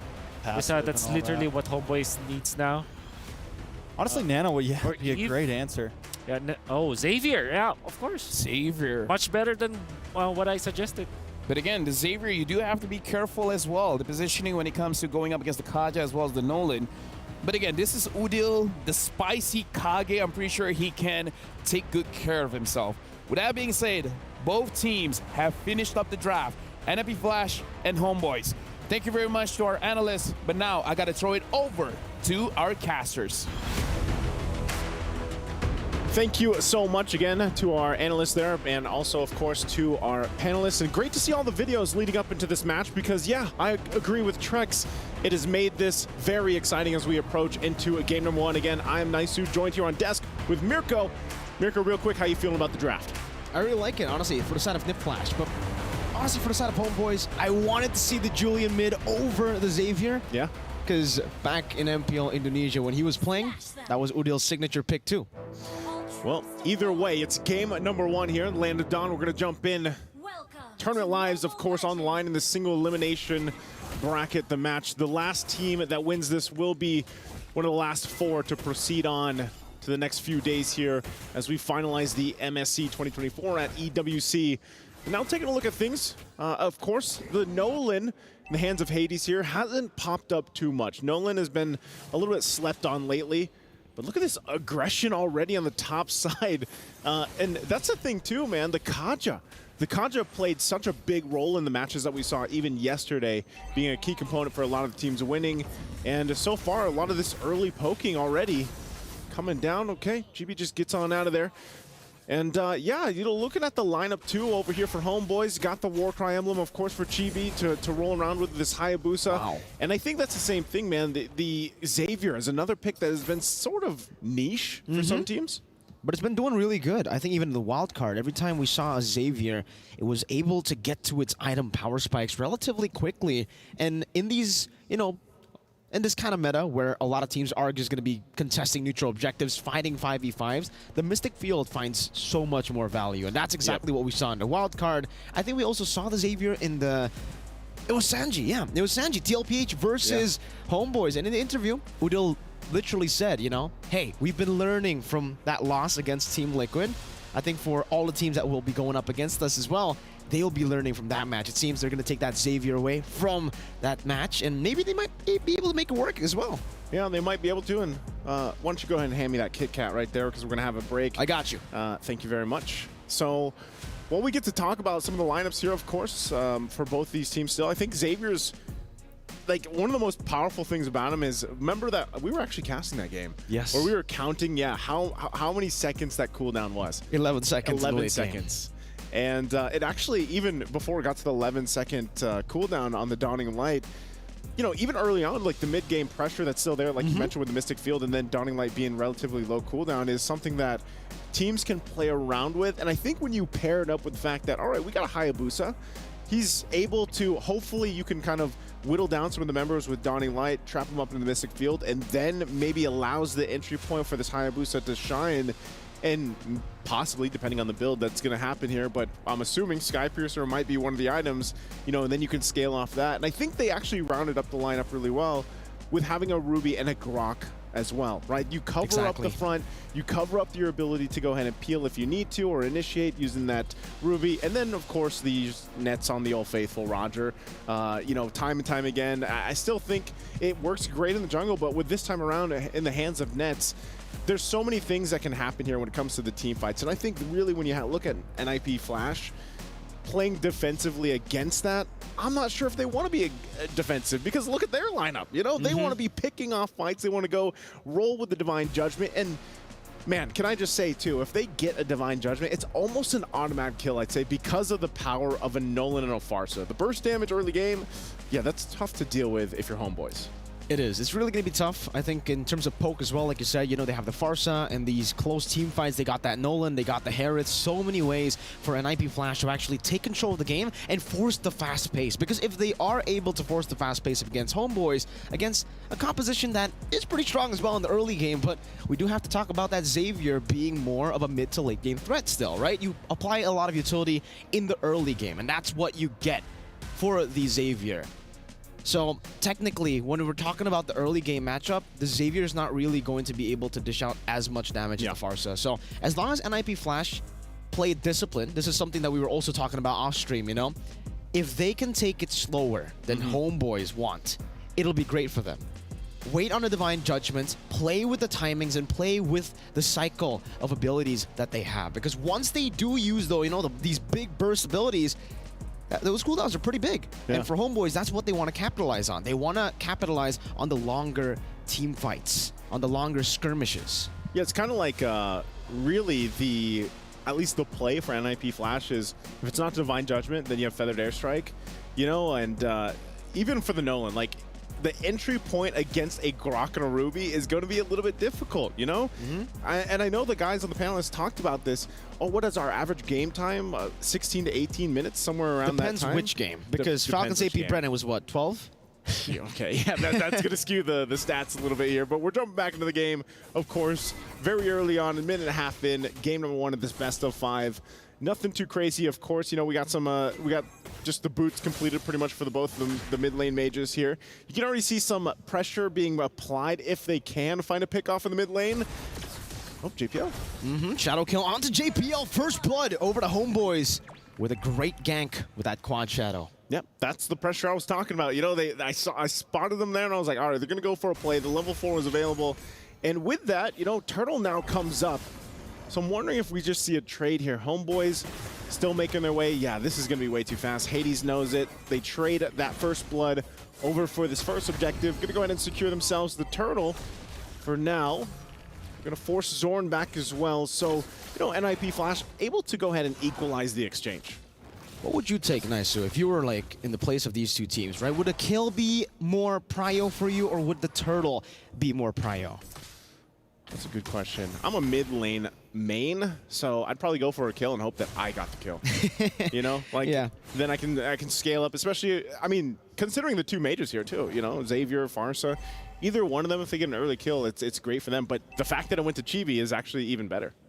So it's really, really good. The fact that they got the Hayabusa, someone that needs to scale up and needs to go for the snowball. Divine Judgment catching Udo straight into the fracture. Even with the wall charge, unable to disengage. Chibi gonna be caught, able to pop in the shadow kill onto Hades, but he finds a double kill and will be able to get the help of Diablo and Curtizi, who is rotated all the way from the XP lane all the way up top. I'm going back to your question. You know, it's good that it went to Chibi. As you look at the STC replay here, this is what we talked about. Divine Judgment is going to be used. They get a kill with the fracture, and then here comes Chibi. Luckily, he picked up the Skypiercer right before that whole thing happened, so he was able to get another kill. And then, you know, it wasn't too crazy to deal with for homeboys. So, interestingly enough, because now the Blade of Hephaestus is also in the hands of Hades. Good flicker. They get the flicker out from Sapot, so that's fine for now. And again, you know, these are two lineups that they can work really good with the momentum that they're building in the early game. It's just really will come down to, once I feel like we get to mid-game, you'll have to see if NIP Flash plays around, how they play around once the Divine Judgment is gone here. So, you know, we're taking a closer look at things, of course, for Homeboys. Items coming up, item check. Nothing locked in for the first items just yet, aside from those junglers. Again, Skypiercer, only 1,500 gold.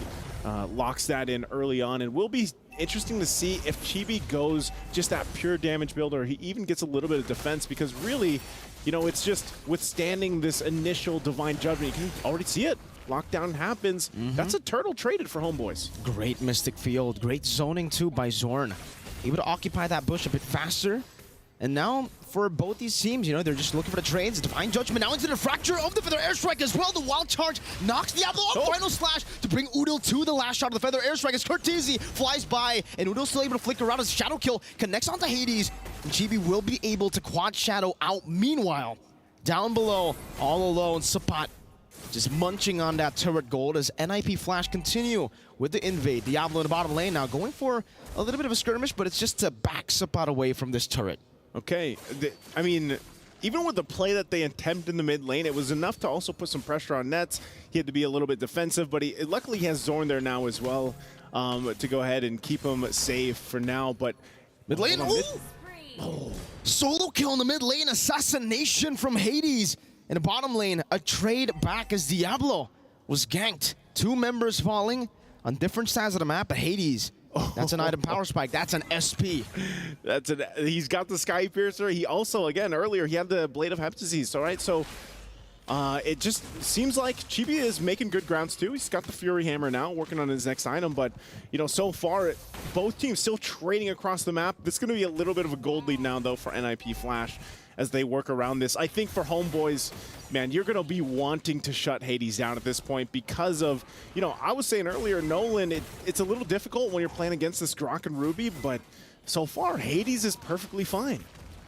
Slowly but surely, it seems, you know, for both these teams, they're just taking it as slow as they can. They're trying to look for these trades, waiting for those item power spikes. And the way it's going right now, it does feel like for Homeboys, they should be able to scale up for Udil's power spike, but the fact that he's been picked off twice means that it's going to be quite tough for him to even reach that mid game.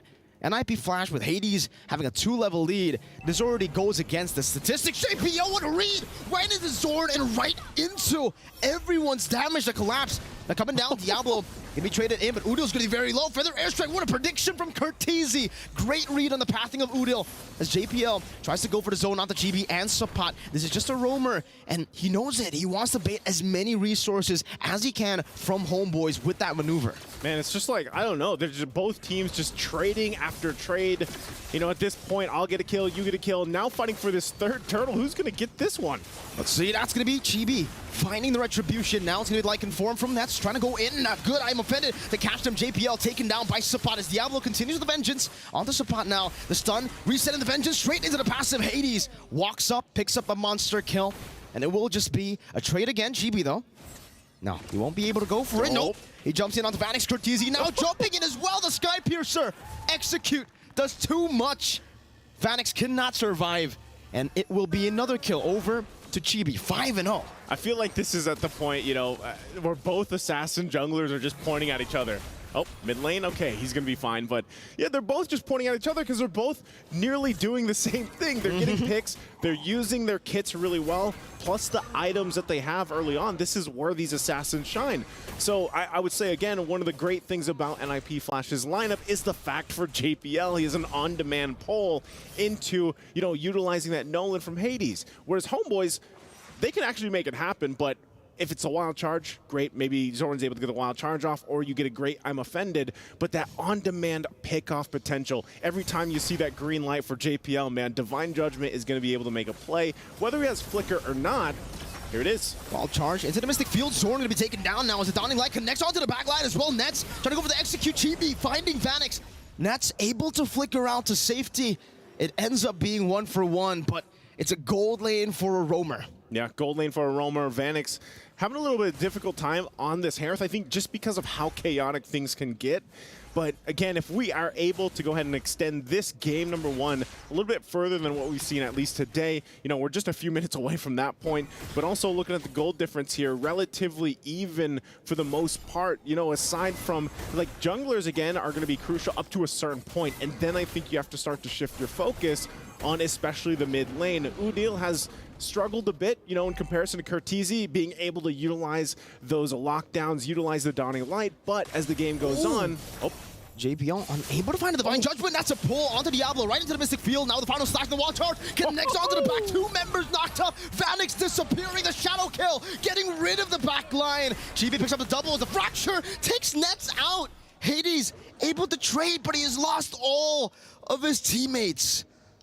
Yeah, but I mean, that's great that Hades picked something up off of that, but now look at this. I mean, this is already going to be a Lord locked in for Homeboys. I was just saying, man, the lineup that they have, you know, going toe for toe, but Homeboys just demolished NIP Flash in that exchange. I've been saying, man, Homeboys, they're really good in the brawls. And for NIP Flash, they really need to slow their pace down. But let's take a look at this STC replay. So good. Again, Dawning Light into the wild charge and then Shadow Kill. Look at the back lines here. Curtizi has nowhere to go. Chibi goes back, grabs the double. Good check from Hades. Like I said, he's going to be part of the big obstacle that Homeboys has to get over for now. But if they manage to get a kill, man. Oh. It's onto Zorn. Divine Judgment, final slash, everything used up. It's a good pick off. There's no trades on the board. Sapat is definitely looking for it, but he'll just be walking forward every single time. Now Shadow Kill. Not used just yet. Chibi gets out with a quad shadow. Barely. Almost gets punished. NIP Flash having a little bit of a flank right now, but nobody's really walking up. And at this point, for both these teams, again, it's like which jungler is better? Which one is going to be able to pull this off continuously until eventually they get shut down? Malefic Roar, too, on Hades is what's making him just kind of cut through everything. The penetration is there, and it looks like for Chibi, picked up the BOD. So a little more defensive has to come on here for both teams if they want to withstand that initial burst. But still, JPL doing an amazing job on the pick-off potential with the Kaja. And then we'll have to start to shift as we get to this wild charge again. Right into the Mystic Field, right into the Dawning Light. Now Hades forced back, but the Shadow Kill continues. And Hades gets out. JPL doesn't have that luxury, the same luxury to actually escape with those dashes. Yeah, it doesn't get out, but it could have been way worse than they're able to survive. At least Hades doesn't go down. Dawning Light's dropped, and this is where the point now where, again, even if Udil struggled a little bit in the early game, look at him, he's got the 9 assists already. Dawning Light's already relatively on a low cooldown, and they just help push the waves in. The whole job is, all right, we're going to take control of this map. We're going to get these tier 2s down. Zorn's going to TP a little bit like we heard about, you know, and just get ready for the next objective in about a minute. But if they do this and they get all the space to work with, hey, Homeboys is happy. Shadow Kill on the Vanix. Oh my goodness. Barely surviving. I thought for sure the Sky Piercer proc would have done it, but I feel like it's a flex. He gets out. Yeah, you know, that's just, I'm here on your base. Look at that damage. Here's the damage. Be careful, right? I'm at this point, but Hades does the same thing. It's just, you know, he can't go ahead and use the quad shadows like a Hayabusa can. So all this relatively pretty much at a stalemate for now until this Lord does come up. And I think, again, this is where you see the Xavier pick start to shine. The great thing is for NIP Flash, if they have the initiation, whether that's now at this point for Diablo, he can flicker in, get the final slash, even if JPL doesn't land a Divine Judgment, or they just kind of reverse that and follow up through it. Interesting, too, some defensive items coming up. Athena Shield now for JPL. Conceal going to be used. They're going to find Sapat here.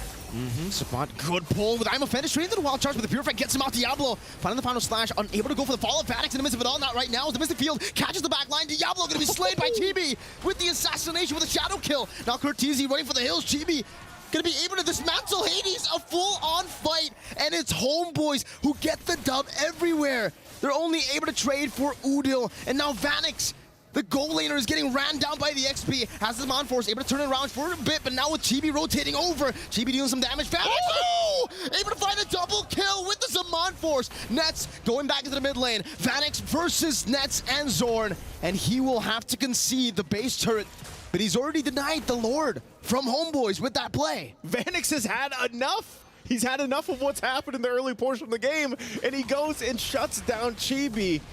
And so both junglers went down in the whole exchange over the course of that. But man, by the hands of Vanix, they actually maintain what could have possibly been a push into the base even further. So Lord still for the taking, and now it's just ultimately a reset. Wild charge again. This time on the JPL is going to be burning down nets with a Lycan Pounce finding it. They're all onto the turret, or actually the Lord rather. Hades going for a dawning light. Oh, Zord steals it away from NIP Flash. From the hands and the grasp of Hades, who was on it.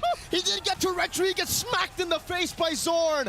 Homeboys are online. That's a grok for you. That's Zorn. You wonder what he's been TPing for. It's for these moments right here. It takes the Lord, gets the cleanup kill. And now for Homeboys, they're going to be looking to march into possibly ending the game if possible. Curtizi does pick up a Divine Glaive. There's a couple crowns over here. They might be able to clear the waves out enough unless Homeboys forces this game to end here. Lord makes its way to the base.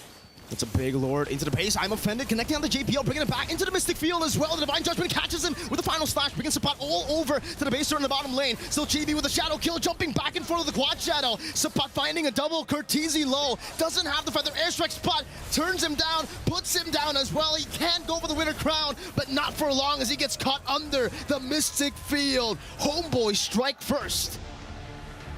And the Homeboys come out swinging in game number 1 here. A great assassin matchup between two great junglers from two great teams. But ultimately, Chibi and the rest of the Homeboys will go ahead and get the W, get the victory here. Man, what a game 1 for this best of 5. I know the panelists mentioned this earlier. I think this is going to be a very close series ahead of us after just seeing this and what's, again, at stake here for these two teams. Hey, if we get to see 4 more games of that, I'd be happy. That'll be quite entertaining. An amazing first game to set the pace, to set the tone for this best of 5. Homeboys versus NIP Flash. What a great matchup we have in store for us, but game 1 was already a treat. Boys, at the panelist stand, why don't you go ahead and break this one down? I mean, talk about an amazing match. Both junglers being extra active in this game. But I gotta say, that Zorn Lord Steal, I might nominate that as one of the best Lord Steals we've seen so far in MSC. At least one of the most important, because just for a minute there, Vanix grabbed the game by the horns with a great outplay, able to put them in a position where they could take the Lord, and then Zorn just steals it from him. And most importantly, he goes for the flicker smack. And then takes out the Hades. I think Hades wasn't able to utilize the retribution because of the dawning light as well that he might not have expected from Jill. Maybe he's not looking at his own screen. You know, sometimes you drag your map. That's my only description of that. However, for NIP Flash, there were glaring mistakes, I would say. Despite, you know, Vanix making the plays afterwards and trying to bring it back for the team, and the fact that there was a good start for JPL. Everybody else was so inconsistent coming out from NIP Flash.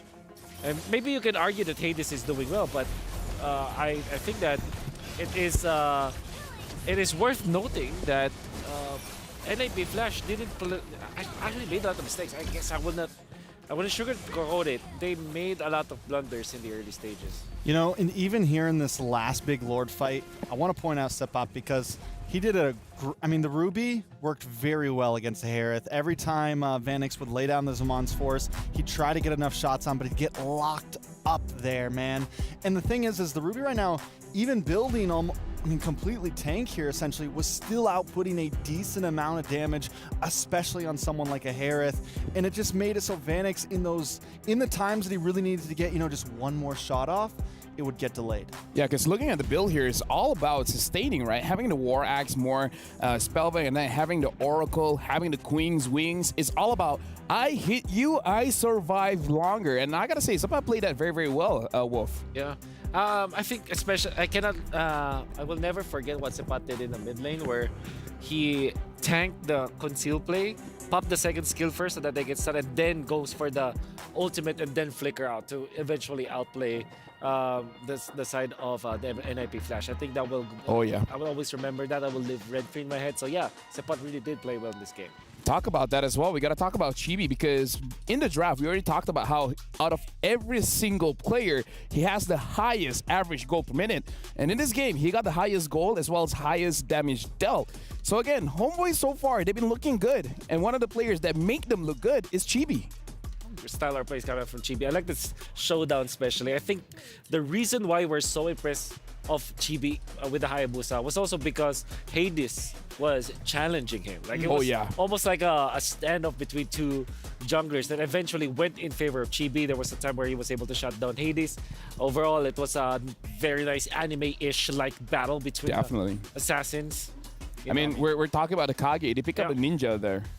That's right. Even in the beginning, I mean, they were both, what was it, 6-0 and something, Yeah. 7-0 and something. They were trading kills. I mean, it was definitely a assassin versus assassin there. I fairly remember when Hades was 9-0-0. Yeah. Chibi was 8-0-3. So they were the were neck and gold neck. was the gold was also very similar, neck and neck.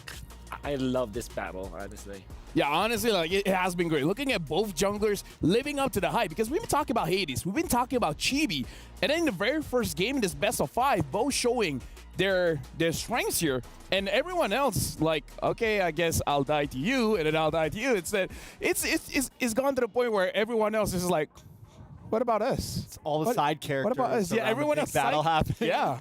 Yeah, and I would say though, the side characters have to step up at least for the side of NLB Flash. And I'm not gonna sugarcoat this. They look very shaky after the first few minutes of the game. It's mainly because of the fact that Vanix is dying. Yeah. He went 0-3. JPL is not finding the good initiations anymore. He's getting picked apart. Courtesy was phenomenal though. Courtesy was great. I think the way that he managed to utilize the Farsa ult. But Diablo as well, I think he got killed twice in the laning stage. And then when he wanted to initiate, after one final slash, he's not able to kind of refresh the vengeance dashes to eventually sustain the fight. I think people have to step up for NIP Flash. Like I said, the side characters, they need to be the main characters now. What do you think, Trace? Like, what's your opinion on this matchup? I think even though they want it to be this huge brawl after game 1, maybe NIP Flash slows down just a little bit. Or, I mean, if you're going to keep on doing this, if you're just going to go blow for blow, then you just got to punch harder, right? There's no other option. And yeah, the rest of the characters do need to step up because they didn't have someone pulling a big Zorn play. Vanix played well, I think.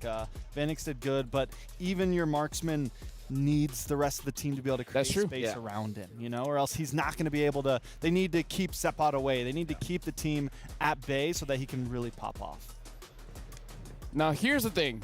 We're going to look at our Sony MVP, and it's Chibi Skibidi, because right now, currently, he has the highest average goal per minute among players, 861.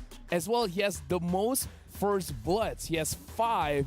And even though Homeboys has played and the thing is, like, they've been playing a lot because we have to remember, Homeboys has been playing since the wild card stage. Out of all the teams here, Homeboys has played the most. They've just been warming up, and that's why I feel like Chibi is literally, I mean, it feels like every time we see him play, it's just better and better and better and better. Chibidi Skibidi, as we mentioned.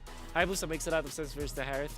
Expect that kind of matchup come through many times. The counter for Chibi should have been this Kaja, but Chibi managed it so well. He gets in and out of the fights before JPL was even able to react. And look at that, the way that he identified that Vanix is very frail in that moment, and then finds him once again onto the backlines in combination with Odil's Dawning Light. This Hayabusa looks very scary. And look at that, that was the seventh play that was talked about, like able to counter the conceal play and then utilize the ultimate to convert for more kills for the side of Homeboys.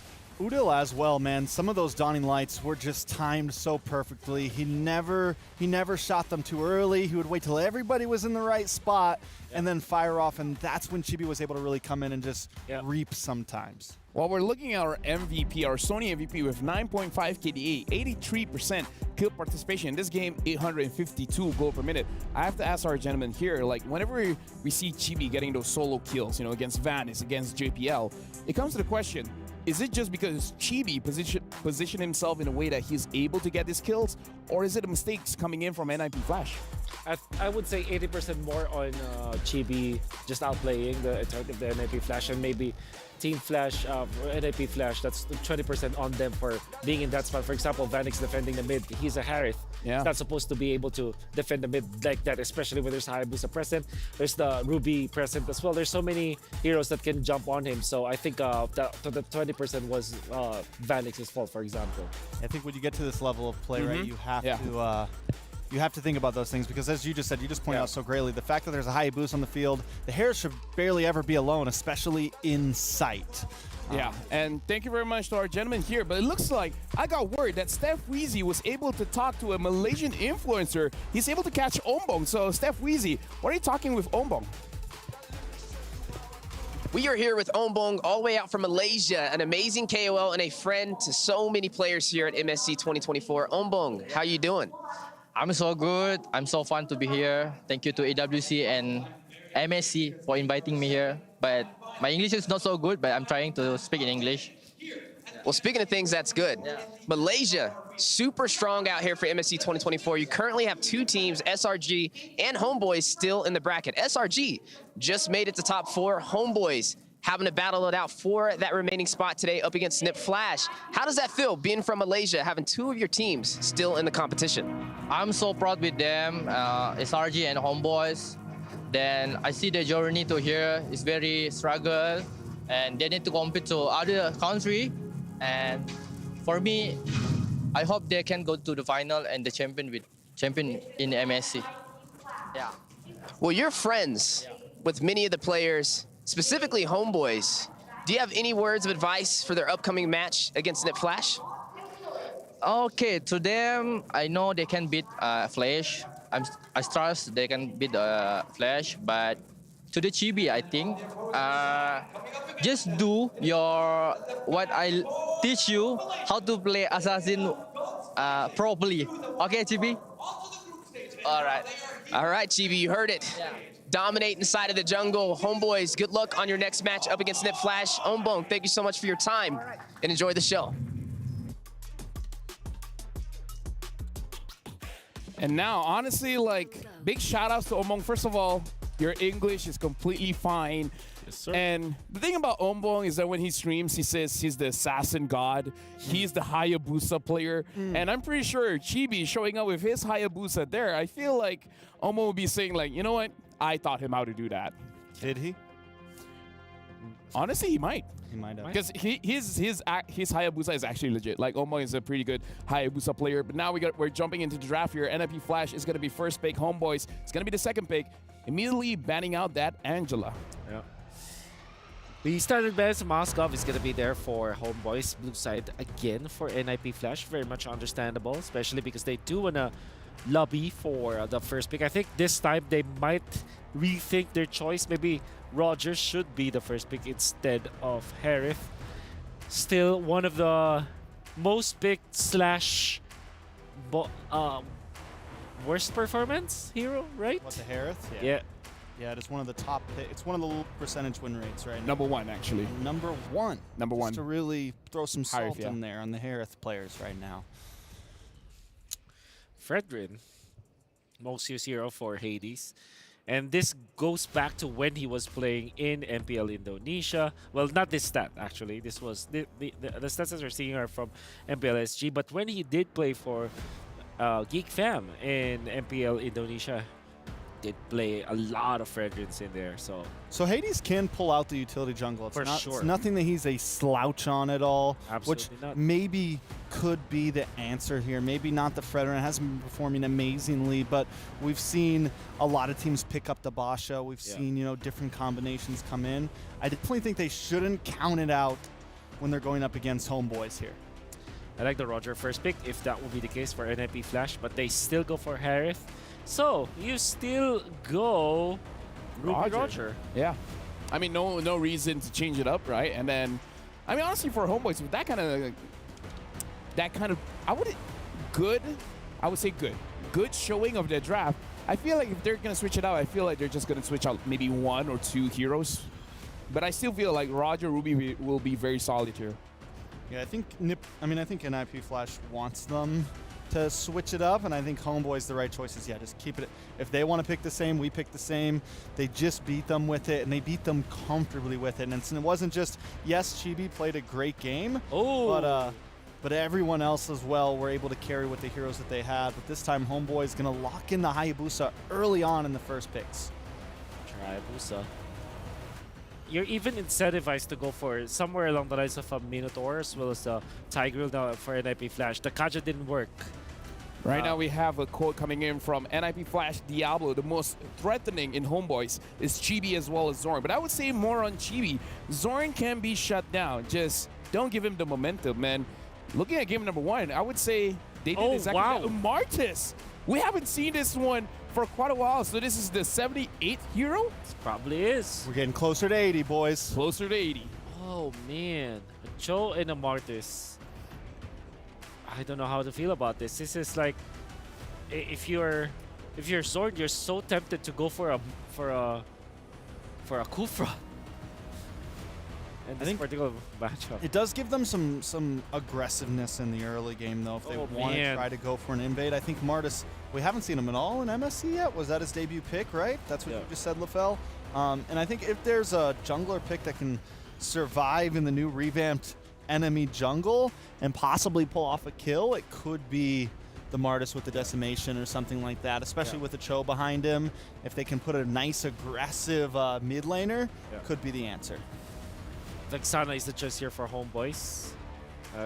Reckon they would go for another sustain hero for Sapat, just so that they will have a good synergy. I'm still curious about this Martis because I don't think that it's one of the strongest heroes out there. No. And most importantly, is third pick. There's the Faramis, but it is actually banned by Homeboys, which I thought they could have used. Especially, that is an answer to the Martis. Martis doesn't like to play against Faramis because you just cannot decimate people.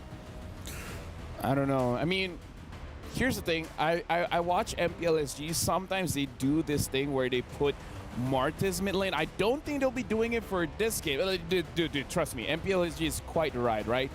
In terms of spicy pickups, they do have a lot of spicy pickups. But now, the Farum is getting banned out. For NIP Flash, should they be focusing more on Zorn or Sapat? With that being said, Edith kind of hits both. Yeah. Edith is it is a great ban because it's an open, like I said. Arlott may be the next one. Get rid of the Grok again, maybe too. Oh yeah, the Grok also. It's a Harry. Grok's a nice. You get the passive and everything to nullify the CC coming from the Cho and the Martis, so it could be a solid answer. Nana, very interesting ban here. Okay. Oh, sorry. These are heroes that might be able to counter the assassins, right? I would suggest Aurora for NIP Flash. It's going to be great for Curtizy. Aurora and Cho, so much lockdown in that. You can deliver also the damage.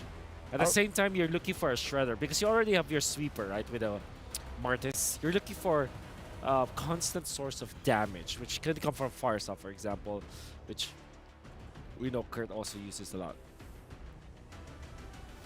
It's definitely up in the air right now.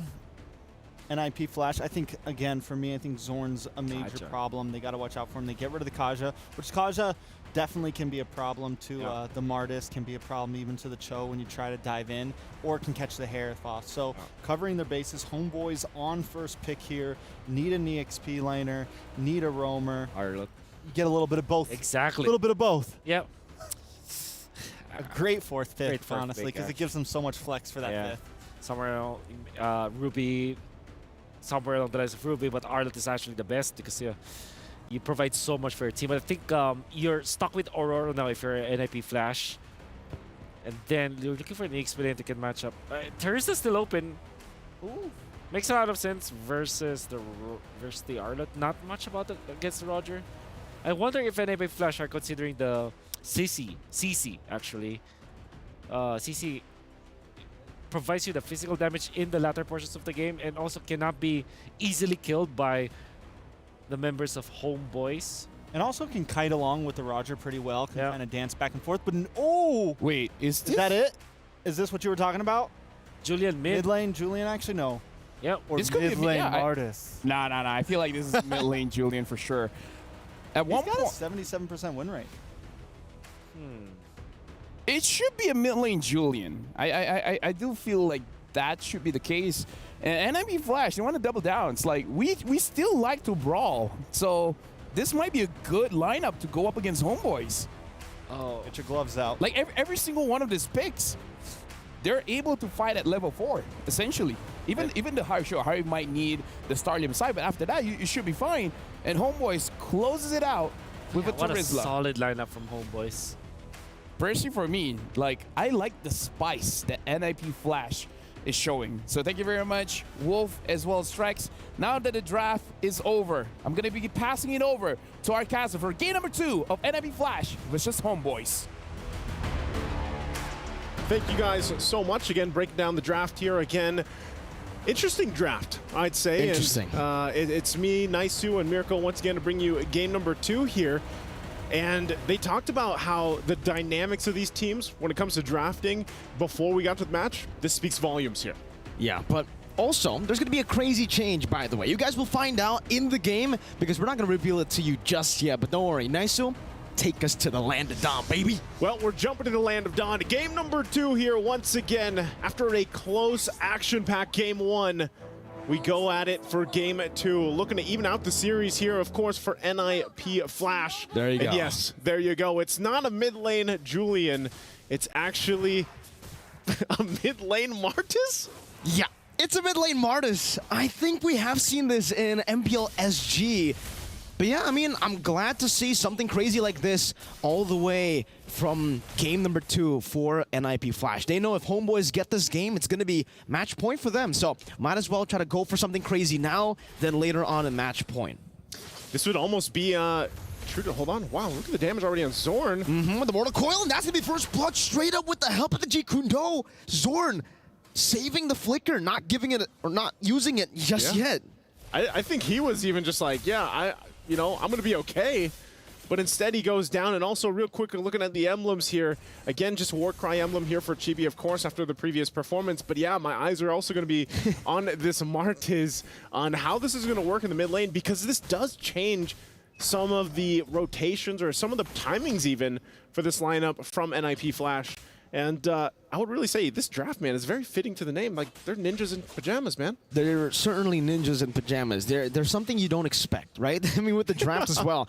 I feel like the idea is, if Homeboys wants to brawl, sure, let's brawl with them. Because that's what the Martis is meant to do in these brawls. Vanix, though, taking a wrong step forward, now punished instantly by the Chain CC and the Lycan Pounce. JPL, no way to actually go in towards Zorn or Net, so he'll have to just concede that one kill back to Homeboys. That's a good pickup, though, too. You know, Net's getting that early kill already in the gold lane is going to help out with the matchup against the Harith. Of course, you know, lane-wise, it can be either or, but Turtle's up now. Objective for the taking here, and that's just going to be NIP Flash securing it very easily. So again, trading here, top lane.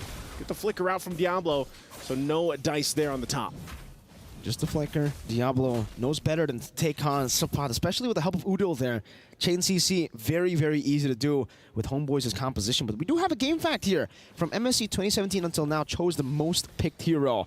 With this pick as the 158th, recording over a 56% win rate from the start of MSC. That's, I don't know, we got to give him like a MSC skin or something. An MSC skin? he needs one. At this point, he's Mr. MSC. You know, and with the recent change to the show, I feel like that's really what put him in a position where when we made that transition to like old meta to where we are now, he fits so well in it because, you know, we've seen this so many times where it's all about the fighting, it's all about these skirmishes early on. Just like this mid. Shadow kill into the mid lane, or just the quad shadow. No shadow kill, he didn't use it. Curteasy, great mortar coil to actually escape from it, utilizing the CC in his kit and then flickering out. Good defense. But, you know, again, Chibi can actually just visit the lane again and possibly get the next kill. Also, really, when Chibi does get the Sky Piercer, I'm not sure if he's going to follow the exact same build as previous. But once that's online, then it gets, you know, a little bit more scary, especially when you're on a Martis sitting in the mid lane. So we find ourselves once again kind of at a stalemate until 30 seconds. This Turtle's going to come up here. You can see already placements too. Zorn waiting patiently there. taking a look at the items real quick. Okay, the Sky Piercer's already online for Chibi, and on the other side, Hades hasn't locked in his first item just yet. He went for the penetration boots, so he's got that. And then over, even for the Martis here, for Curtizi, doesn't have his just yet. So again, Sky Piercer is going to be picked up almost all the time first because it's only 1,500 gold. You know, it's pretty cheap for the amount of pressure it can apply to these fights on a Hayabusa. Yeah, and for Hades, you know, on the Julian, I think it's normal right now to see Julian just go for the Holy Crystal first item, and that's what he's pathing for in the item builds. JPL trying to find an angle now as Homeboys are first onto the second turtle of the game.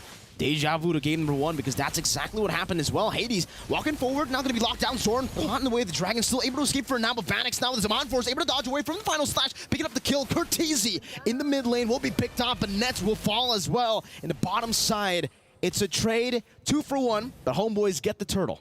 Oh, okay. JPL should be fine. He's going to stay here, of course. Try to annoy Sapat.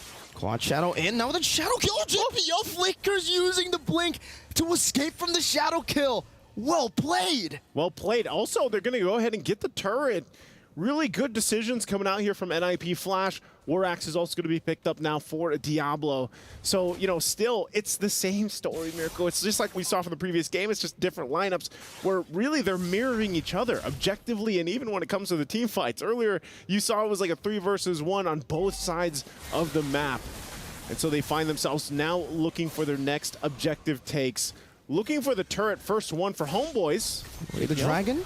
The Vengeance actually cancels it just for a bit, but Curtizi will be able to pick up the Decimate right with the Chain CC together with the Enhanced Chain knockup. And now he has a Sky Piercer. That's a Decimate Sky Piercer Martis. I was going to say, you know, you see the Holy Crystal being built up here too. Mid lane should be fine. Okay, yes. Sky Piercer Decimate. What do we even call that? Decimate Pierce? The Sky Decimate? What happens first? The Decimate or the... Yeah, I guess the Decimate. I think so. Sapan, ooh.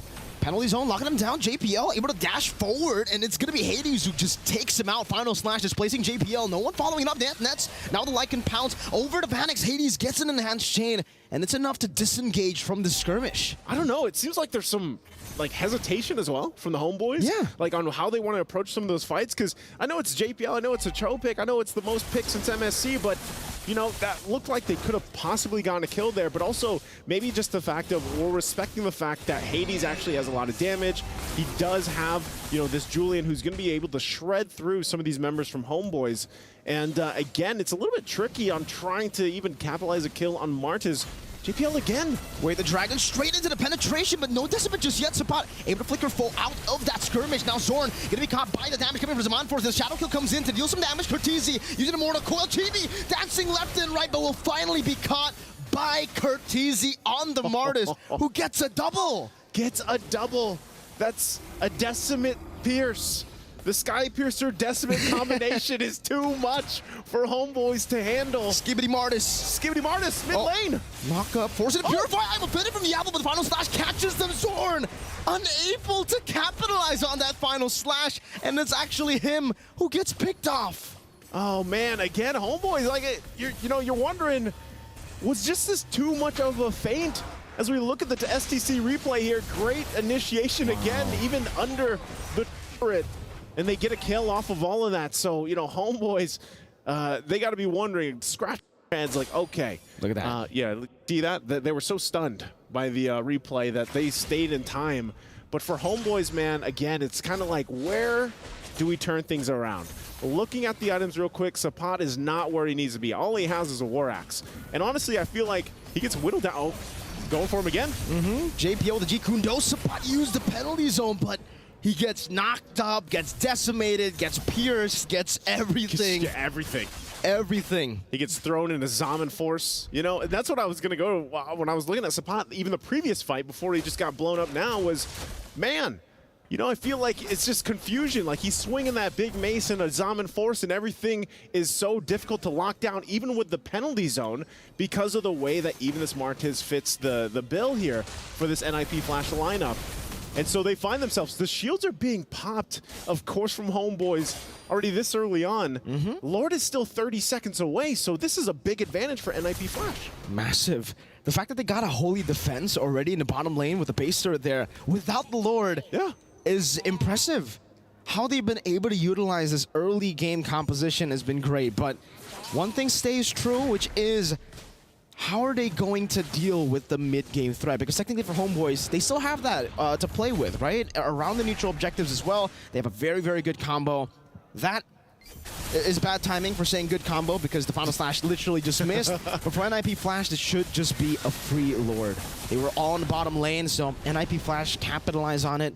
They weren't even able to go for any trade. They tried to get a kill on JPL. I think even if they did get that, it wouldn't really have been worth it. JPL would have still accomplished his mission. You know, it's pretty much just to be a nuisance to Homeboys right now.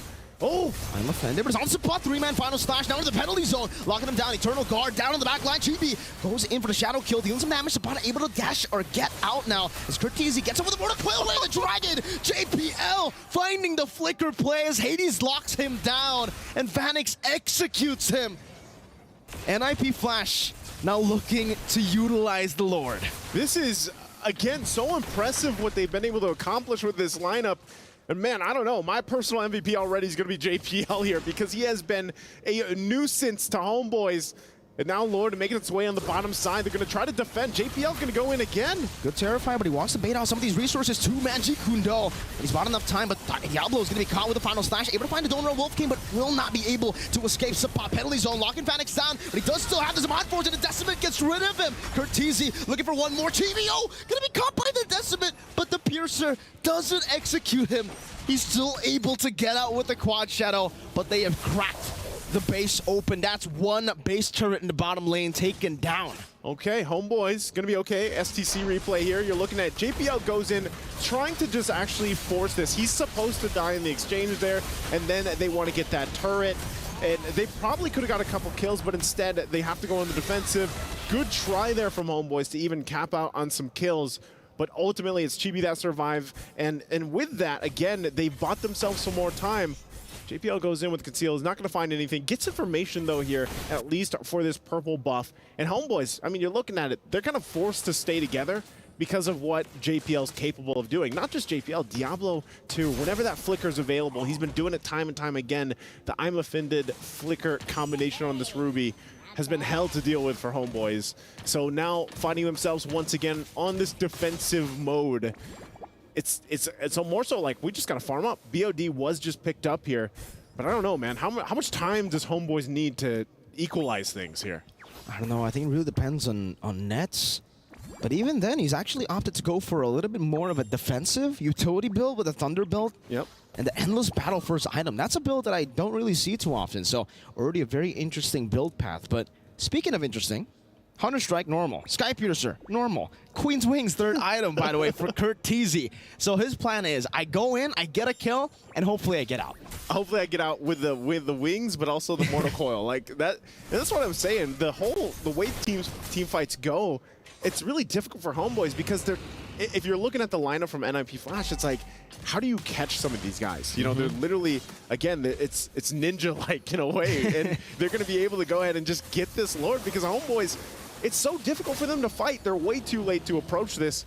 I'm not sure. Diablo could possibly force a situation, but they don't. They take the discipline route. They're like, you know what? We're going to go ahead, wait for the Lord to come in.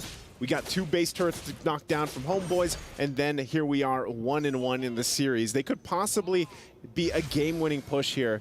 Depending on how this goes, they're probably going to take the purple buff as well. Divine Glaive now locked in too for Vanix. So for Homeboys, I'm really just thinking here, you know, 8,000 gold behind. You somehow need to withstand the pick-off potential that's going to be forced from NIP Flash as they kind of just have to watch. Oh, hold on, Zorn. And that's Shane canceling out that Final Slash, but for them, it's all about utilizing the Lord, right? They don't want to get too aggressive, but right as I say that, that's a conceal from JPL. Able to Jikundo, possibly onto Udil, uses the Shunpo, and he was able to zone them away from that base turret. Easy take for NIP Flash, as now they're looking for the final base turret up top. Chibi sent to deal with it. Hades now looking for it. Shadow kill used up, the Winter Crown is there. Chibi dashes forward, watch out, JPL with Away the Dragon, and Diablo takes him out. Final penalty zone onto 3 members. That's going to enhance Shane to knock them up straight into Vanix's damage. On this Hunt Force, Vanix going wild. Getting the triple kill as Curtizi goes godlike. NIP Flash 1-1. And ladies and gentlemen, we have a series on our hands. Man, like true ninjas in pajamas, NIP Flash comes out with a brilliant lineup. Something a lot of people did not expect to see of Martis in the mid lane. And JPL, my personal MVP, my personal GOAT for game number 2 here. Man, what a game for him. If Liquid Echo have JP, NIP Flash have JPL. JPL. Oh, man. Again, great lineup. I love that we talked about how these two teams are the teams to bring out this spice or bring out drafts that you might be scratching your head about sometimes, you know? And I'm sure the guys over on the panelist stand also are scratching their heads, so we're going to throw it over to them to break down game 2.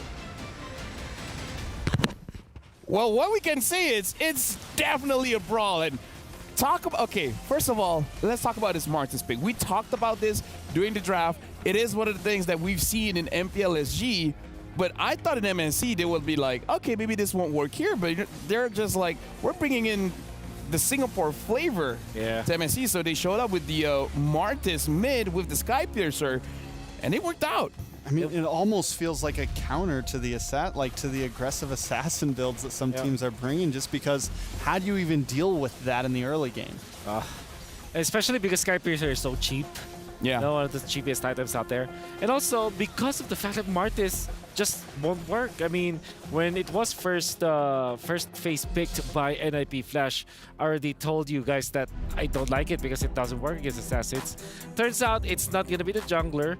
And in this case, after Hunter Strike goes for the Queen Swings, good for Express Play, there's no way you can take out Kurt Teasy. And he played so well. I think that if you, well, you probably don't know this, but Kurt used to play in the offlane role before. This was before XP Lane and Golden was established. It was called an offlaner, you know?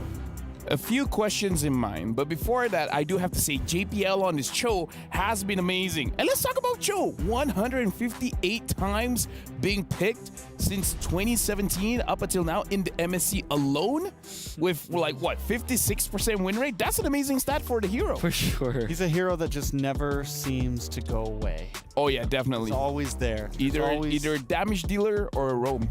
Yeah, all the way back like EXP.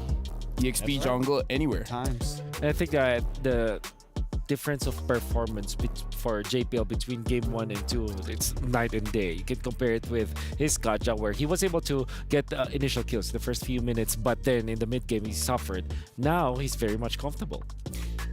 Question that both me and Trex we actually talk about.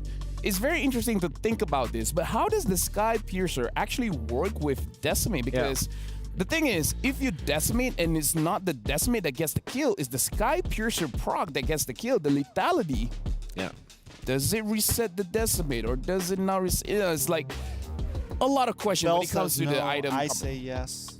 I believe that if you use the decimate and if it doesn't kill, if any other damage input is the one that takes out the opponent, it will not reset the decimate. Let's just say that for some reason you have glowing wand, for example, with a decimate. Or an orange buff. Or an orange buff. But don't orange buff and glowing wand apply separate damage? Yeah, that's separate. I'm pretty sure Sky Piercer is part of your damage. Yeah. It just adds what's needed to your attack. So it's not like it's not like when the numbers pop up, it's a separate number. I think. Right. So it still counts as the decimate. I mean, I don't know. We usually see the true damage 9999. So is that? Oh yeah, the 999. Right. So it might consider as a, you know, again, this is one of those things where we nerd out behind the scenes, like we're talking about how it works, etc., etc. But again, this is a brawl. NIP Flash going up against Homeboys, really living up to what they've been talking about before the match even starts. They just want to fight it out. And I gotta say, Curteasy, fighter mid, that might be the adjustments that makes it so that Homeboys is like, okay, you know what, we've seen this before, but we would not thought we would fight against it. So what's next? How do you answer this? At the same time, it's like a Hayabusa and Harith picked up first 2 picks though. So I think NIP Flash would know better how to handle that. So I think it's not much about the choices here for NIP Flash, but you revealing so much in your first 2 picks. And I also have to talk about how the performances of the roamer really does impact the team, because in this game, Zorn using the Arlet, he was the first one to die in that exchange in the mid, and then after that we didn't see a lot of good pickups coming in from Zorn using the Arlet. He's amazing on the show, but honestly, this might be the matchup where, as much as the strong damage dealers are impacting the game, we gotta talk about the roamers as well. Well, I think Zorn, he's the type of roamer who wants to be in your face all the time. And when you see a lot of roamers like that, when they take an early death, it immediately kind of puts them in this place. It's like, oh, maybe I can't be the Zorn that I normally always am, right? Maybe I can't be the roamer that I normally always am. And then it kind of sets him back towards JPL comparative to game one. And now he's the one who's in their face, and the whole table has been flipped a little bit. But I'm wondering, should Zorn have, after that, should he have kept on getting vision for his team? He's kind of put in a weird spot, and I think that's where the Martis comes in. It was a cheesy pick, right? It comes in, it throws you completely off guard. You don't know how to play against it. You don't know what to do, especially roamer to roamer. Like, how many times do you think Zorn's ever gone up against a Martis roam, Oh, yeah, for sure. I mean, here's the thing. We're talking about the roamers. Let's talk about our Sony MVP. And it's going to be JPL on that show. Again, we talked about this show, and JPL really showing up, like, even behind the scenes when we were watching, it's like, how did he get that kick? Like, he was he was prepared for all these engages. I think it goes with his maybe mastery, or maybe this time it's confidence. Maybe game number one was just an off game for him, that he's not able to find his openings. But in this particular game, I think we are now seeing the strength of the buffed Cho, in a way, or balanced Cho, with the Jeet Kune Do having so much more, covering so much more ground. And at the same time, though, if you're snowballing like this, and then everybody's just dashing through, like all of the heroes coming out from NIP Flash are dashing, so you're just more comfortable initiating for your team because everybody can just follow through easily. Honestly, for me, the question really is, like, usually you see cheese picks working out very well in one game. Now we gotta see if it will actually pop up in the third game of this match, or they're like, okay, it's a little bit too risky, maybe we won't show it again. And even if they do show it again, it's all on Homeboys whether they can respond or not. But again, JPL on this show, I feel like for both teams, they got to respect this pick. Almost to the point where if you're a second pick, you might actually pick it up immediately just so that you don't give it over, because JPL with the show, 13 KDA with 81% kill participation.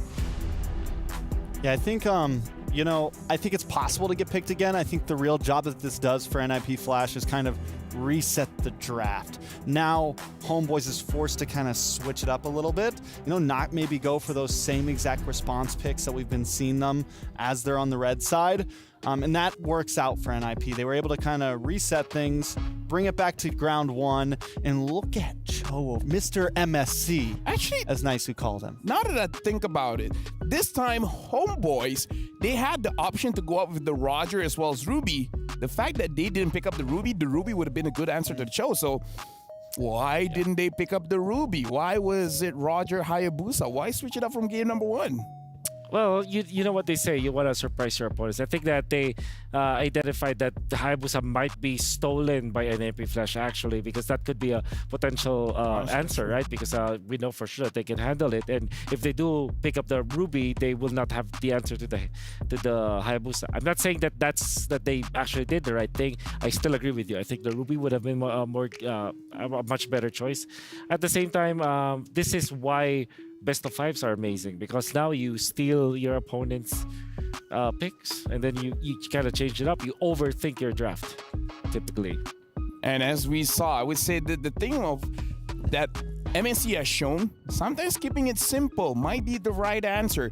With that being said, this game, there's a lot to break down for it. So, with the assistant of Bob, Wolf, can you show us what happened in game? Oh yeah, there were so many things that happened in game, but I would just like to show everyone the last clash, which I thought was amazing because, again, JPL is gonna be showing us how comfortable it is. So you can see that the turret has been taken out, so that's a massive thing for a side of NIP Flash. They focused on that one. That was the first step, and now they can now be aggressive. If you slowly look at it, Odile is gonna land a very good spell out there, but Hades goes for Chibi instead. So he knows that he can actually dive because he just freshly picked up the Winter's Crown, right? So this is just a few seconds ago, he was able to pick it up, and then he has the damage now for Chibi. And then we can see that JPL is just looking for an angle to support his teammate, and then he eventually finds it. Now they now corral to anyone who gets into their box. Although, technically speaking, assassin-based lineups like this one for NIP Flash don't necessarily have a box kind of strategy or a formation, because you're like all over the place. But once you eliminate one of your opponents, and then what usually happens is that in this case, Homeboys will desperately want to get a pick off. They will get into the box of NIP Flash, and then they get decimated one after the other. Although I have to say, looking at the highlight that you showed just now, it's all about Hades on that Julian. The enhanced chain really is a big game changer when it comes to the engages. I think just with the coils, the enhanced chain, and then JPL throwing in a kick here and there, they always had some way to kind of catch Homeboys off there. Nobody was safe from that composition during that game. Yeah. So honestly, looking at game number 3, it's really about the draft as well, because we've seen game number 1 and game number 2. It's been very, very impactful. Game number 1, it was pretty even between NIP Flash against Homeboys, but game number 2, it was, honestly, in my opinion, it was all NIP Flash. Yep. Now it comes to the question, are they going for that Martis mid again, since Homeboys didn't seem to have an answer, but now that Homeboys have seen it, what's going to be the plan? Because like you guys have said, you don't usually see this kind of things in scrims. I think that this Martis in the mid lane is more of a special sword that you bring out on special occasions. Maybe a special China that you chose, that you show when there are special guests. You bring out the nice China when the Homeboys are here. Exactly. So I think might not be repeating that kind of stuff, but if the situation calls for it, they're gonna bring it out. Can I just say I have no idea what you guys are talking about? The special China? The special China that you bring out when the Homeboys come over? Yeah. The good plates? Are you acting now, or it's one of your best plates, like a good design, usually fragile ceramic, actually top of the that's what line. you guys are talking about. Bring out the good silverware. The real silverware for the Homeboys. I only have paper plates. Well, we'll get you some China. All right, thank you very much. And now we're jumping into the draft pick here. Homeboys is going to be the first pick, NIP Flash, second pick here. Homeboys is still betting the Louis, even though they have the option to pick it up, and they're betting out the Moskov. NIP Flash betting out the Chip as well as the Angela. So even though they switch sides, in terms of the ban, not that much different here. Yeah.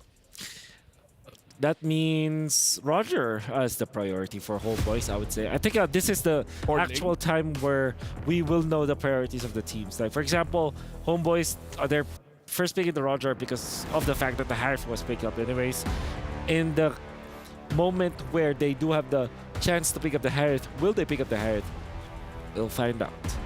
I think this is a good opportunity for NIP Flash to kind of switch things up as well, because now finally the side changes. NIP Flash on red side, they get second pick. And it's going to kind of change up. Like, I think we really start back to ground 1 here in terms of draft, at least. I don't think it's going to be exactly the same as game 1, and I don't think it's going to be exactly the same as game 2.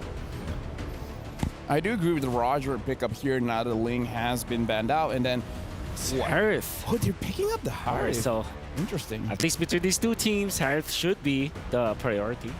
That's been proven. Ruby Roger for NIP Flash now. The mirror draft. I think they will want to go Cho, actually. Yeah. Cho Roger. But then Homeboys will pick up the Ruby just to fight back. Yeah, it's also very true. So, or Moscow. Moscow is banned, unfortunately. So yeah, this should be Roger Cho. That's my guess here for NIP Flash. Maybe. Do they pick up the Ruby? Oh my God, I'm the wolf now. All right. Yeah. I mean, now Homeboys, it's asking Zord. Now that you've seen the Ruby, do you want to pick up the Cho? I kind of personally feel like might as well just pick up the Grok while it's still open. Pick up the Grok and then have an aggressive mid laner just so that you can actually start applying pressure in the mid. What if Homeboys just picks up the Martis? They should exchange. Like, I'm the captain. I'm the captain now. I'm the captain now. I believe that the better option, I would say Grok looks good. Edith for Homeboys also looks really good. Pick up a Vex here, maybe. Did they want to get the Odile hero as soon as possible? Oh, Nolan. Oh, they're accepting the challenge. Joe going up against Ruby. And the Nolan, that is tough because the Nolan too wants to dive in, and if you get hit by just one of those second skills, man, it is you're stuck, and that's all Roger needs. That's all that's all anybody needs, just that half a second of time. Okay. And the Hayabusa pickup here. Wow, this is so. You know what? Both looks teams. familiar. Both teams might as well just share the same hero pool. Are we sure you they're know? on the right side? Are these drafts are on the right side? Oh my God! Well, the AR says so. So literally, Homeboys. This is like the first 2 picks. Oh, it's not really the first 2 picks, but the first 2 picks of Homeboys are the heroes that NIP Flash used against their composition. Yeah. Which happens to be NIP Flash's composition. So we'll. Okay. If Hayabusa wins again, do we just want to say, at least in this match, the Hayabusa is better than the Nolan? At least between these two, yeah. At least between these two, yeah. Or is it all because of the Ruby? Interesting. That's what Mirko always says as well. Interesting. Interesting. Okay, I do like the Grok. I thought that Homeboys could have utilized that too, but they do ban it. Well, because that was their hero in game number 1, right? That was Sword's hero, so they just banned it. You know what? Maybe they just banned Vexana. Was it Vexana in game 1? It was Vexana, right? For Odile. I think Vexana was game 2. Okay. Odile, I think NIP Flash had Farza in game 1. Yeah, NIP Flash had Farza, yeah. Odile had... Odile had Vex. He had one of those heroes. He had a the mage. Yeah. he had Xavier. Xavier. There you go. So, we haven't seen it for such a long time, but we can't remember it. Enemy Flash. I would say banning out the Vexana could be a good pick here. So yeah, Vexana has been banned out. Literally just... Okay, this is what works with us. Let's ban it out. Interesting. Okay. Homeboys, did they ban... if they ban Xavier here, I'm gonna... Okay, so it is going to be the Kaja. You're gonna be looking for your mage, probably for NIP Flash. What if they pick up the Edith? Just put the either or EXP and they pick up the Farsa instantly. Okay. It's gonna be their answer, the Farsa. I'm honestly not mad if Homeboys picks up the Xavier again. No Grok's banned. For Homeboys, it could well be the Xavier, right? Is Aurora fine here? Aurora is great. Yeah, for any of the teams actually, but then again, the Farsa was already taken by NIP Flash. That eliminates that factor. And yes, Aurora is really good against the composition of NIP Flash. Then they will be looking for what? Terizla at the end, good combination. Have so much sustain, and then maybe the outlier is Edith, but I'm thinking like Aurora plus the Edith now. Aurora plus Terizla for Homeboys. I don't know, man. The Aurora is kind of immobile, so it's a little scary up against a. They go for the Xavier. That's been their lean-to here, man. Maybe they just like the Xavier Farsa matchup. Do you want to go Lolita now if you're NIP Flash? Okay versus the Harith. Great versus the Xavier. There's nothing more satisfying than Minotaur? sending back a Dawning Light. Yeah. Minotaur, or just put this Ruby in the room and then just put a Yuzong in the EXP or something? Honestly, a Tiger looks really good for NIP Flash. It counters the Nolan in many ways. At the same time, Mino looks good. Ruby Roam, and then in that case, Yuzhong makes a lot of sense. Just because it helps deal with the Cho, like you were talking about, LaFell, I think it could go. Yeah, the Tigreal. Yeah, they're gonna trigger here. Looks like the Ruby will be going to the EXP. So the question is, for the casters, I'm pretty sure you guys will think one of the draft is interesting. The question is, which one? With that being said, we're throwing it over to Naisu and Mirko. Thanks so much, and yes, you know what? I'll go ahead and say it already. They're both interesting. How about you, Mirko? Interesting. I don't know. Looking like a close game, honestly, again, right? Just like in game number 1. Yeah. I don't think it'll be a stomp like game number 2. So I'm all in for it. This time, Hades on the Hayabusa. Love the flair of Hades on an assassin. Last time back in MPL Indonesia, every time he picks an assassin, it always just feels so much faster than when he's on the utility picks. Yeah, I think a lot of people are rejoicing again, as this whole series so far has been, its own form of an anime show between the junglers, swapping these jungle picks, swapping these assassin picks even, if you will. And, you know, when you're thinking about it, it does set the momentum, it does set the pace of the game. But it looks like we are ready to go ahead and jump into the Land of Dawn here for the next game. It's a 1-1 right now. Game number 3 ahead of us. We'll see which of these teams, either Homeboys or NIP Flash, will pull ahead in this best of 5. Once again, with everything on the line here, the amazing prize pool at MSC 2024, and also the keys that we've been seeing getting crushed for the past days now. Look at this already, early aggression on JPL.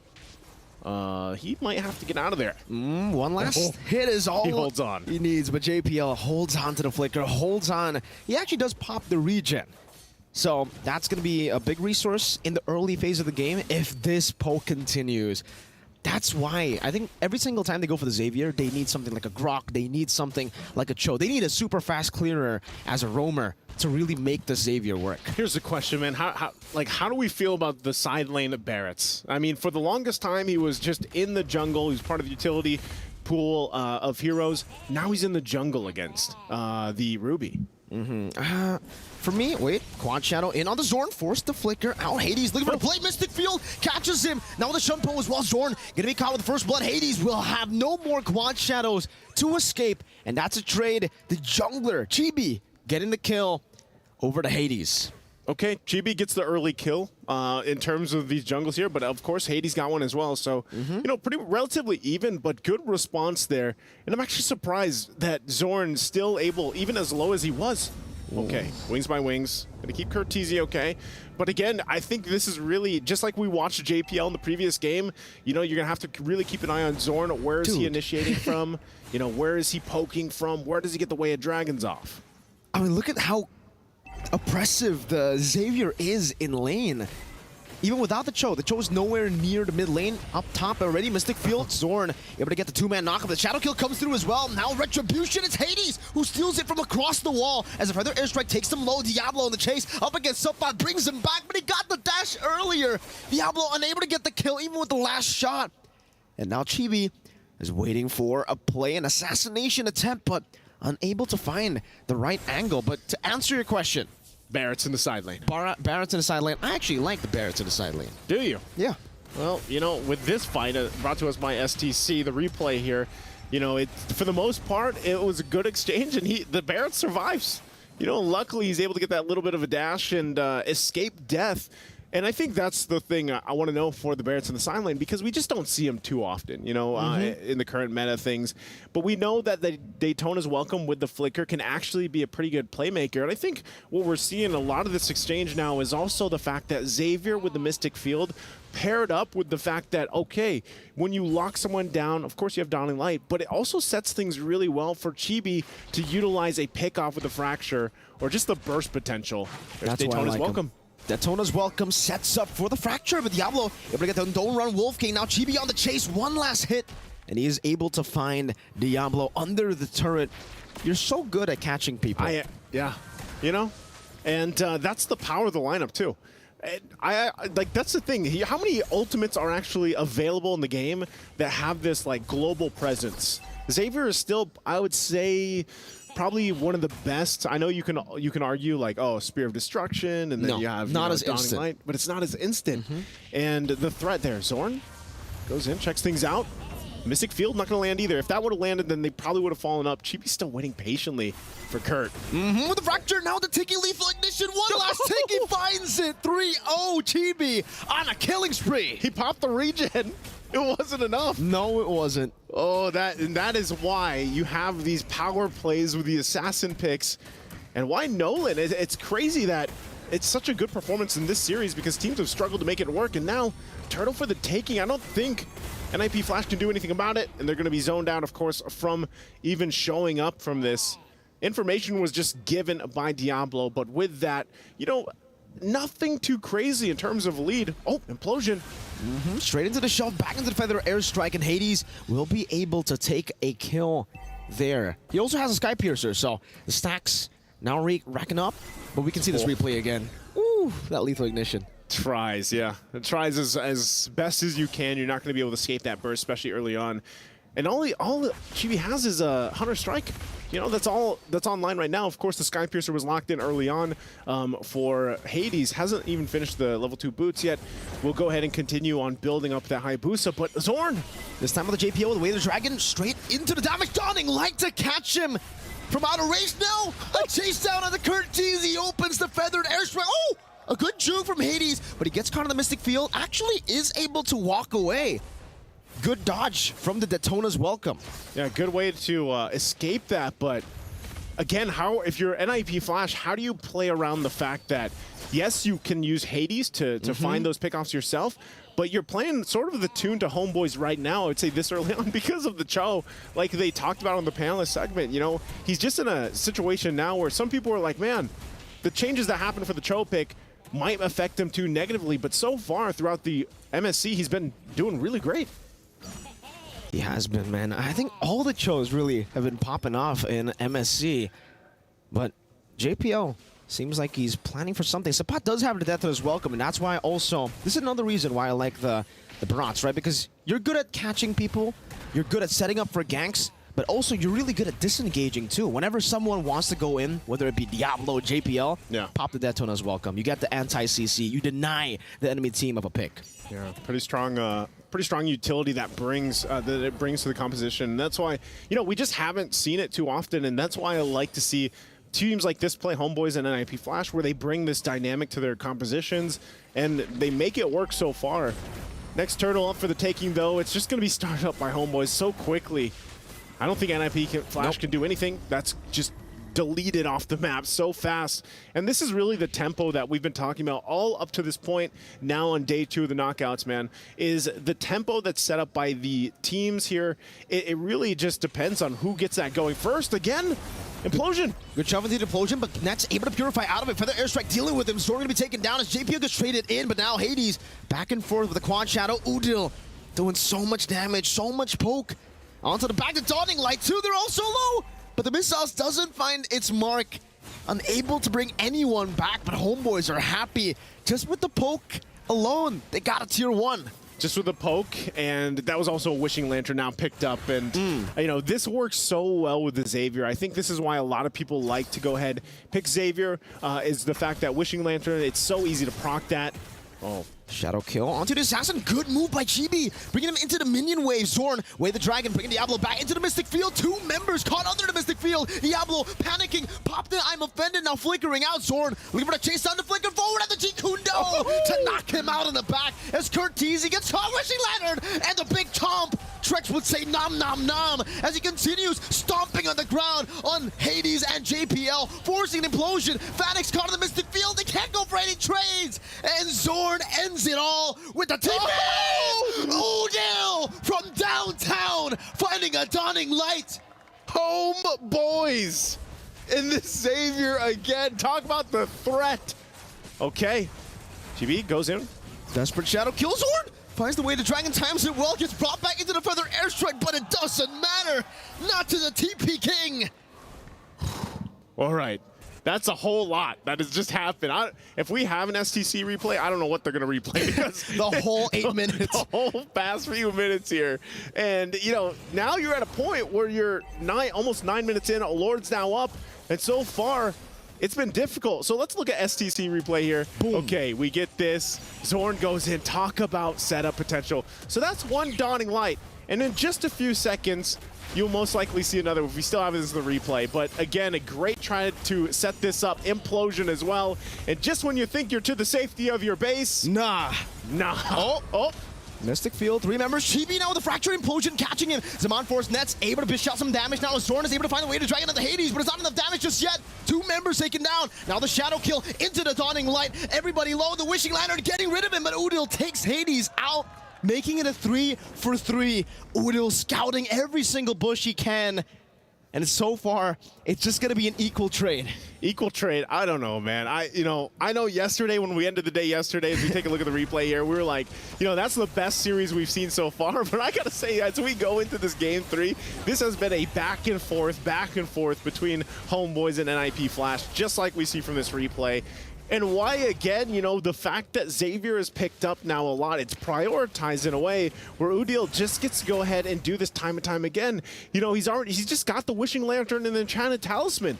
That's it. And there's not enough defense just yet for NIP to flash to deal with this, so we might just have to watch this Lord get taken. Zorn, Jikundo, Detonus welcome on towards JPL, forcing him out of the skirmish. 3-man, I'm offended, but into the way to Dragon. Now JPL looking for the angle to go for the implosion. Unable to go for it, but Vanix takes the kill away. That Sapot traded in, but it's a Lord for Homeboys. Yeah, again, I guess the big value, as we just saw with the Barrett's pick, is you're kind of a wall. Like, who's going to go past the big dinosaur, especially when your enemy jungler is trying to get in position? Look at the damage dealt already. You know, for Udil, this is what we're talking about with the Xavier pick and the Wishing Lantern.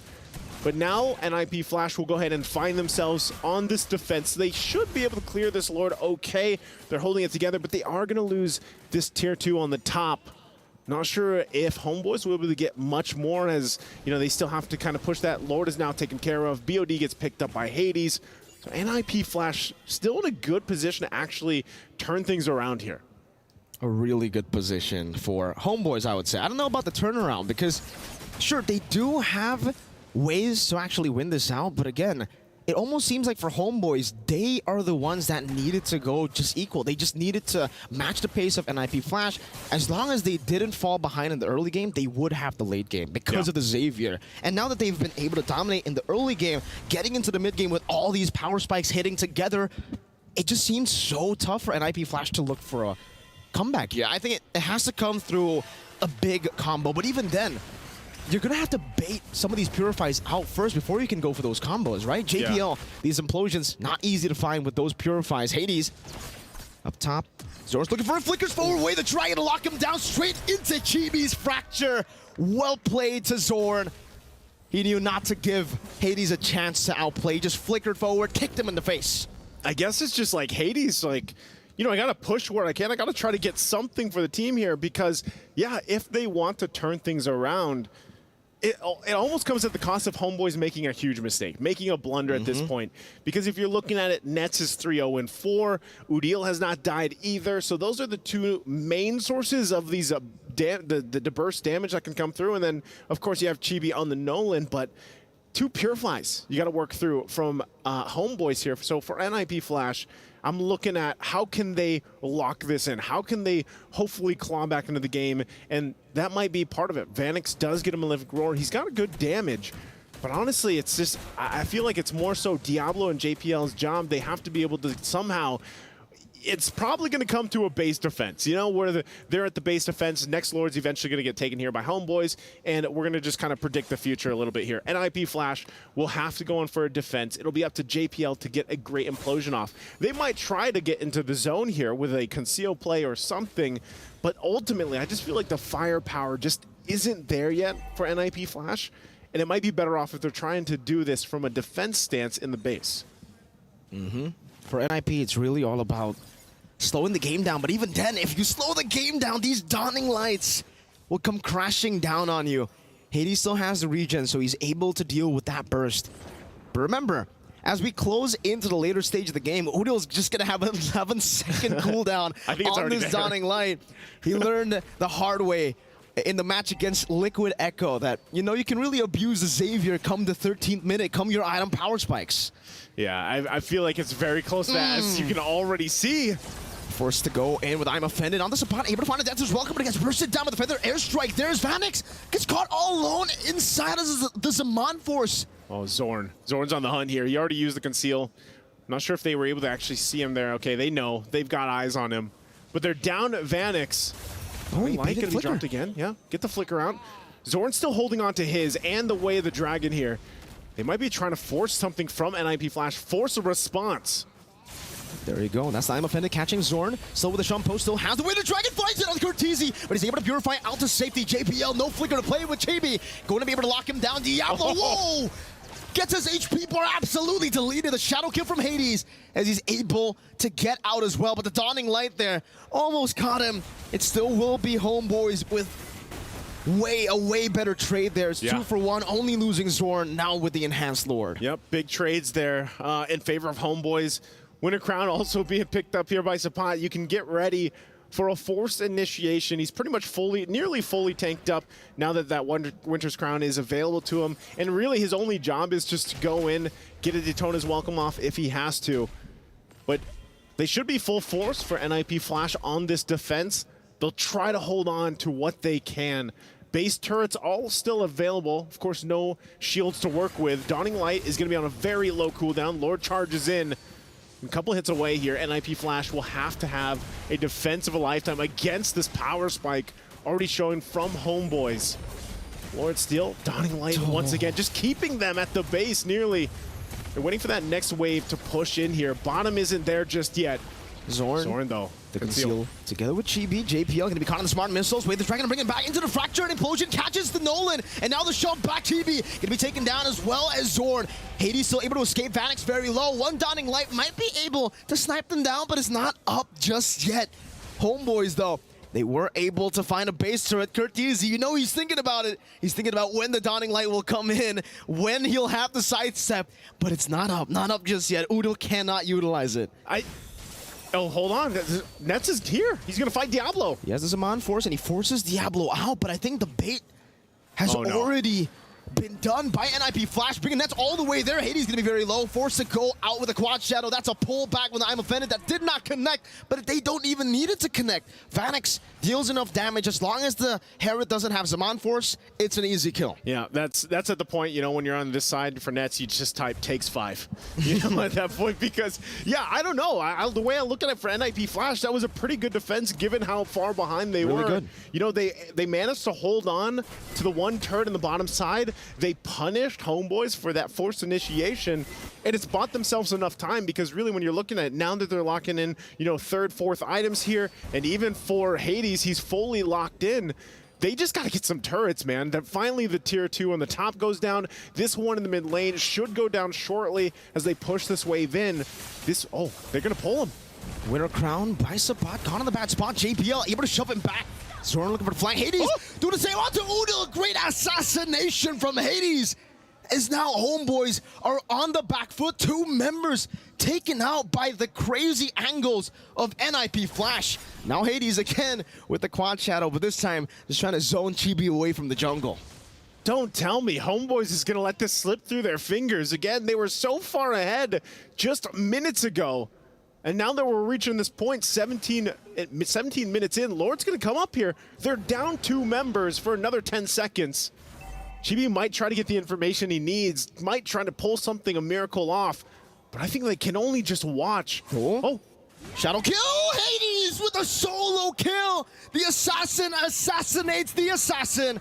NIP Flash are truly ninjas in pajamas here as they continue on towards the Lord. 70 minutes, Dawning Light!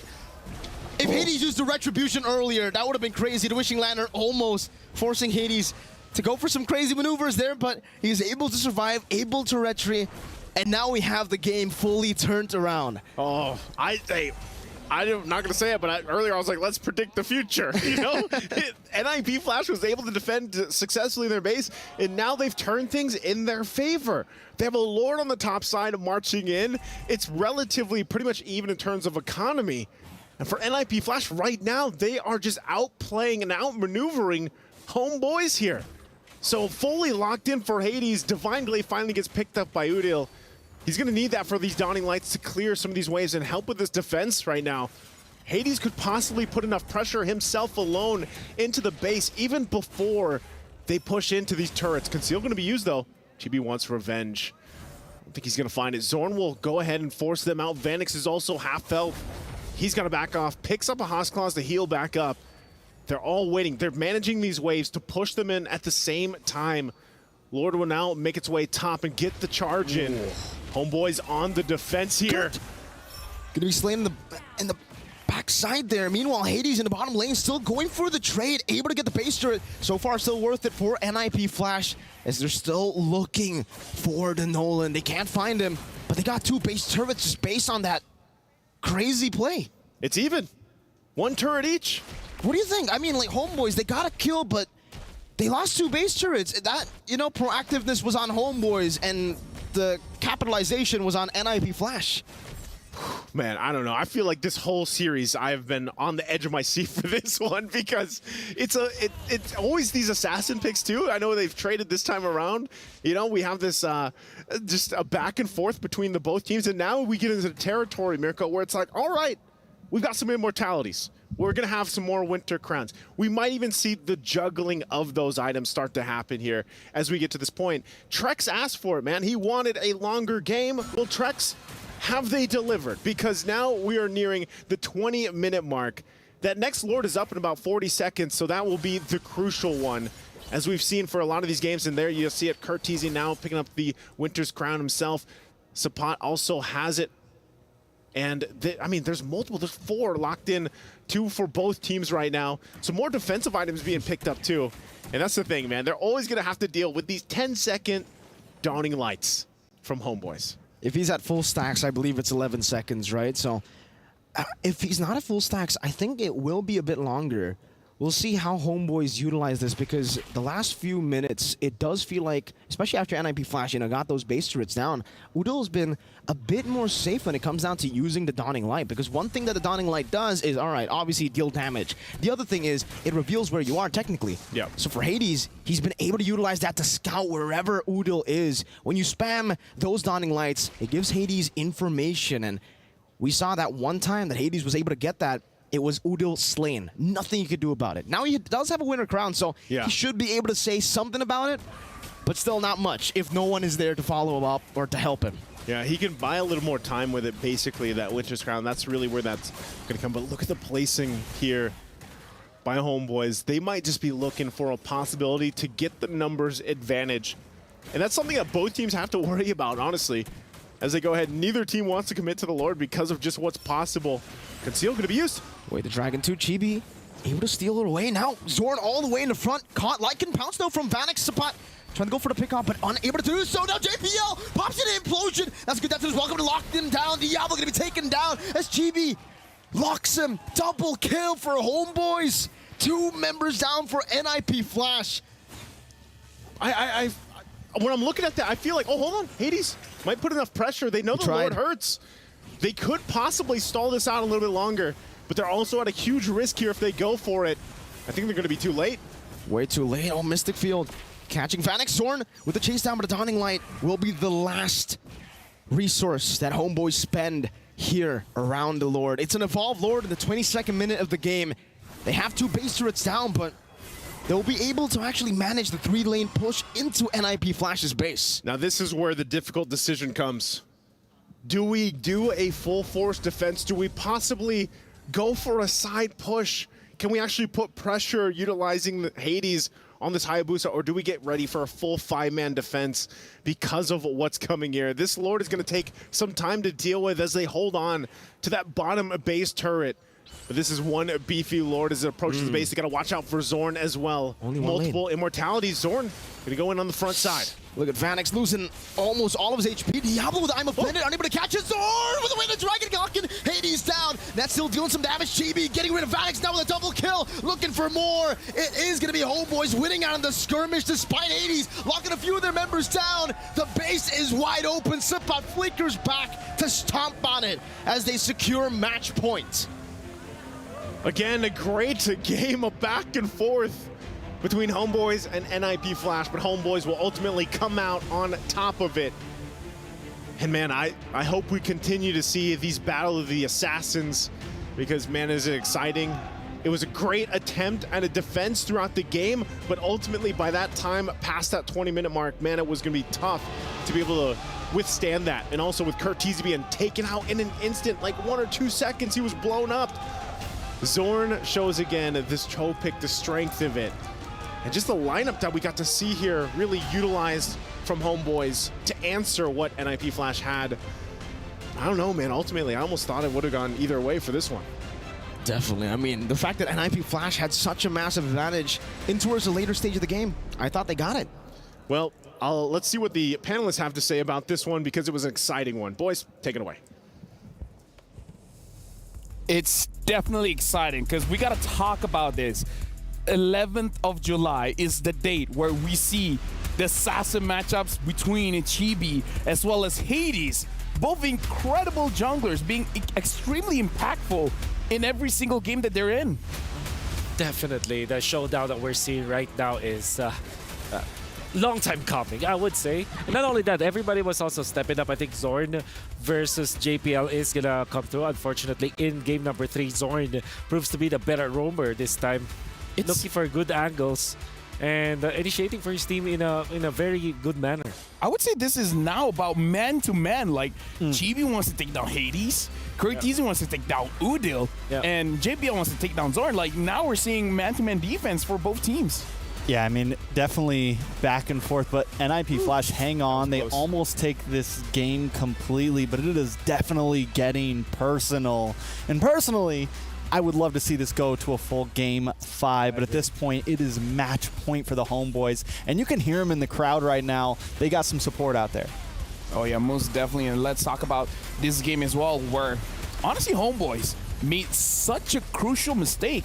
The NIP Flash could have possibly won this game off of that, I would even say, choke. Yep, definitely. And I think if you're looking at how homeboys approach it, it's almost like a box, but it's not an actual box because, again, this is Assassins. But they're utilizing Sepat in this case as well as Sword to kind of initiate for that one. They're delivering everything to Nets. And then eventually just Chibi, Chibi, do what you wanted to do. It's like they're unleashing Chibi at the same time they performing a mini box where they only have 4 people there. Can I say as well, historically, this is amazing because for Singapore and Malaysia, we used to be one region. It used to be MPL, MYSG. Now that we've broken up, we're actually starting to see how equal both teams really are going up against each other. And I don't know, personally for me, this is an exciting matchup. This is, like we talked about yesterday as being one of the best matches that we saw in the knockout stage in MSC in general. This is starting to make a case for itself. I think right now, Chibi, one of the questions we had last time was Hayabusa or the Noland. I think right now it just feels like Chibi. Oh, yeah. It's just Chibi, man. And even towards the end game, at first he was kind of coming in straight on, and he knew he had to adapt, and we saw him adapt. He started coming from those angles. He started to be more patient in the bushes, able to find Curtizi, able to keep Curtizi kind of at bay, because after it was, I think, one of the last Lord pushes, Curtizi gets caught off, taken out, and from there you could tell he was a bit more passive in the way he wanted to move around the map. Yeah, as Miracle would say, chibbity skibbity slaps. Can I just say as well, the reactions coming in from Chibi, this is very different. Usually he would be very loud, I would say.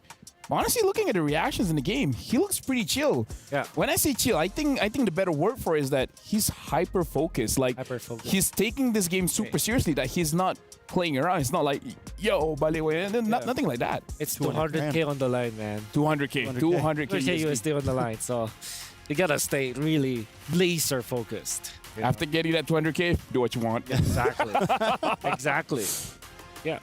Yeah, but I want to write on what Trek said just now. Like, we're looking at the jungler matchup here. Looks like the heroes, I feel like, has big impact. We did see Hades win a 1v1 going up against Chibi. Yeah. But again, looking at both junglers, Chibi is winning for now. And now we got to look at our Sony MVP of this game.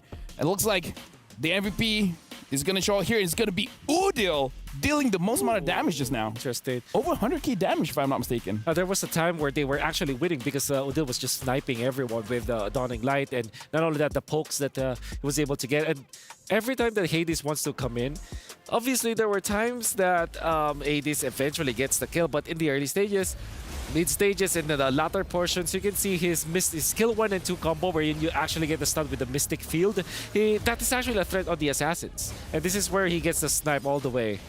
Oh, this one. Hold on. Okay. Oh. Like you would think you're safe, walking, Vanix running, and then in comes the snipe. Bam. You're never safe from Toby Rama. Never safe from Toby Rama. He always gets you. That's right.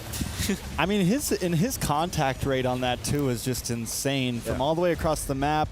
I know it's a quick skill, but still to continuously hit those back to back to back, there's just some game sense in that. Something about Homeboys, man. This time they're, oh my goodness, 24 KDA. Wow. 24 KDA. Super Marco. Yo. Yo. 96% kill participation. Yo, Udo, you know what? We're talking about the last spicy Kage. Toby Rama, man. Toby Rama. Toby Rama. Udil. Toby Rama Udil. The new moniker. Oh man, Toby Rama Udil is just yeah, like I said, he's a bully. I would say, even in the laning stage, even outside. Everywhere, honestly. Toby Rama Udil. And to be fair, it's been an amazing match. But for now, we're going for a short break. After this, we're going to be seeing the continuation of this match. So we'll see you guys then.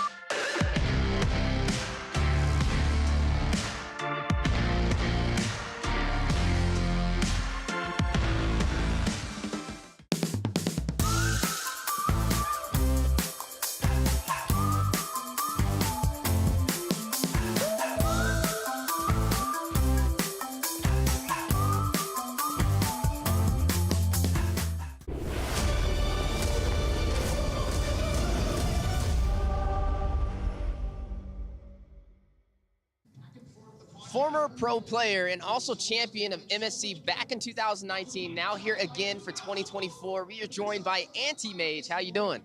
I'm good. Well, Anti-Mage, right behind us, we have two teams battling it out, Homeboys and NIP Flash. What would you say is different between these two teams? I think Homeboys plays is normal and play aggressive, but NIP have like cheese strat. A lot of cheese strat because they pick Martis in mid and they pick Minsitar for offlane. Very unique for me. So, between these two teams, you got to be voting for one. Which one do you think will win? Of course, Homeboys, because I have my ex-teammate Udil in there. Udil, definitely supporting him. Now, any words of advice to those out in the audience watching, supporting from Indonesia? Don't be sad because Indonesia team doesn't qualify to playoff, but we will be champion in the M6. Ooh, M6. I know Kyrie's listening to that one.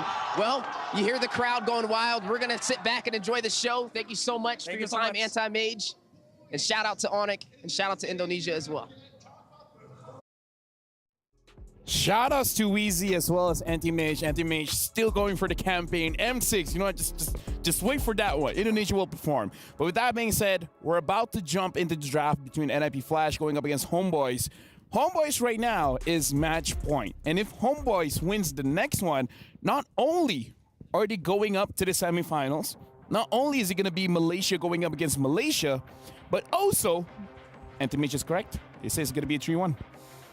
Right? That's true. And Oakland also gets 3-1 at first. Oh, yeah. Oh, Something yeah. about players. You know, maybe they should be Maybe they should analysts. be casters. Maybe they should host. Yeah. Maybe we should be players. Yeah, you know Maybe what? We should be players. That's where we draw the line. Okay. And now we're jumping into the draft here. NFP Flash is going to be blue side, first pick. Homeboys, red side, second pick. So looking at the bans, probably not going to be a lot change here. Yeah. Angela getting banned out. Homeboys probably having to ban the Moskov, the Louis, as well as the Chip. NFP Flash, they're ban. Will they ban out the Ling? Like, will they try to get the Ling for themselves? Probably. I think at this point, Ling is the red side designated ban. And yeah, but the Moskov being, I mean, like, again, Homeboys, Moskov, Louis, Chip, you don't have any way around it, right? So the Chip, they banned the Ling still. I think they banned out the Ling in game number 1. Yes, they did. Because I think they don't want to be forced to go for a bad trade. One of the problems being on blue side, if you leave the Ling open, a lot of time red side will like leave the E open with it, leave the Roger and something else, like the Valentina Roger or something. So it's tough to get that Ling on blue side, honestly. Okay. For free at least. Is this Harith again? Yes, it is. Yes, it is. So you go what? Roger Ruby? The Ruby baby. Roger, there we go. Or Hayabusa. Oh, Show. You know, I like it since he already showed that he doesn't care about Ruby. He's like, I'll kick anyone. Yeah. Anyone in the face. Yeah. Kick anyone at any body part. Anywhere. So Martis Grok is gonna be the choice. Ooh. I like the Martis again? I actually like NIP Flash's draft. It's like, you know what? We've won one game. And what do we use? Martis. What are we going to use? Martis. There you go. With the Grok as well. So there's a lot of damage in mid here. Zorn has to be careful. Trading against the Zorn in the Martis early game is going to hurt. I have a good suggestion here for Udil. I hope he picks up the Lilia. But maybe not in this slot. Maybe 4th slot or 5th slot. Yeah, because most likely Lilia won't get banned out. But here's the thing. Oh, Xavier. You know what? It works. Yeah. He stays away. He stays far, far away from the Martis and the Grok. This is Toby Rama, okay? Yep. Let him do his thing. And you get the Mystic Field stun. It still kind of gives you some viability against if it ends up being that mid lane Martis again. Yeah. It can slow him down. It can stop the Grok and the Martis in their tracks on those heavy engages. So I think it's a really strong pick from Udil here. What if NIP Flash and Homeboys just ban out all the assassins? Like, ban Nolan for NIP Flash. I wonder if Homeboys, they're banning out the assassins because they want this Roger onto Chibi and then pick up a Claude for Nets. That's right. That's, or Beatrix, in fact. Or Beatrix. But again, Nets loves Beatrix the Claude. Xavier, that's a lot of long-range damage. Or they want to try to force the Martis into the jungle. Oh, Leave yeah. them nothing left for the jungle, so Martis is kind of forced to not be a mid laner here. I wonder what the ban is. Honestly, I feel like Homeboys, if they have to ban anyone, it's between Nolan or Julian, because I feel like Julian is very dangerous as well. Yeah, that's what we saw last time. Exactly, that's what won them the game. No. It was Martis Xavier. Not Martis Julian, I mean. Martis Julian. So it could be could well be a Julian ban. I think that's the right route to go, really. But Take then, out Julian. if you don't ban an assassin, if you're NIP Flash, then you're going to be left with, especially if this is a Julian ban, what happens is if you don't ban the Nolan, Homeboys will just take it, and then all of a sudden you don't have a... True. You don't have an assassin to kind of match up with that. Then you're forced to maybe even go utility or go diving real deep, picking up the Leomord, picking up the Bane, picking up these fighters in the jungle. Or just put the Martis in jungle. I mean, I know it's a little crazy, but, you know, that could always be... No. We don't no know tracks. here. Yeah, you just... My bad, sorry. No. That wouldn't make sense. Martis is in the mid. Get this in your brain, okay? Martis makes most sense in the mid. MM. Martis mid. Martis mid. Yes, there you go. Now you understand. And that's the guy that's... Now you can go and cast in MPLSG. There you go. Okay. Looks like NIP Flash. They ban out the Mid-Star and the Barats. They pick up the Ruby, they take it away. I believe that Terizla should be the pick here for NIP Flash. Or do we want a spicy Diablo pick, like a By the way, just saying, Homeboys, they did ban out the Nolan. Oh, so it's Benedetta and the Gwyn. And baby Gwyn. All right, Benedetta and Gwyn. So again, mark this mid. Just saying. Ruby, so they're looking for a marksman. Or maybe jungler, because again, the Roger could be marksman. Yeah. Could they pick up something like the Claude here still? I saw Coach Pops asking for help there, so something might be going on. But either ways, one more pick for the side of Homeboys. And again, that drive is pretty flexible, because even the Ruby technically could go to the goal lane. So anything could happen with the draft at this point. Like a Kufra, you know, for Zorn. Let's pick Kufra. How do we feel about that Guinevere? So Guinevere jungle most likely, Martis mid.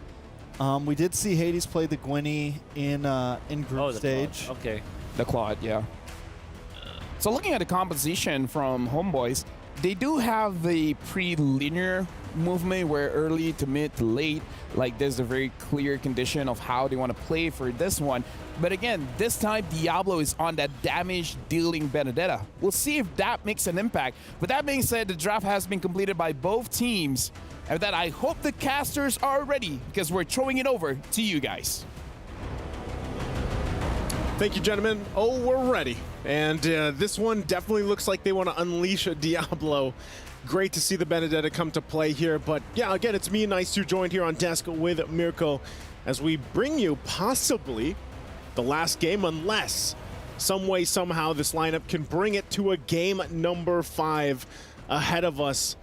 As with everything on the line here, both for NIP Flash and Homeboys, their keys, the chance to be one of the top 4 teams to round out MSC. We jump into Land of Dawn once again. Game number 4 here for NIP Flash. We're gonna have to look. I still think, you know, a lot of people are probably okay. We like the Martis in mid after what we saw before.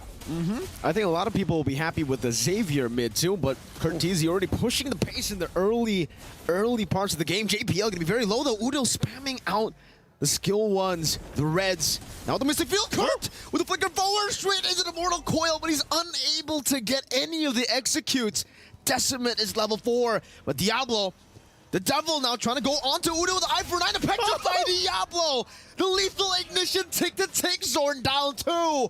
The Singaporean Devil strikes, but now Chibi goes with Lycan Pounce. Diablo still able to escape with the Mortal Coil from Curtizi. NIP Flash with an extreme advantage all the way in the first minute. Hey man, Udil didn't like his name. No. You saw it in the video. He asked him, what kind of name is Diablo? Well, would have moved there under the turret, already on a bit that he came all the way and rotated there to go and get that double. Great communication from NIP Flash. Devilish moves from Diablo. That was really, really good. And, you know, the analysts already spoke about it. Now Kurt gonna be caught in the Mystic Field. Chibi won't go for the overcommitment here under the turret, but what they talk about? Analyst panel, they were saying Diablo is on a pick, on a damage dealer. Expect Diablo to do Diablo things, and we got Diablo doing Diablo things in the first minute of the game. First minute of the game, gets that double kill. You know, he's also rolling with the Lethal Ignition emblem. So there's a lot of surprise pressure, I feel like, because honestly, we've, like, for the XP lane especially, it's been pretty standard. Oh, already, look at this. Clean eye for an eye to get out of the Dome Realm. Wolf King Supa won't be able to participate in the skirmish now, and Zorn, we force back, it seems. There's no way they can go for this final slash to petrify. There, Chibi gonna be locked down, still able to escape with the Lycan Pounce as Zorn gets caught. Decimate one last hit, and he slashes him to bits. Chibi gonna be caught again. Hades finding the projectile eye for an eye from Diablo. He's mad about the name call, and Udil will be able to escape, getting the Mystic Field. Sapat now running away. Diablo still trying to run. That final hit from Sapat gets him down, as Hades will have to respect Sapat here. Together with Udil, he won't be able to steal it away, but JPL does force it on Sapat. Yeah, Sapat got it, so at least it goes to Homeboys, but yeah, after everything we just said about Diablo, and then he goes, and it looked so close. It looked like he should have been able to get that kill on Udil, and maybe, yeah, you know, he's like, hey, here's the reason why I am Diablo, but ends up getting punished instead. So at least puts it Homeboys on the board, but ultimately, NIP Flash has gotten themselves a pretty big lead this early on, 3 minutes into the game. And so they'll find themselves playing around the momentum they built themselves. And this is one of the things, even with the Guinevere, we haven't talked too much about Hades on this Guinevere, the amount of CC that this hero brings to the table with everything else, I mean, even for JPL, is already enough to deal with a lot of what Homeboys wants to throw at them. So, you know, that's where, again, you kind of have to rely on, Zorn. Oh, and he's going to be chased. Good Violent Requiem straight into the wild charge and the Decimate from Curteezy. That's almost like the perfect alley-oop. It is. Right into the Decimate. Look at this top. Oh, Flicker Decimate from Curteezy there. And the rest of the team will be able to help him with the Mortal Coil to grab him a killing spree. 3-0-1 Hades with a Thunderbelt. And it seems there are no trades available for Homeboys because of just how oppressive Diablo is on the Benedetta. Cutting in the bottom lane, now using Final Slash, or Final Blow rather, to get out now. He's gonna have to time the Eye for an Eye perfectly. Dashes again, Petrify. GB looking for the pounce, but the Eye for an Eye to outplay Diablo in the bottom lane. Outplaying Chibi, forcing him on 0-2 on top. Violent Requiem, straight into the alley-oop. That's the Decimate. Curteezy able to escape with the Mortal Coil. Perfect timing for the turtle. Talk about timing. They're also just going to force Zorn out of here. But man, great team fights and just like these little skirmishes happening across the map. Diablo, though, again with this Benedetta. I'm surprised we haven't seen it on him, you know, even earlier in this series, but it's great that they pull it out for this game because as we look at their STC replay, boom. I mean, nearly shattering the replay as well. Great setups that are coming through here. And really, Curteezy before this, I believe, just picked up the Sky Pierce. You can see how good they're feeling about that over in the camp there. And again, you know, it goes back to it. The Decimate Sky Piercer is going to be deadly for Homeboys to deal with. Udil at this point is now picking up his Enchanted Talisman, and this is where we start to see, you know, a little bit more of those spamming of these abilities from the Xavier once you get that available. And they'll go ahead and just kind of try to slow things down a little bit. I'm offended going to be used. With the way the Dragon, but it kicks him all the way to the other side. Good Mystic Field, though, as a Violent Requiem will be used up. Hades able to escape. Zorn with the flicker forward. Hades! The outplays continue for NIP. Flash even dodging away from the dawning light as Vanix gets rid of Chibi on the other side, forcing Blazing Duet from Nets, who's unable to really lock anyone down.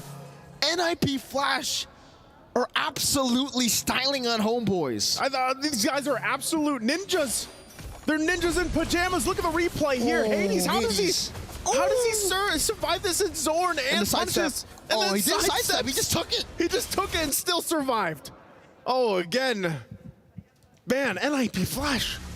They're playing this game with their hearts and everything else on their sleeves. Petrify instead of the Final Blow straight into the Requiem. Supply gonna be very low. Diablo one last slash to take him down. 11-1 now. NIP. Cool. This is just a, I don't think you could ask for a better start for NIP to transition to this point of the game. They still have a third turtle to go through, and they're well on their way to just going ahead and sweeping the turtles for now. 3 for 3, putting some pressure there. Once again, gonna go ahead and chase Diablo. Should be fine. Again, Benedetta very hard to catch, especially with the Eye for an Eye and the Electro Final Blow, and now they'll go ahead and just hold it down. Dawning Light going to be used, but that's going to be the objective turtle secured here by Hades and the turret. And Vanix will just push Nets back. Wild charge into the spatial migration and the Requiem into the Decimate. The alley-oop, skibbity Decimate. Yeah, that's what it feels like, right? You're just watching it happen in real time, especially with the Guinevere pick. This is a lineup, again, that a lot of teams throughout here for the Midseason Cup have not been willing to bring to the table. It takes a team very special like NIP Flash to make this work so well. And they're going to go ahead and continue to play with the fact that they've gotten themselves nearly a 8,000 gold lead. Dawning Light already going to be used. And they get that turret, that tier 1 already. Zorn. Oh, what's he going to do here?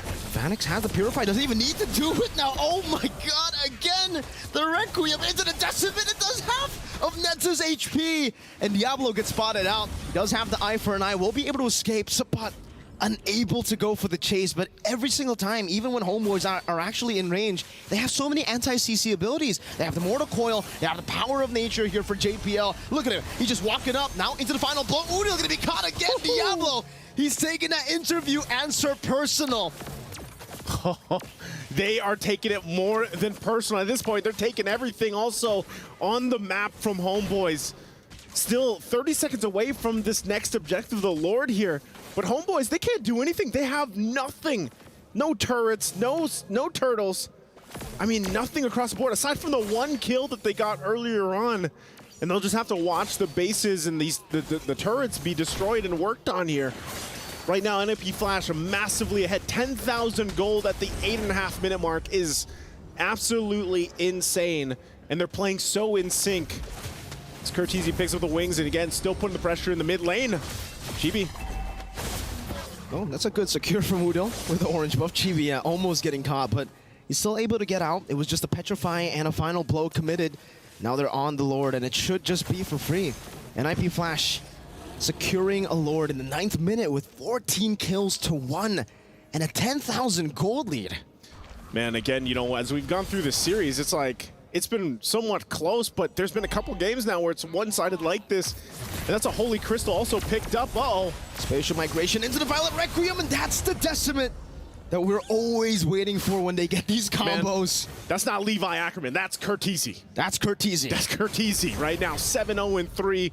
Just absolutely massive on this mid. Martez again. They're going to go in. Spatial migration. Eye for an eye from Diablo as he pops in final blow. He doesn't have the Petrify, so no combo just as of yet. It's a 1,000 gold lead, or 10,000.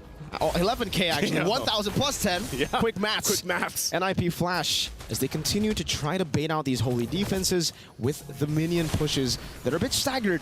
Lord up top with another wave coming down as well. JPL, a good barrier to place them in an awkward spot, but there's no real follow-up, and they will not go for anything too crazy.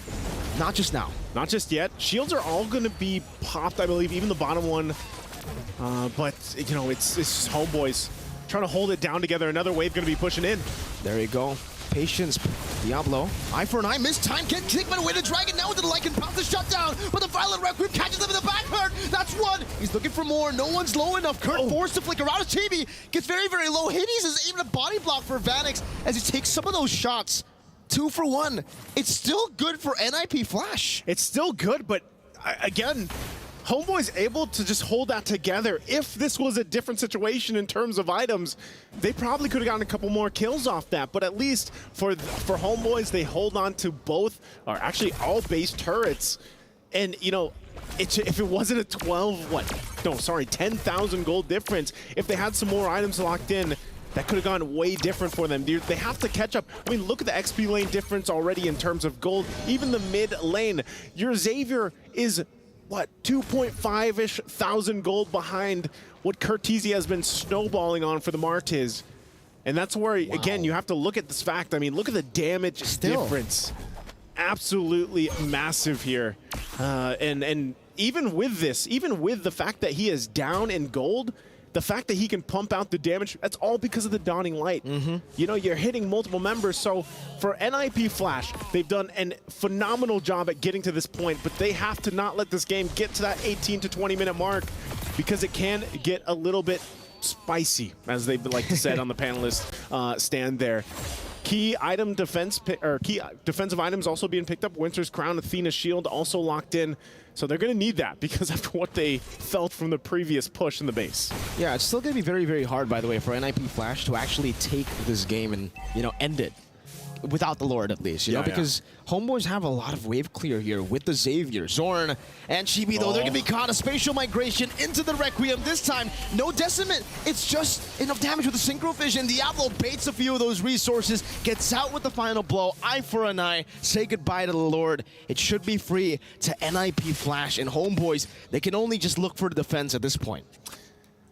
I'm trying to think, too, as this Lord is just going to get taken. Oh, hold on. Okay, they're just going to force...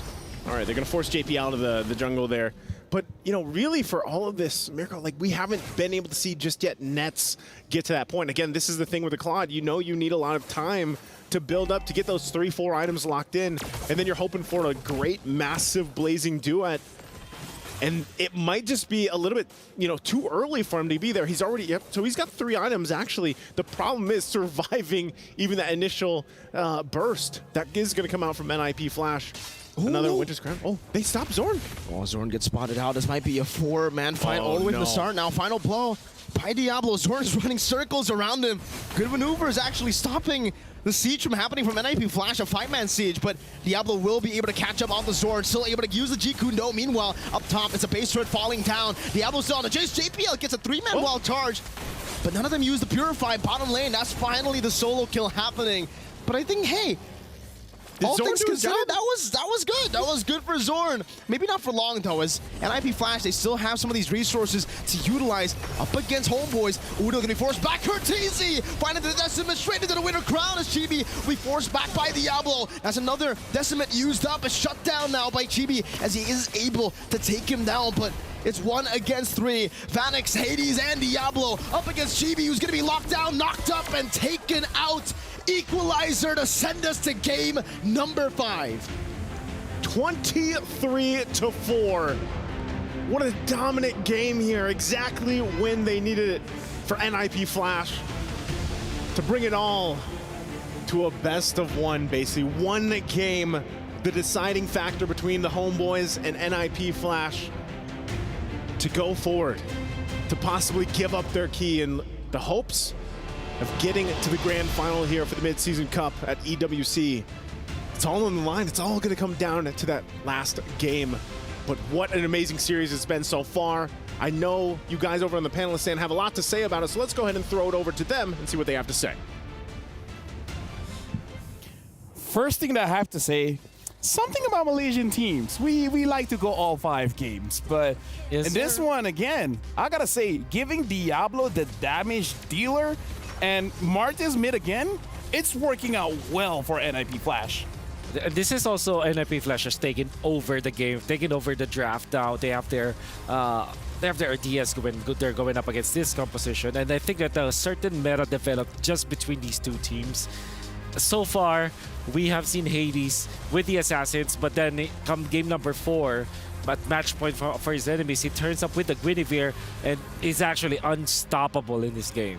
Yeah, I mean, NIP Flash, we're at like round 11 right now. We've been going blow for blow, and right now they've just caught in their second wind here. Yes, sir. Bringing it to game 5. And I mean, this composition, you look at it, somebody drafts this, you think this is insane, but NIP Flash is thriving off it.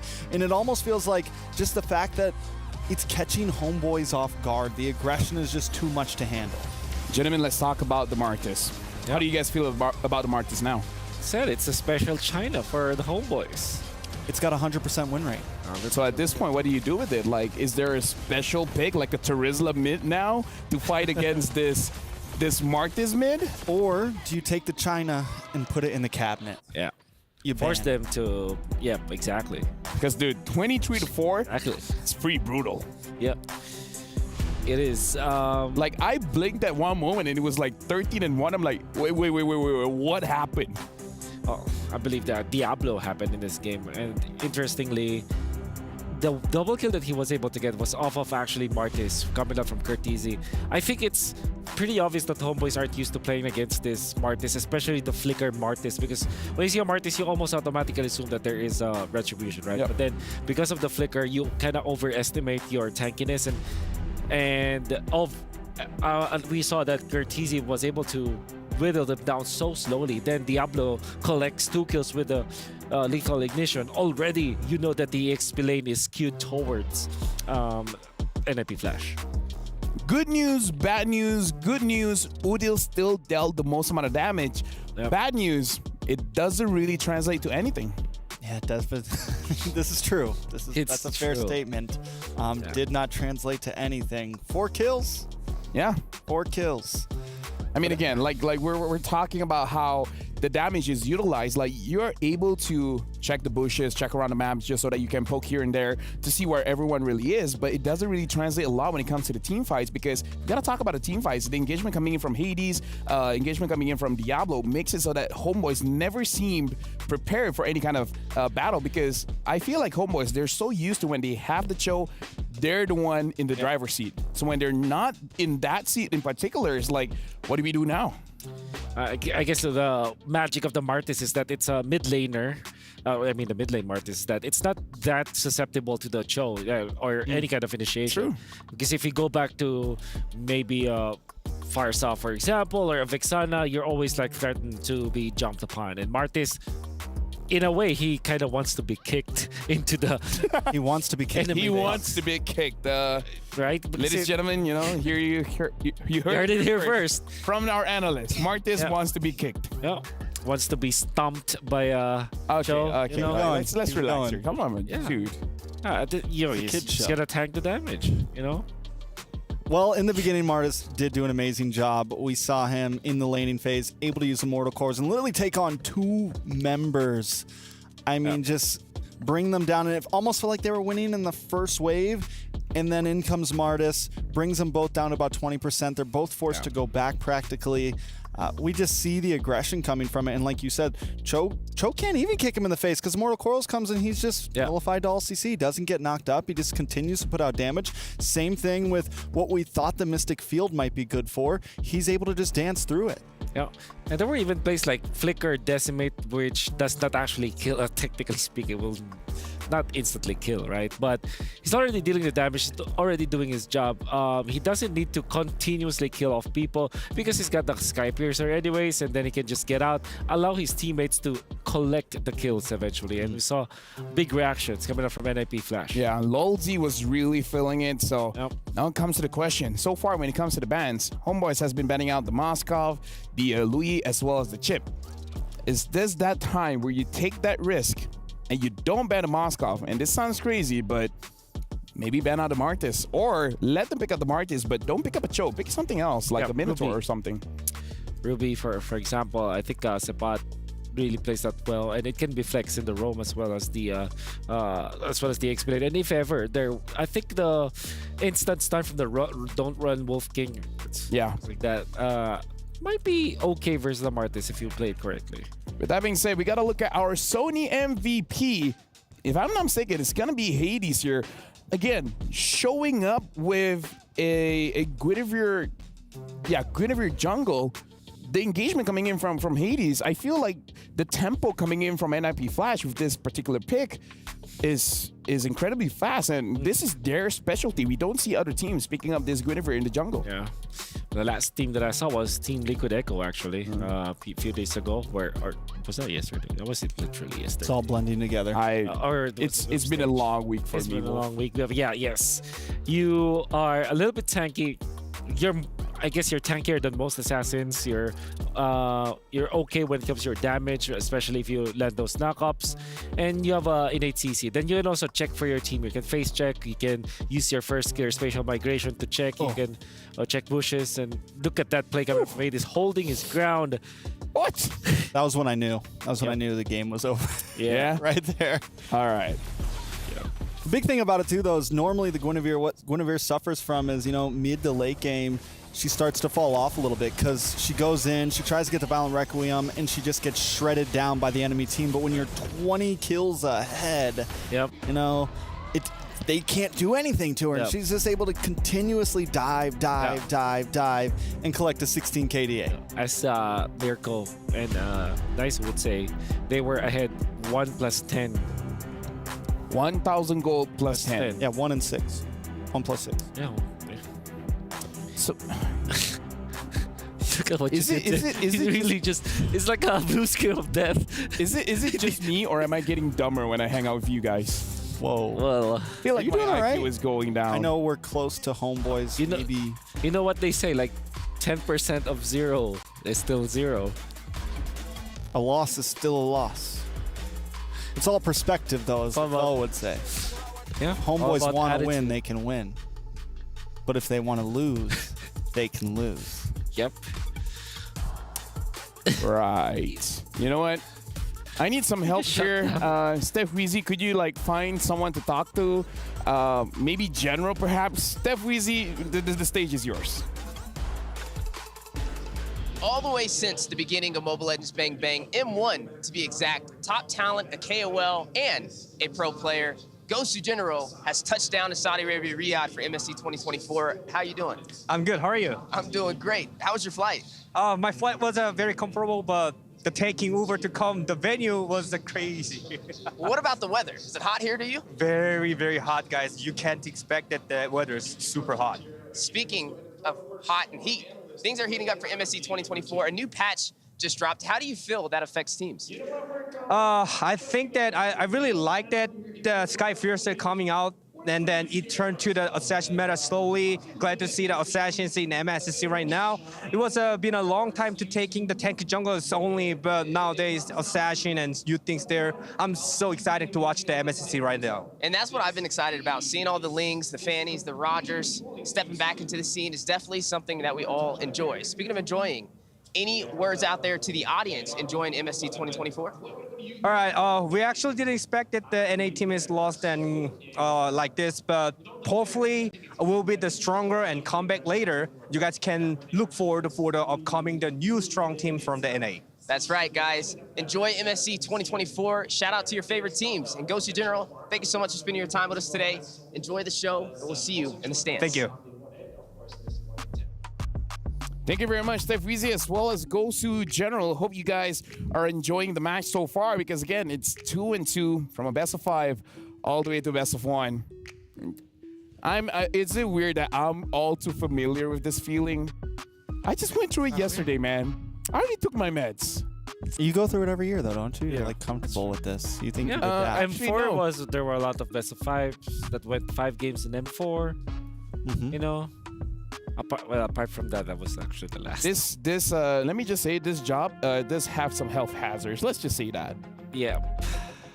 For me. I just want to say a big shout out to General. It's Game 4, G4. It's almost like it was all, you know, part of the plan. It's the will. Is his nickname like G4 or something? It's like the catchphrase of Gosu, Team Gosu. You never seen the emote, the little General emote? G4. Want to talk about the draft? Right. It's not up yet. Yeah, it's not up yet, but you know. Oh, when I go on a tangent, then we. you gotta bring it down to Southeast Asia level. Either ways, before going into the draft, shout outs to Leo as well as Gideon. You know what? Great friends. Gideon, a fellow Malaysian, I'm pretty sure he's feeling the pressure. Another G. Yeah, another G. Homeboys, okay, Homeboys is first pick at this point. Homeboys blue side, NIP Flash, red side, Moscow ban out, Angela ban out. So I don't want Homeboys to ban Louis at this point. Like, save one ban just in case for that Martis, or have some kind of answer, because okay, the ban on the Louis. What? I don't see a Martis ban on there yet, Fel. They've got one more choice. They must have something. But the open. What if open they right pick it? There you go. The China is now back in the cabinet. In the cabin. All right, at least I call the Martis ban. Yes, sir. Ban out the Ling or Roger here. Let it be known that No, our both friends open. from Malaysia and Philippines have been giving us a lot of offerings. Valentina ban. And, what else thank do they you. have? Oh, they leave the Valentina open as well. So Homeboys either gets Ling, Roger, or Valentina, but no matter what, NIP Flash gets both in response. I feel like they opened the Valentina because they think that Homeboy is going to pick up the Ling, right? That's right. So this should be Ling. But I think Homeboys have shown us that when Ling is available, they will pick up the Valentina first. Actually, no, they pick up the Ling. Yeah, they pick up the Ling Wolf. Understandable. I think at this point, Homeboys is just like, we got to take the risk. Yeah. Risk it for the biscuit, baby.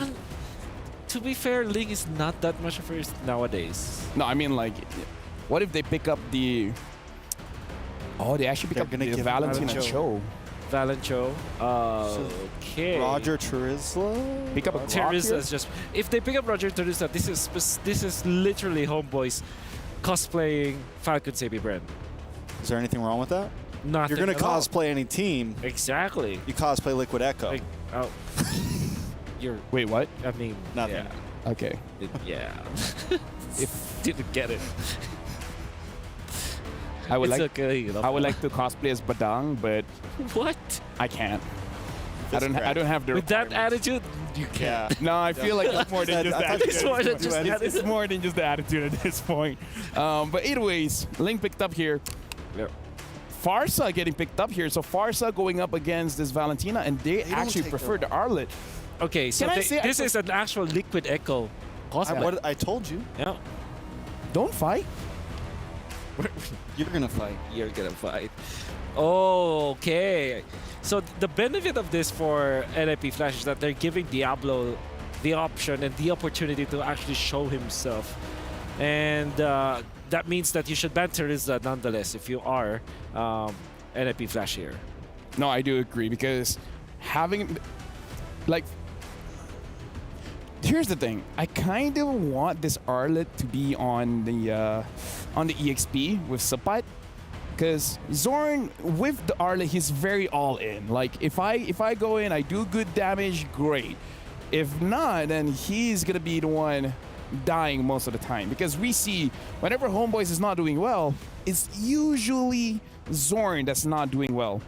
So I don't know, maybe pick up something a little bit safer, but I don't even know what's safe, because if you pick up the Grok, it's going over to the Valentina. If you pick up the Minotaur, it's going over to the Valentina. If you pick up the Tigreal, it's going up to the Valentina. Yeah. So honestly, not a lot of good roamers going up against Valentina at this point. To be fair, MP the King told me yesterday or last night where they had to face the Valentina of Suns, where they have 4 big ultimates like Roger ultimate, they have the Katja ultimate, they have Terizla ultimate, they have a Farsa ultimate, the Vexana ultimate. I mean, it's like options paralysis all over again. Like you overload the Valentina with so many good ultimates that you will not have the Carry ban. You know what Roger banned from Homeboys? That's an interesting ban. Are they going for a tanky lineup? Huh. Like, are they going for like a Boxia or something? Maybe they are. Or maybe they are. They pick up the Roger here.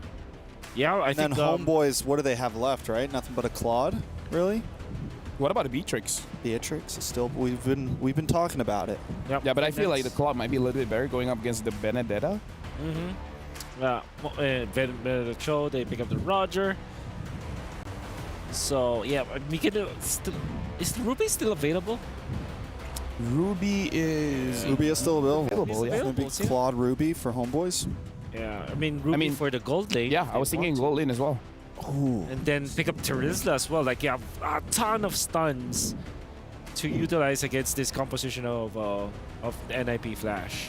Honestly, I'm all for it. Just put all the weight on Chibi's and Udil's shoulder. Let them carry the game. Yeah. But then again, Edith still looks good for Homeboys.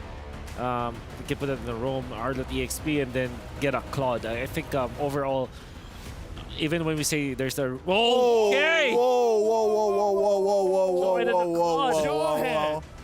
Okay. Is that a roam jawhead? That's a roam jawhead, I believe. It's been years. That's for sure.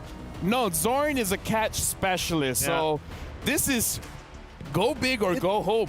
And theoretically, it can work against the Roger. You want Roger to come to you. You want the dive to happen. For sure. And maybe that's why they haven't been picking up and didn't respond with it. Think about the jawhead now. His new passive is basically a focusing mark. It grants your team more damage. So more damage on the Ling, more damage on the Farsa, more damage on the Arlet, more damage on the Claude. This is still high risk, because if you're using a jawhead and you don't have a good early game, you're gonna be very, very squishy. NIP Flash finishes up with the Barats. Barats for Barats is gonna be too heavy to throw around, you know. But looks like the Unless he doesn't have his stacks. Yeah. Either ways, this draft is one of the drafts of all time. Homeboys is putting all of it on the line. You win or lose with this jawhead. With that being said, thank you very much, analysts. I'm throwing over this very interesting draft to our casters. Interesting it is. Man, yesterday we had one of the best series of MSC, and now, according to LaFell, we have one of the best drafts that we have here. Very interesting, he said. Very interesting. Very interesting with the jawhead pick, but that's going to lead us into it, because here it is. It's the final series of the day, the last game, the ultimate opportunity for these teams to advance. A semi-final spot hangs in the balance, their fate on the line, their keys on the line. Will it be NIP Flash or will it be Homeboys? this last match in this amazing best of 5. Oh, this is intense already, man. All the way from the start of the game, just with the, I think all the way from the draft as well. The fact that Zorn can actually go and leash for Chibi will make it so good for Homeboys in terms of pathing at least. And for JPL, he's no longer going to be able to just stick in the mid lane, clear these waves together with Cortese. You can see those missiles, JPL forced to flicker already. That's the power of Jawhead. It's the damage, my guy. It's the damage. I love that, you know, they already talked about some of this too leading into this. And, you know, Jawhead is, I don't know, it's a throwback pick, really. And, you know, Zorn is a specialist on it, too, because obviously it's going to take a really certain type of player to make this work. You have to be able to lock on the right targets, utilizing just the kit of the Jawhead alone. Because remember, you can also throw your teammates, right? You can inject them to the fight, and that could play a part in this unless, you know, we have those potions being bought.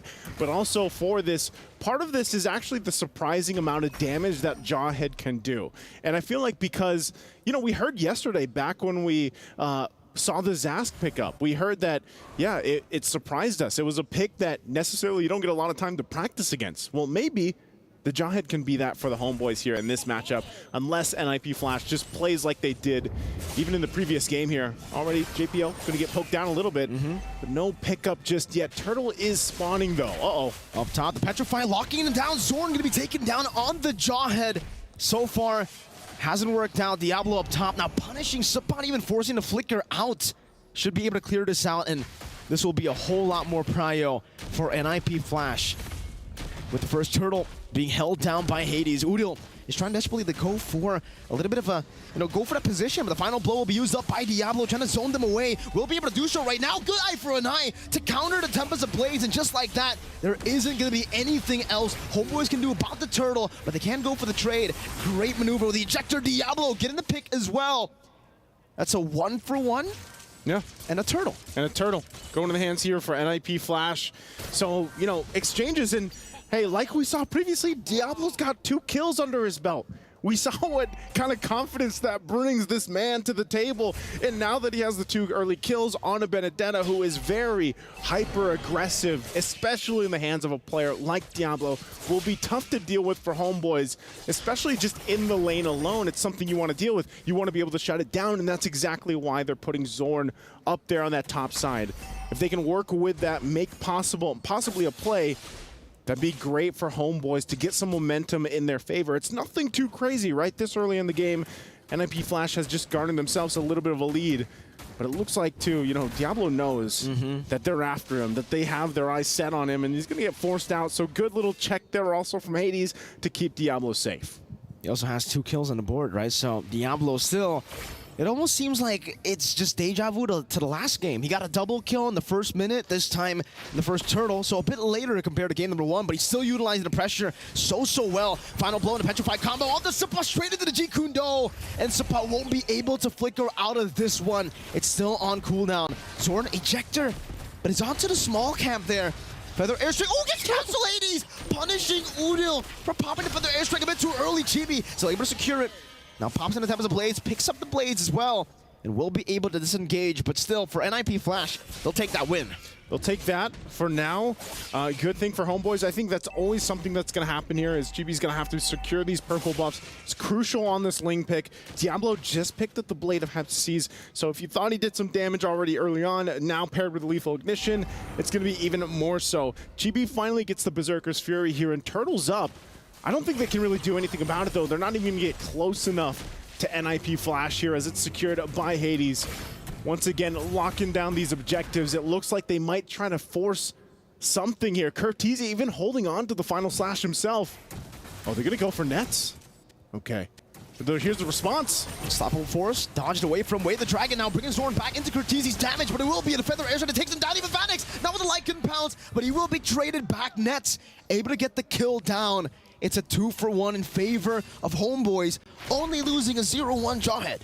Yeah, not too bad. Kind of, pretty much worth it at that point. Also puts nets on the board here. And so Homeboys is going to be happy about that trade. Good read from them previously and good response on rotating down. They'll go ahead and work on this turret as Diablo's working there on the top side. Chibi stops him from just capping out the tier 1. 1v1, Tempest of Blades used up. Diablo final blow and a solo kill. Chibi still able to dodge away. Zorn, unstoppable force. Oh, Diablo! Still able to get him down. But it's a shutdown for Chibi, it seems there. No, it was Zorn that picked it up. So still, it's a bounty picked up now in the bottom lane. JP with the G Kundo. Vanix gonna go for it with the help of the Weighted Dragon. Nets taken out in the bottom lane as the Feather Airstrike will be popped in by Udil, and JPL will just walk out of every single shot. Okay, I don't think they want to. Yeah, okay. Yeah, I was waiting for the final slash possibly to use, but they don't have enough backup, especially after the Feathered Airstrike was used. But man, if this hasn't been the picture of the series, what is? Look at this play right here. Chibi able to survive for the most part, but here comes a Zorn. Great from Diablo too. If he's like, you know what? That was an anime moment, bro. Yeah, it was, man. It's like, if I'm going down, I'm taking you with me. And that is also just going to help them out further, but at least for Homeboys too. They kind of need those moments where they're able to get some of these kills if they can find them, because of the fact that now you're looking at 2,000 gold now in the hands of NIP Flash to work around with ahead of Homeboys. You can see the glowing wand rush for Udil is helping him out here. But it comes down to poke, but still, it seems like if he's only able to hit one of those shots, NIP Flash, they can just regen back up very easily. And the fact that they have Diablo in the side lane means that they'll have auto pressure almost every single time, auto prio into sideways, because even Chibi, he wasn't able to 1v1 him. Hades walks up after he secures the turtle, pops into Retribution. Zorn gonna be brought back, no, dodges away, pops into the ejector to get the movement speed to get out of those missiles. Yeah, I mean, to get brought back, Final Slash gonna be used. Right into the Feather Airstrike, but Death's Welcome gets used up as well. Zorn still with the Unstoppable Force and the ejector, bringing him back. Hades will be taking down JP with Weighted Dragon now straight into the final blow, locking him down. Subpot taken out 1-for-1. Roam, no, it's a jungle for the XP as JPL looks for more, but he doesn't have the Weighted Dragon. Seems they're just trying to contest this purple buff, not letting Chibi get it for free, forcing at least a Retribution out of him, and they will be able to do so.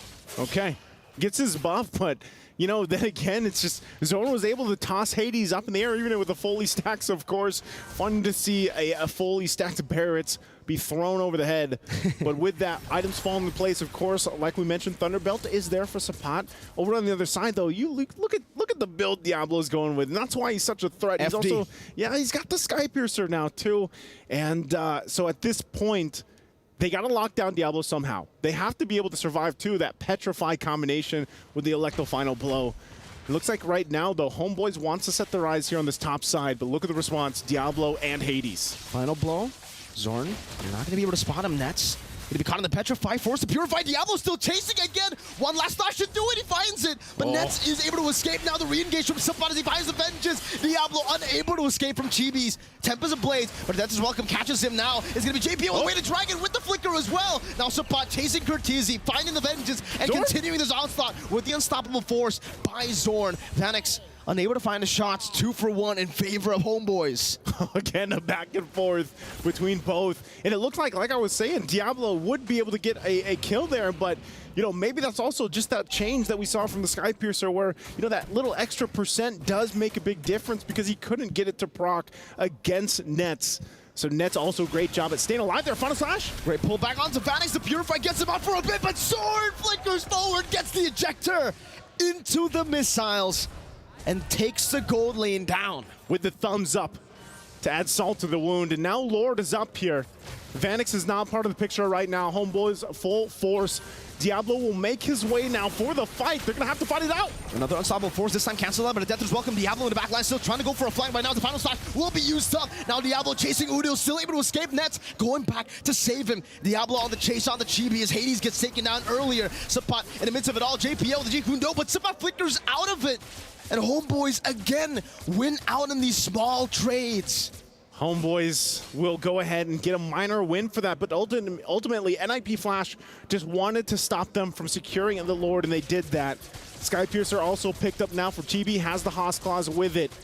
They still go ahead and start this Lord. I'm not sure if NIP Flash has anything they can do just yet. Ultimates are online. Hades just got up, and they're just gonna have to watch it taken down. Final Slash used from Sapat, but nothing comes of it. So now they find themselves at this shift in this game at 10 minutes in. Lord will go ahead and spawn up, and their eyes are going to be set on these turrets. Again, they don't have any turrets down Homeboys is yet to get the space they want to work around with. And this, once they get these tier 1s down, it is going to be playing a big part here. Damage dealt, though, of course. Udil already at the top of it. Feathered Airstrike going to be playing a massive part of that. And right now, too, Curtizi holding on to his own final slash. Sapat going to be chunked down. Vanix can go for the execute there with the Lycan Pulse. Meanwhile, up top, that's a good death to this welcome on the Zorn. He's going to be caught all alone, isolated from the rest of the team. And Vanix picks the kill up. Bottom lane, Lord still marching down freely into the tier 2. And it should be the Lord taking the tier 2 down in the bottom lane for free. Diablo finally reaches it, but it's a bit too late to save the tier 2. Yeah, at this point, hold on, Sapat. Is he going to go in? Stun, Purify out from Vanix. JPL cancels out the Feather Airstrike, but will be conflicted to the wall. GB chases him. Diablo eye for an eye, almost canceling. Final slash, Curtizi finding 3, but now gets gunned down by Nets. Vanix looking for the trade, finding it. 2 for 2. In the 11th minute, it is still 50-50. If you didn't want Game 5, this is what you get. This is the back and forth we've had throughout the series, and now Game 5 as well, with everything on the line, comes down to the back and forth. Relatively even, but man, someone has to deal with Nets. Has this Wind of Nature now locked in, has the 3 items he needs. Vanix gets caught, unstoppable force, still trying to deal some damage, but Nets, his damage is enough to take him down. With no Purify, Zorn can do whatever he wants. Who's gonna deal with Nets? That's the question NIP Flash has to answer here. Again, great usages from, I mean, even from Curtizi. We've seen him use the final slash. We've seen him use the Feathered Airstrike. But Zorn, he's going to do what he does best. He's going to start taunting NIP Flash, putting them in a situation where they might make a misstep here. You know, they got, what, 4 turrets based off that whole exchange from that first Lord. And that's enough to allow Chibi now to roam around, to put some pressure on these side lanes, get attention like he's doing here. Ooh. And that was close because, yeah, Hades was charging up. Purple's going to be up now, 30 seconds away from this Lord. Let's take a look at the quick items here. Yeah, let's take a look at it. Malefic Roar, actually, from Diablo. Usually you expect a BOD if he gets the ball rolling at the start of the game. This time he goes for a bit more of a safer build with the Malefic Roar. But now it looks like he's on the way to the BOD. So he's only just delayed the BOD. He didn't actually cancel it all the way. There you go. There it is. Locked in now for Diablo. Mid lane. Sapat with a flickered final slash. Finding Nets as well. Curtizi in the midst of it all. Now the ejector finding JPL. He's able to get the G-Kundo, but Diablo gets Nets. It's a good shutdown. Chibi gonna be munched on. Vanix in the back line. Still able to isolate everyone away from Chibi, who gets caught. And NIP Flash, they found the best possible target to go for the Enhanced Lord. No jungle for Homeboys. No jungle. It's up to Zorn and Udil. Sapat in trouble. Now with a Phantom Slash called, Curtizi able to find the last flash of damage to take him down. Zorn going for mid-prio. NIP Flash going for the Lord. 14 and 13, 13 minutes in, and finally we have an Enhanced Lord. That should tip the game a bit in favor of NIP Flash. Finally, we have a deciding tip.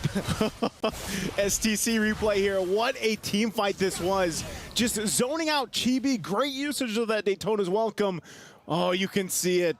You can see the emotions as well because, man, talk about a game. And now that NIP Flash has this Lord, they're going to be marching down to the bottom side. They're going to be looking at these turrets, too, and fighting to put pressure on the purple buff as well. Uh-oh. Homeboys, what can they do? Chibi, he still... No, he wasn't able to go and secure it. He used the Retribution, but it wasn't enough. Hades was able to out-retry him there. NIP Flash now looking to utilize this. No purple buff on the lane. Vanix has a Rose Gold. That's a conceal. JPL looking for the play on towards the pot possibly, but it's just zoning.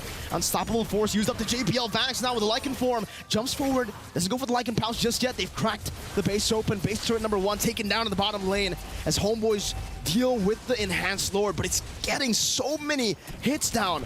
Vanix able to shoot Chibi down from the walls, getting him low, forcing him back to base.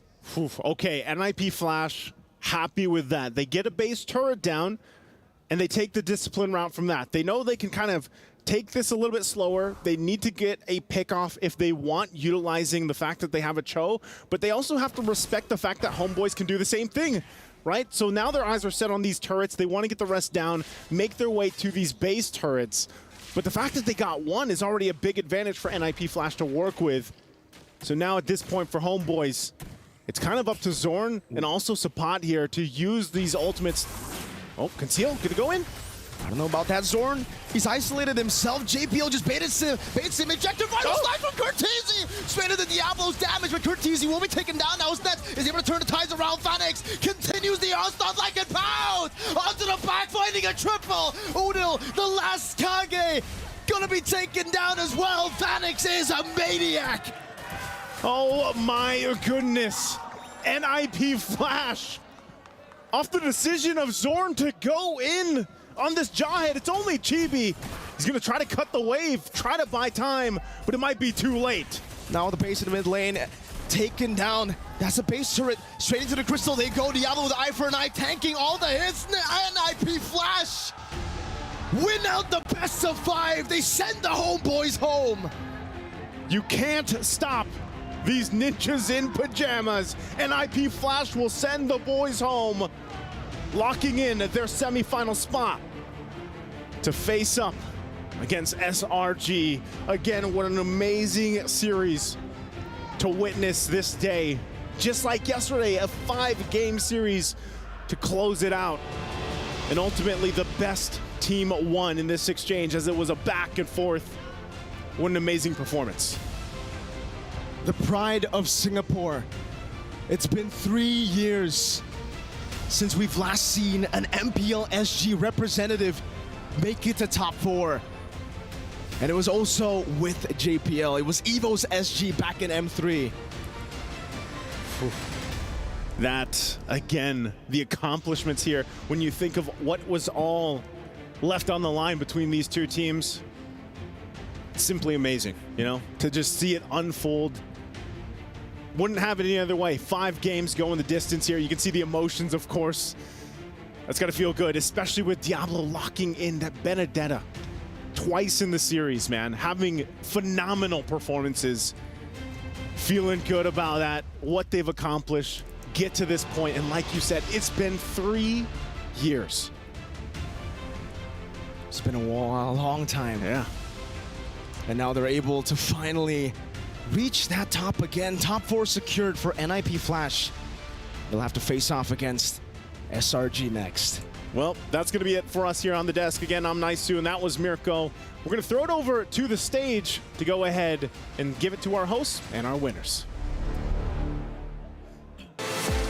Ladies and gentlemen, once again, the best of 5 series goes to the bitter end, to the final and 5th match of this series in the knockout stage for MSC. And NIP Flash send the Homeboys on their way home, and they claim the 4th and final spot in our semifinals. And here with us today, Kurt, congratulations. You were able to send Homeboys home, and you were able to match Singapore's best finish since Impunity SG back in MSC 2017. How do you feel about this competitive landscape and bringing Singapore back on the map? Masaya po kasi po kami yung magre-represent sa Singapore, and first time ko din po makaapak ng gantong sa place po. He's really happy that they're able to represent Singapore, and it's his first time to be able to be here on the international stage. What about the competitive landscape? Mas dumali po kasi po wala siyang lower bracket. Mas parang kaya po naming malasan, ganun. He says it's easier now without the lower bracket because they're able to be the poison of the group.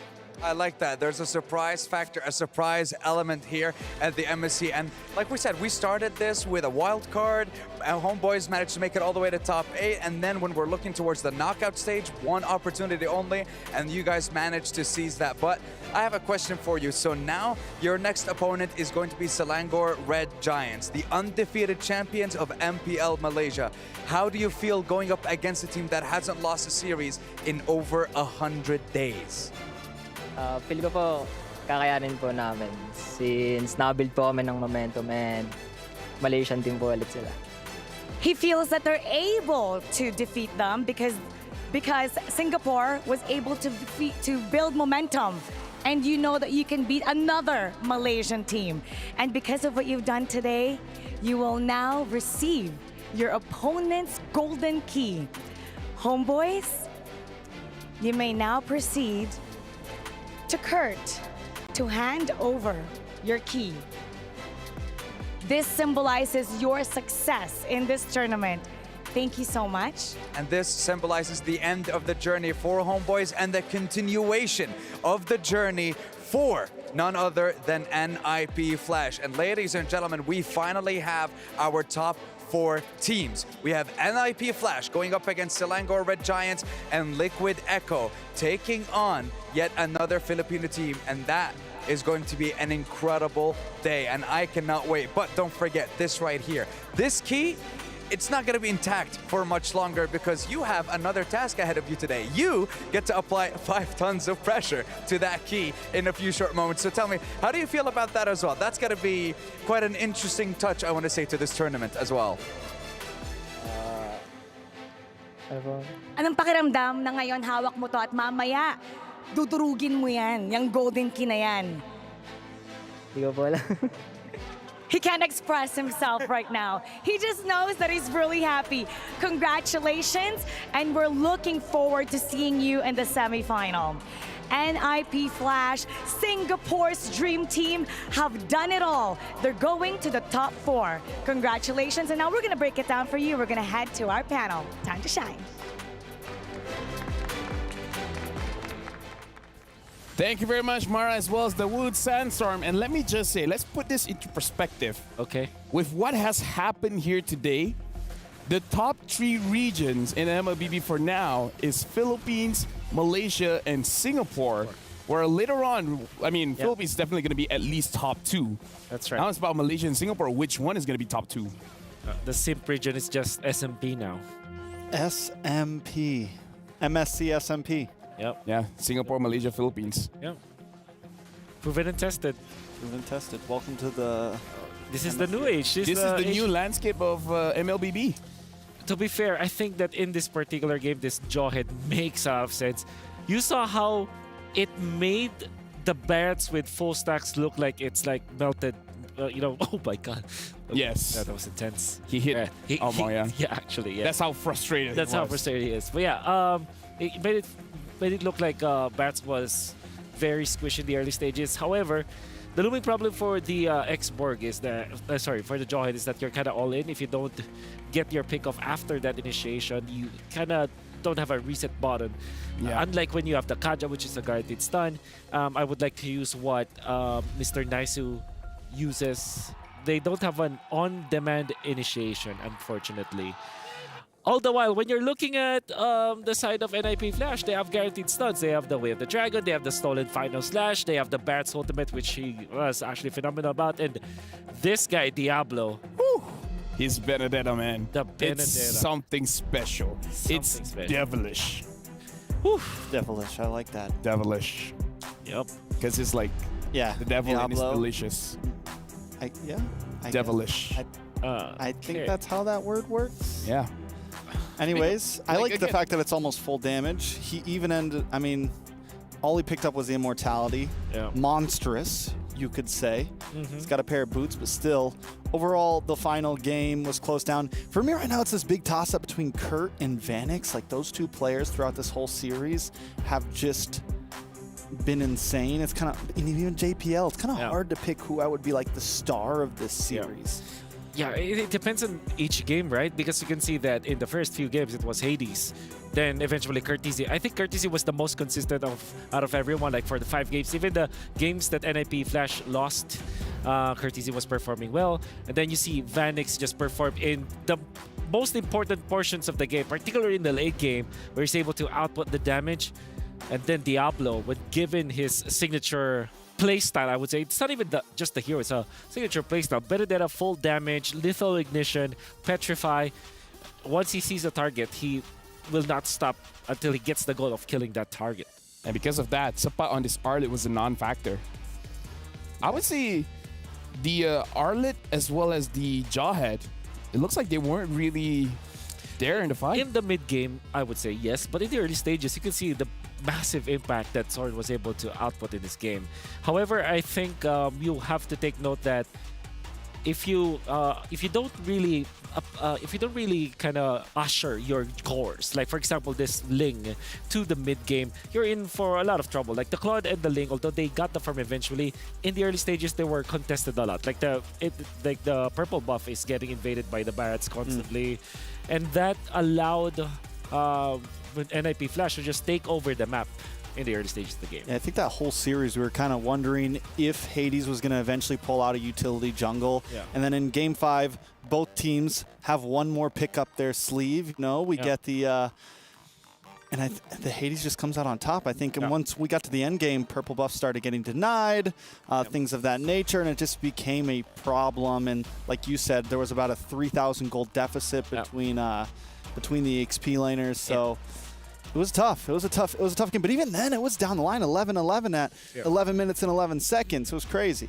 And something interesting to talk about as well. The moment Hades switch it up, he's like, you know what? Assassin junglers aren't working. Going for the utility worked out incredible for them. Yeah, that's the Guinevere that was successful, and eventually this Barretts. When you look back at his performance with the Assassins, it was actually really good, you know? It was getting, 9-0 at the start. Game number 1. Game number 2, that's also the same. It's like toe-to-toe with Chibi, and that's also true for game number 3, but they just couldn't finish properly.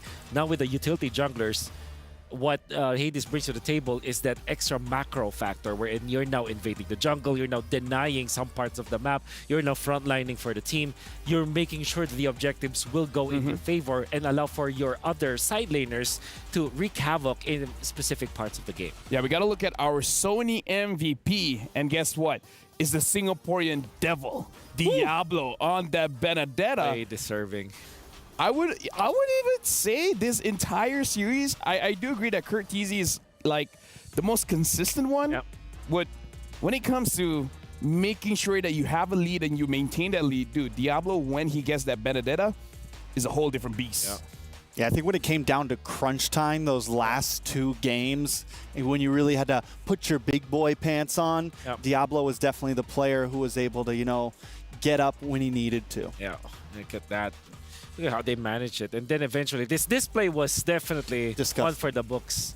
Chibi wanted to kind of dip back to the frame because he wanted to pick up the sword, one of the blades. Diablo read that properly and punishes him for that. Yeah, and again, looking at this matchup, looking at how Diablo has been moving around, I feel like the second item, Sky Piercer, kind of made it so that he has to be involved in most of the fights. And again, most of the fights that he's involved with, they win. Like looking at the turnaround, Homeboys, they would initiate a fight. It's just that no matter what, it does always look like Diablo always have the upper hand. Yeah. We'll look at that punish eventually. Then they will get the Lord afterwards. They will even scout out where Sword is. And then I think at that moment also, you feel the momentum shift heavily on the side of NIP Flash. Homeboys is a team that kind of relies on the momentum as well. So what happens is that if you take away the initiative from them, you take away the momentum from them, it kind of feels like they're already lost. They have to find another opening afterwards. And in games number 4 and 5, NIP Flash did not let go of that momentum. You know what's crazy too is before this whole series, we were talking to Andy Mage about damage EXPs and how you had to pair it up with the utility jungle, and that's exactly what they did, and they made it work so well. But we had a guess up here. Now we have Adamir, the coach, coming in from NIP Flash. Now, of course, first question. That was an intense 5 games in a best of 5. How do you guys feel right now? We're all feeling good, and we're definitely happy that we made it to the top 4. Yeah, speaking of making it to the top 4, let's actually conceptualize this. This is a brand new landscape for the competitive scene in MLBB, where after that win against Homeboys, now the top 3 regions, at least for MSC, is Philippines, Malaysia, and Singapore. How does it feel that you guys, based on this win, have made Singapore one of the top 3 regions in terms of competitiveness? I think for Singapore, we always had a problem with lack of players being in one team. We were always split up with good players being in a different team. And finally, we get all the players that we want in a dream team. and we're ready to prove that Singapore isn't as weak as people think we are. I mean, right now, being in the top 4, securing 200,000 USD as well, like, that's a huge statement. Speaking of which, game number 5, the Jawhead, did that throw you guys off? Did that change your plan in any kind of way? Definitely, when the Jawhead came out, I was quite thrown off, but luckily I played in MPL MYSG and I know of the old meta, so we just continued with our plan, knowing what the Jawhead would do. Right, now we have to talk about as well throughout this best of 5. A lot of the early stages of this best of 5, the first 3 games, we're seeing a lot of assassins, but you guys shifted up game number 4 and game number 5. Was there any particular reason why you guys went for that strategy going up against Homeboys? I think the switch was because if we were gonna lose, we wanted to lose on our best heroes. And what is Diablo known for? He's known for his Benedetta.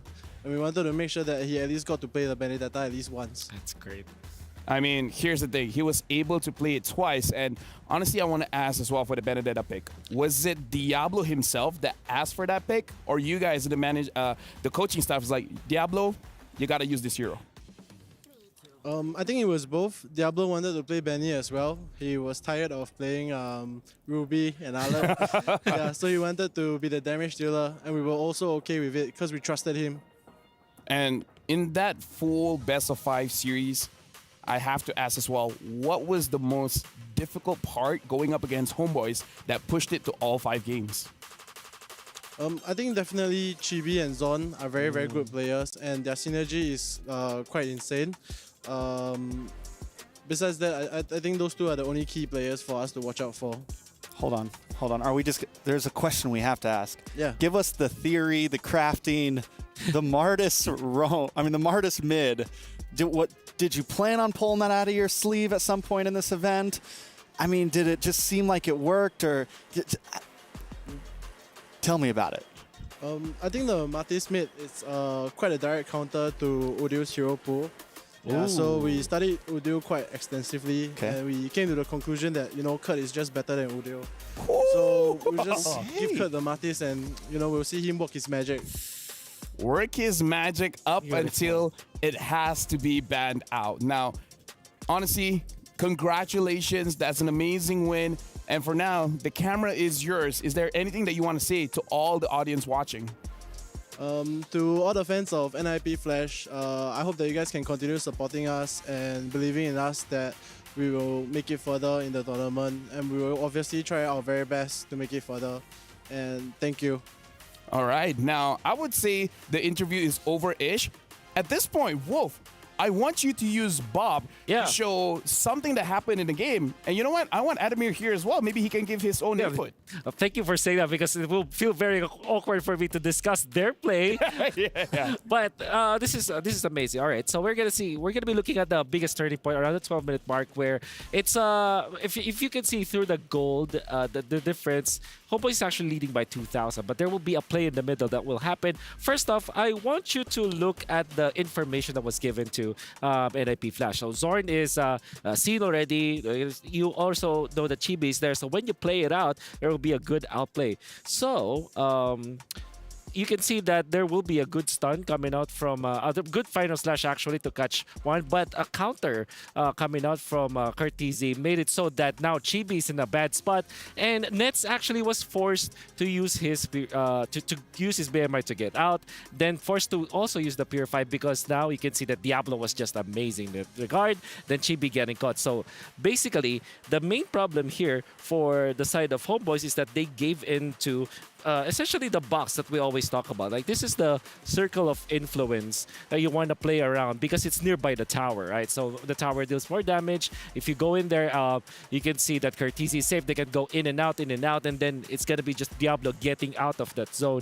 And the reason why Homeboys eventually lost this fight is because they obliged to get into the box that NIP Flash played in. And obviously, of course, Curtizi was phenomenal this game. I think that it is true that in this particular game, surely Curtizi's Valentina is superior. I mean, at this point, Adamir, I do have to ask, after watching that clip, throughout this entire best of 5, which player of NIP Flash that you feel like they've really shown their best here?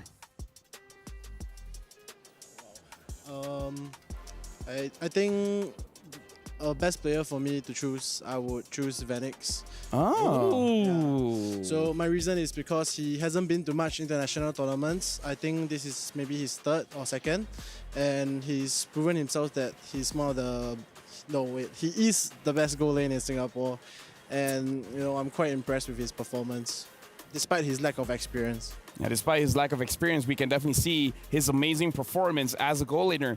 And with that, we got to look at our STC play predictions to see what the audience felt about this game. It looks like 67% for Homeboys, 33% for NIP Flash.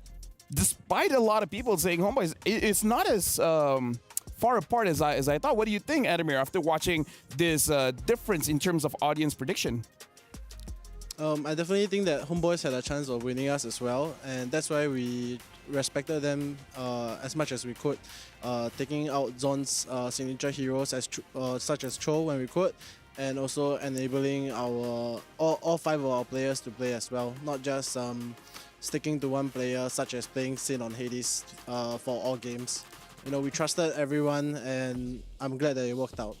All right, now I do have to ask, are you curious how my heart looks like? I think I know what your heart looks like, Lafell. Well, here's the thing. We're going to look at the key crushing, and just so you guys know, that's how my heart looks like. Let's check out the video. Dominating inside of NPL Season 7 for Singapore, and here again for MSC 2024, making it into the top 4 all the way out from NIP Flash. I have Diablo. How does it feel after a Game 5, a best of 5, going the full distance up against Homeboys and taking them down? What were the emotions going through your team's head? Definitely, we felt very happy at the end of the games, out of all the 5 games. And also, during the point where they were leading over us 2-1, to be honest, the first 3 games we were like trying out draws because it's a B05, it's a marathon. We didn't want it to be a sprint. So during the last 2 games, although they had the lead over us, we thought ourselves we just play our best heroes. And if we lose on our best. If we win on our best, yeah. Very, very humble and a major victory for your team. Now, you have the keys to Homeboys.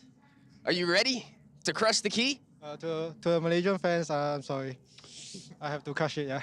All right, and to the fans out there for NIP Flash, what do you have to say to them? To Singapore, we finally did it. We are top 4 once again. So hope you guys are proud of us, and we will try our best tomorrow or the next day against SRG.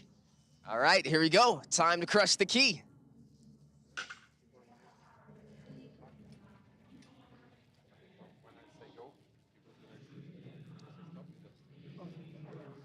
All right, and as the key is getting ready to be crushed, an amazing victory for NIP Flash, our hardest battle in MSC 2024, taking down Homeboys, the team that made it all the way through the wild cards, but stopped right before top 4.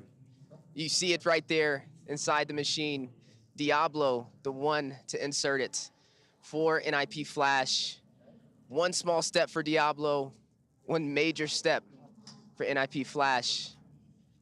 As the key is in shambles, we're running lower and lower and lower on teams as we climb up that pedestal. And speaking of the key, there it is.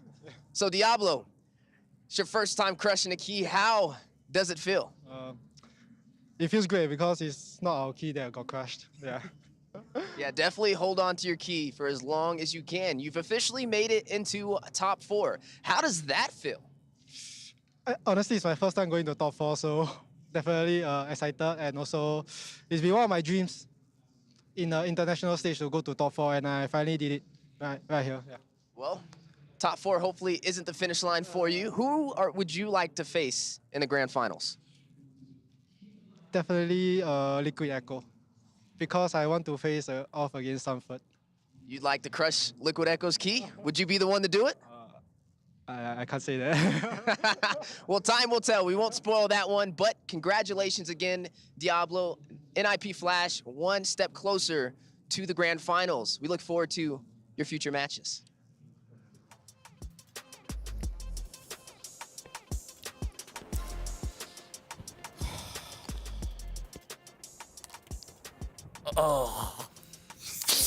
Trex, would you like to take over for a little bit? He's got this. Let him. Got this. How did that feel? How did that feel? How did that feel? We'll let him sit for a second. The key crushing. Yeah, how was the key crushing?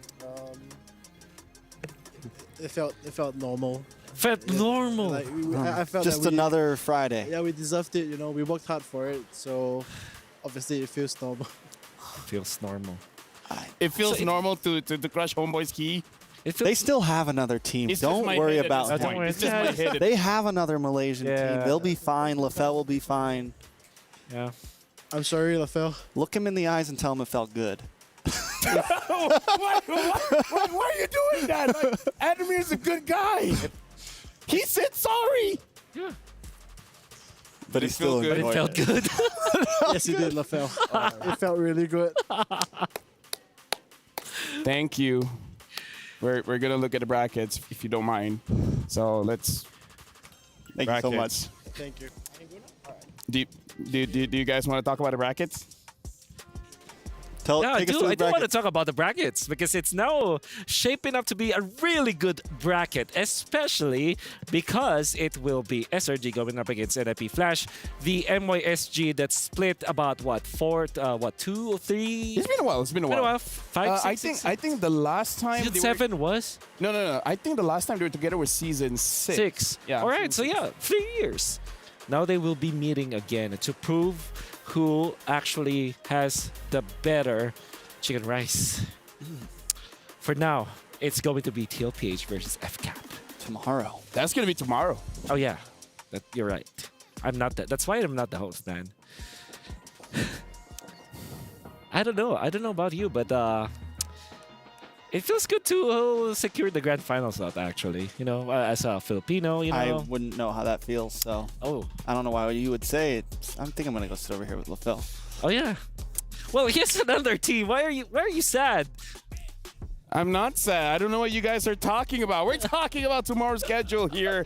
It's going to be TLPH going up against Falcons AP Brand. So no matter what, Philippines will be going to the grand finals, but this is a revenge match. This is the one where Falcons AP Brand really wants to win this one. Now, Falcons AP Brand went 3-0 today. You saw Team Liquid Echo themselves have won 3-1 against their opposition. They looked very strong after the group stages. Tomorrow will be a very difficult match to watch as an analyst because I'm sure that they're gonna be, they're gonna be putting in a high level, very high level of gameplay, which we probably will not understand. They're just like the two best teams. And let's talk about what's at stake as well, because let's actually look at the club champions here, because both are representing here, because Team Falcons is #1 and looking at Team Liquid, they're #5. So if TLPH, Team Liquid Echo, is able to become champions, then all of a sudden Team Liquid could jump to the top. And if Falcons AP Brand becomes champion, it will further solidify Team Falcons #1. Yeah. So that's also what at stake here. It's not just that amazing prize pool, but the pride of your club. That's an interesting. I guess I don't know. Maybe that's the reason why these top teams from the West actually got some of the teams from the Southeast Asia, right? NIP, for example, Team Liquid, and then Falcons. There's a lot of focus now from Southeast Asian teams, and it seems like their investments are. They are paying off, definitely. And speaking of which, inside of me, as you guys can guess, there's a battle within. The Soul Vessel Skin Series, Amon, Vessel of Deceit, as well as Hanabi, Vessel of Rage, are now available. You guys can have them, but it's only going to be available until the 5th of August. So make sure you guys grab these awesome skins. And if you're looking to get them, the first draw is 50% off every single day, and a permanent Soul Vessel Series item is guaranteed in the first 10 draws. So make sure you guys join in now. Speaking of which, we got to talk about the U Fair as well. The U Fair is here with incredible bonuses and exciting events. Grab multiple permanent skins for free, just like Sylvana's Classroom Charm and his painted skin, Classroom Glam. More exciting events will be revealed, so make sure you guys watch out. Speaking of which, for you guys at home, your opinion matters. Make sure you guys scan the QR code for the broadcast feedback survey and let us know your thoughts, because again, we're just inching closer and closer towards the grand finals. Can you guys believe we're just days away? Almost there. I mean, literally tomorrow we got a huge game. Only 2 more games, essentially. 2 more days, 2 more games, 2 more best of 5s. We're already in the 200K bracket. Dude. Oh, yeah, 200K. You're right. Honestly, like at You're this right. point, It's not at called this point, semifinal. it gets crazier and crazier. jeez. And with that, let's actually check out the Kadia play of the day, where we'll be highlighting, we'll be talking about how amazing today is. Well, it started off amazing, but then it's, you know, It was a great day. it's whatever. It's a great day. I got to spend time with LaFell. Yep. I get to share lunch with LaFell. Saw him Saw me be wa- happy, be scared. All of the sad. emotions that I've felt in this studio. Emotions great. definitely have been felt. Let me tell Yep. you that. You expressed their emotions, we felt it. Yeah, and we're starting off the play of the day with Falcons AP brand going up against See You Soon, where it was a complete sweep. Game number 3, though. Talk about game number 3. Yep. It almost went to See You Soon, but Falcons AP brand's like, nah, I'd win. You see the lack of experience from See You Soon, but at the same time, only a few, relative to the people that believed in Falcons AP brand, there's just they're just really, we're just depending on them to upset Falcons AP brand. That's what I'm talking about. But obviously, Falcons AP brand, they're in a different form right now. Group stages have proven that they have improved so much, and now in the knockout stages, they mean business. I mean, we got to say that for them, the entire tournament so far has been pretty easy, Trex. Actually, it's true. I mean, they've just been sweeping through. They haven't lost. Neither team has lost a single game yet. But tomorrow someone has to lose something. I got a feeling it's not going to be a sweep. I think with the way the meta is right now, it's going to be insane. But enough of that. Let's talk about the big series today. Right here, what we're looking at. NIP Flash taking it to Game 5 and stealing it away from Homeboy's fingers. And you know what? That's it. Thank you very much to our analysts. Thank you very much to our casters. That is it for the second day of MSC 2024 Knockout Stage. My name is Afel, together with Trex and Wolf. Thank you for watching, and join us tomorrow as we see the world.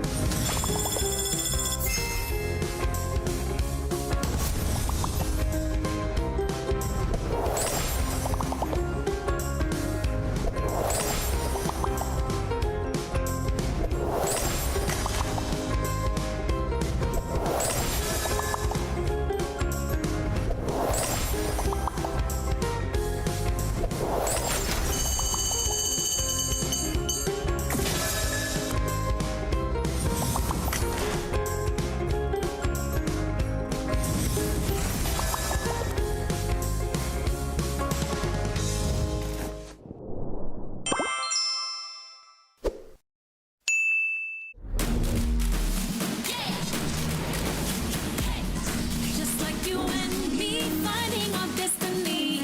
Though they may not see, I'll prove what I can be. Aren't we all the same? We're deep in the game. They say this is lame, but we have our own aim. No fear, prove it. Rise up and don't quit. Chasing the same dream, we all are on the same team.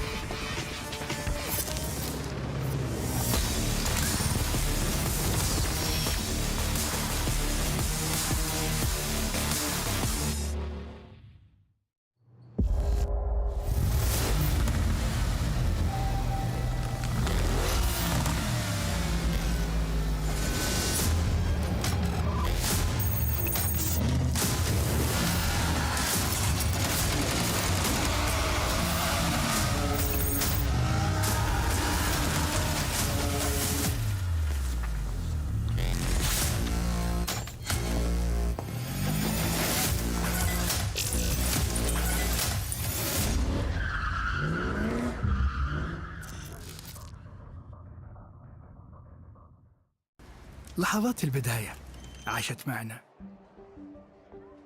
كنا نحسبها وقت للتسلية بس، نحسبها بس ذكريات.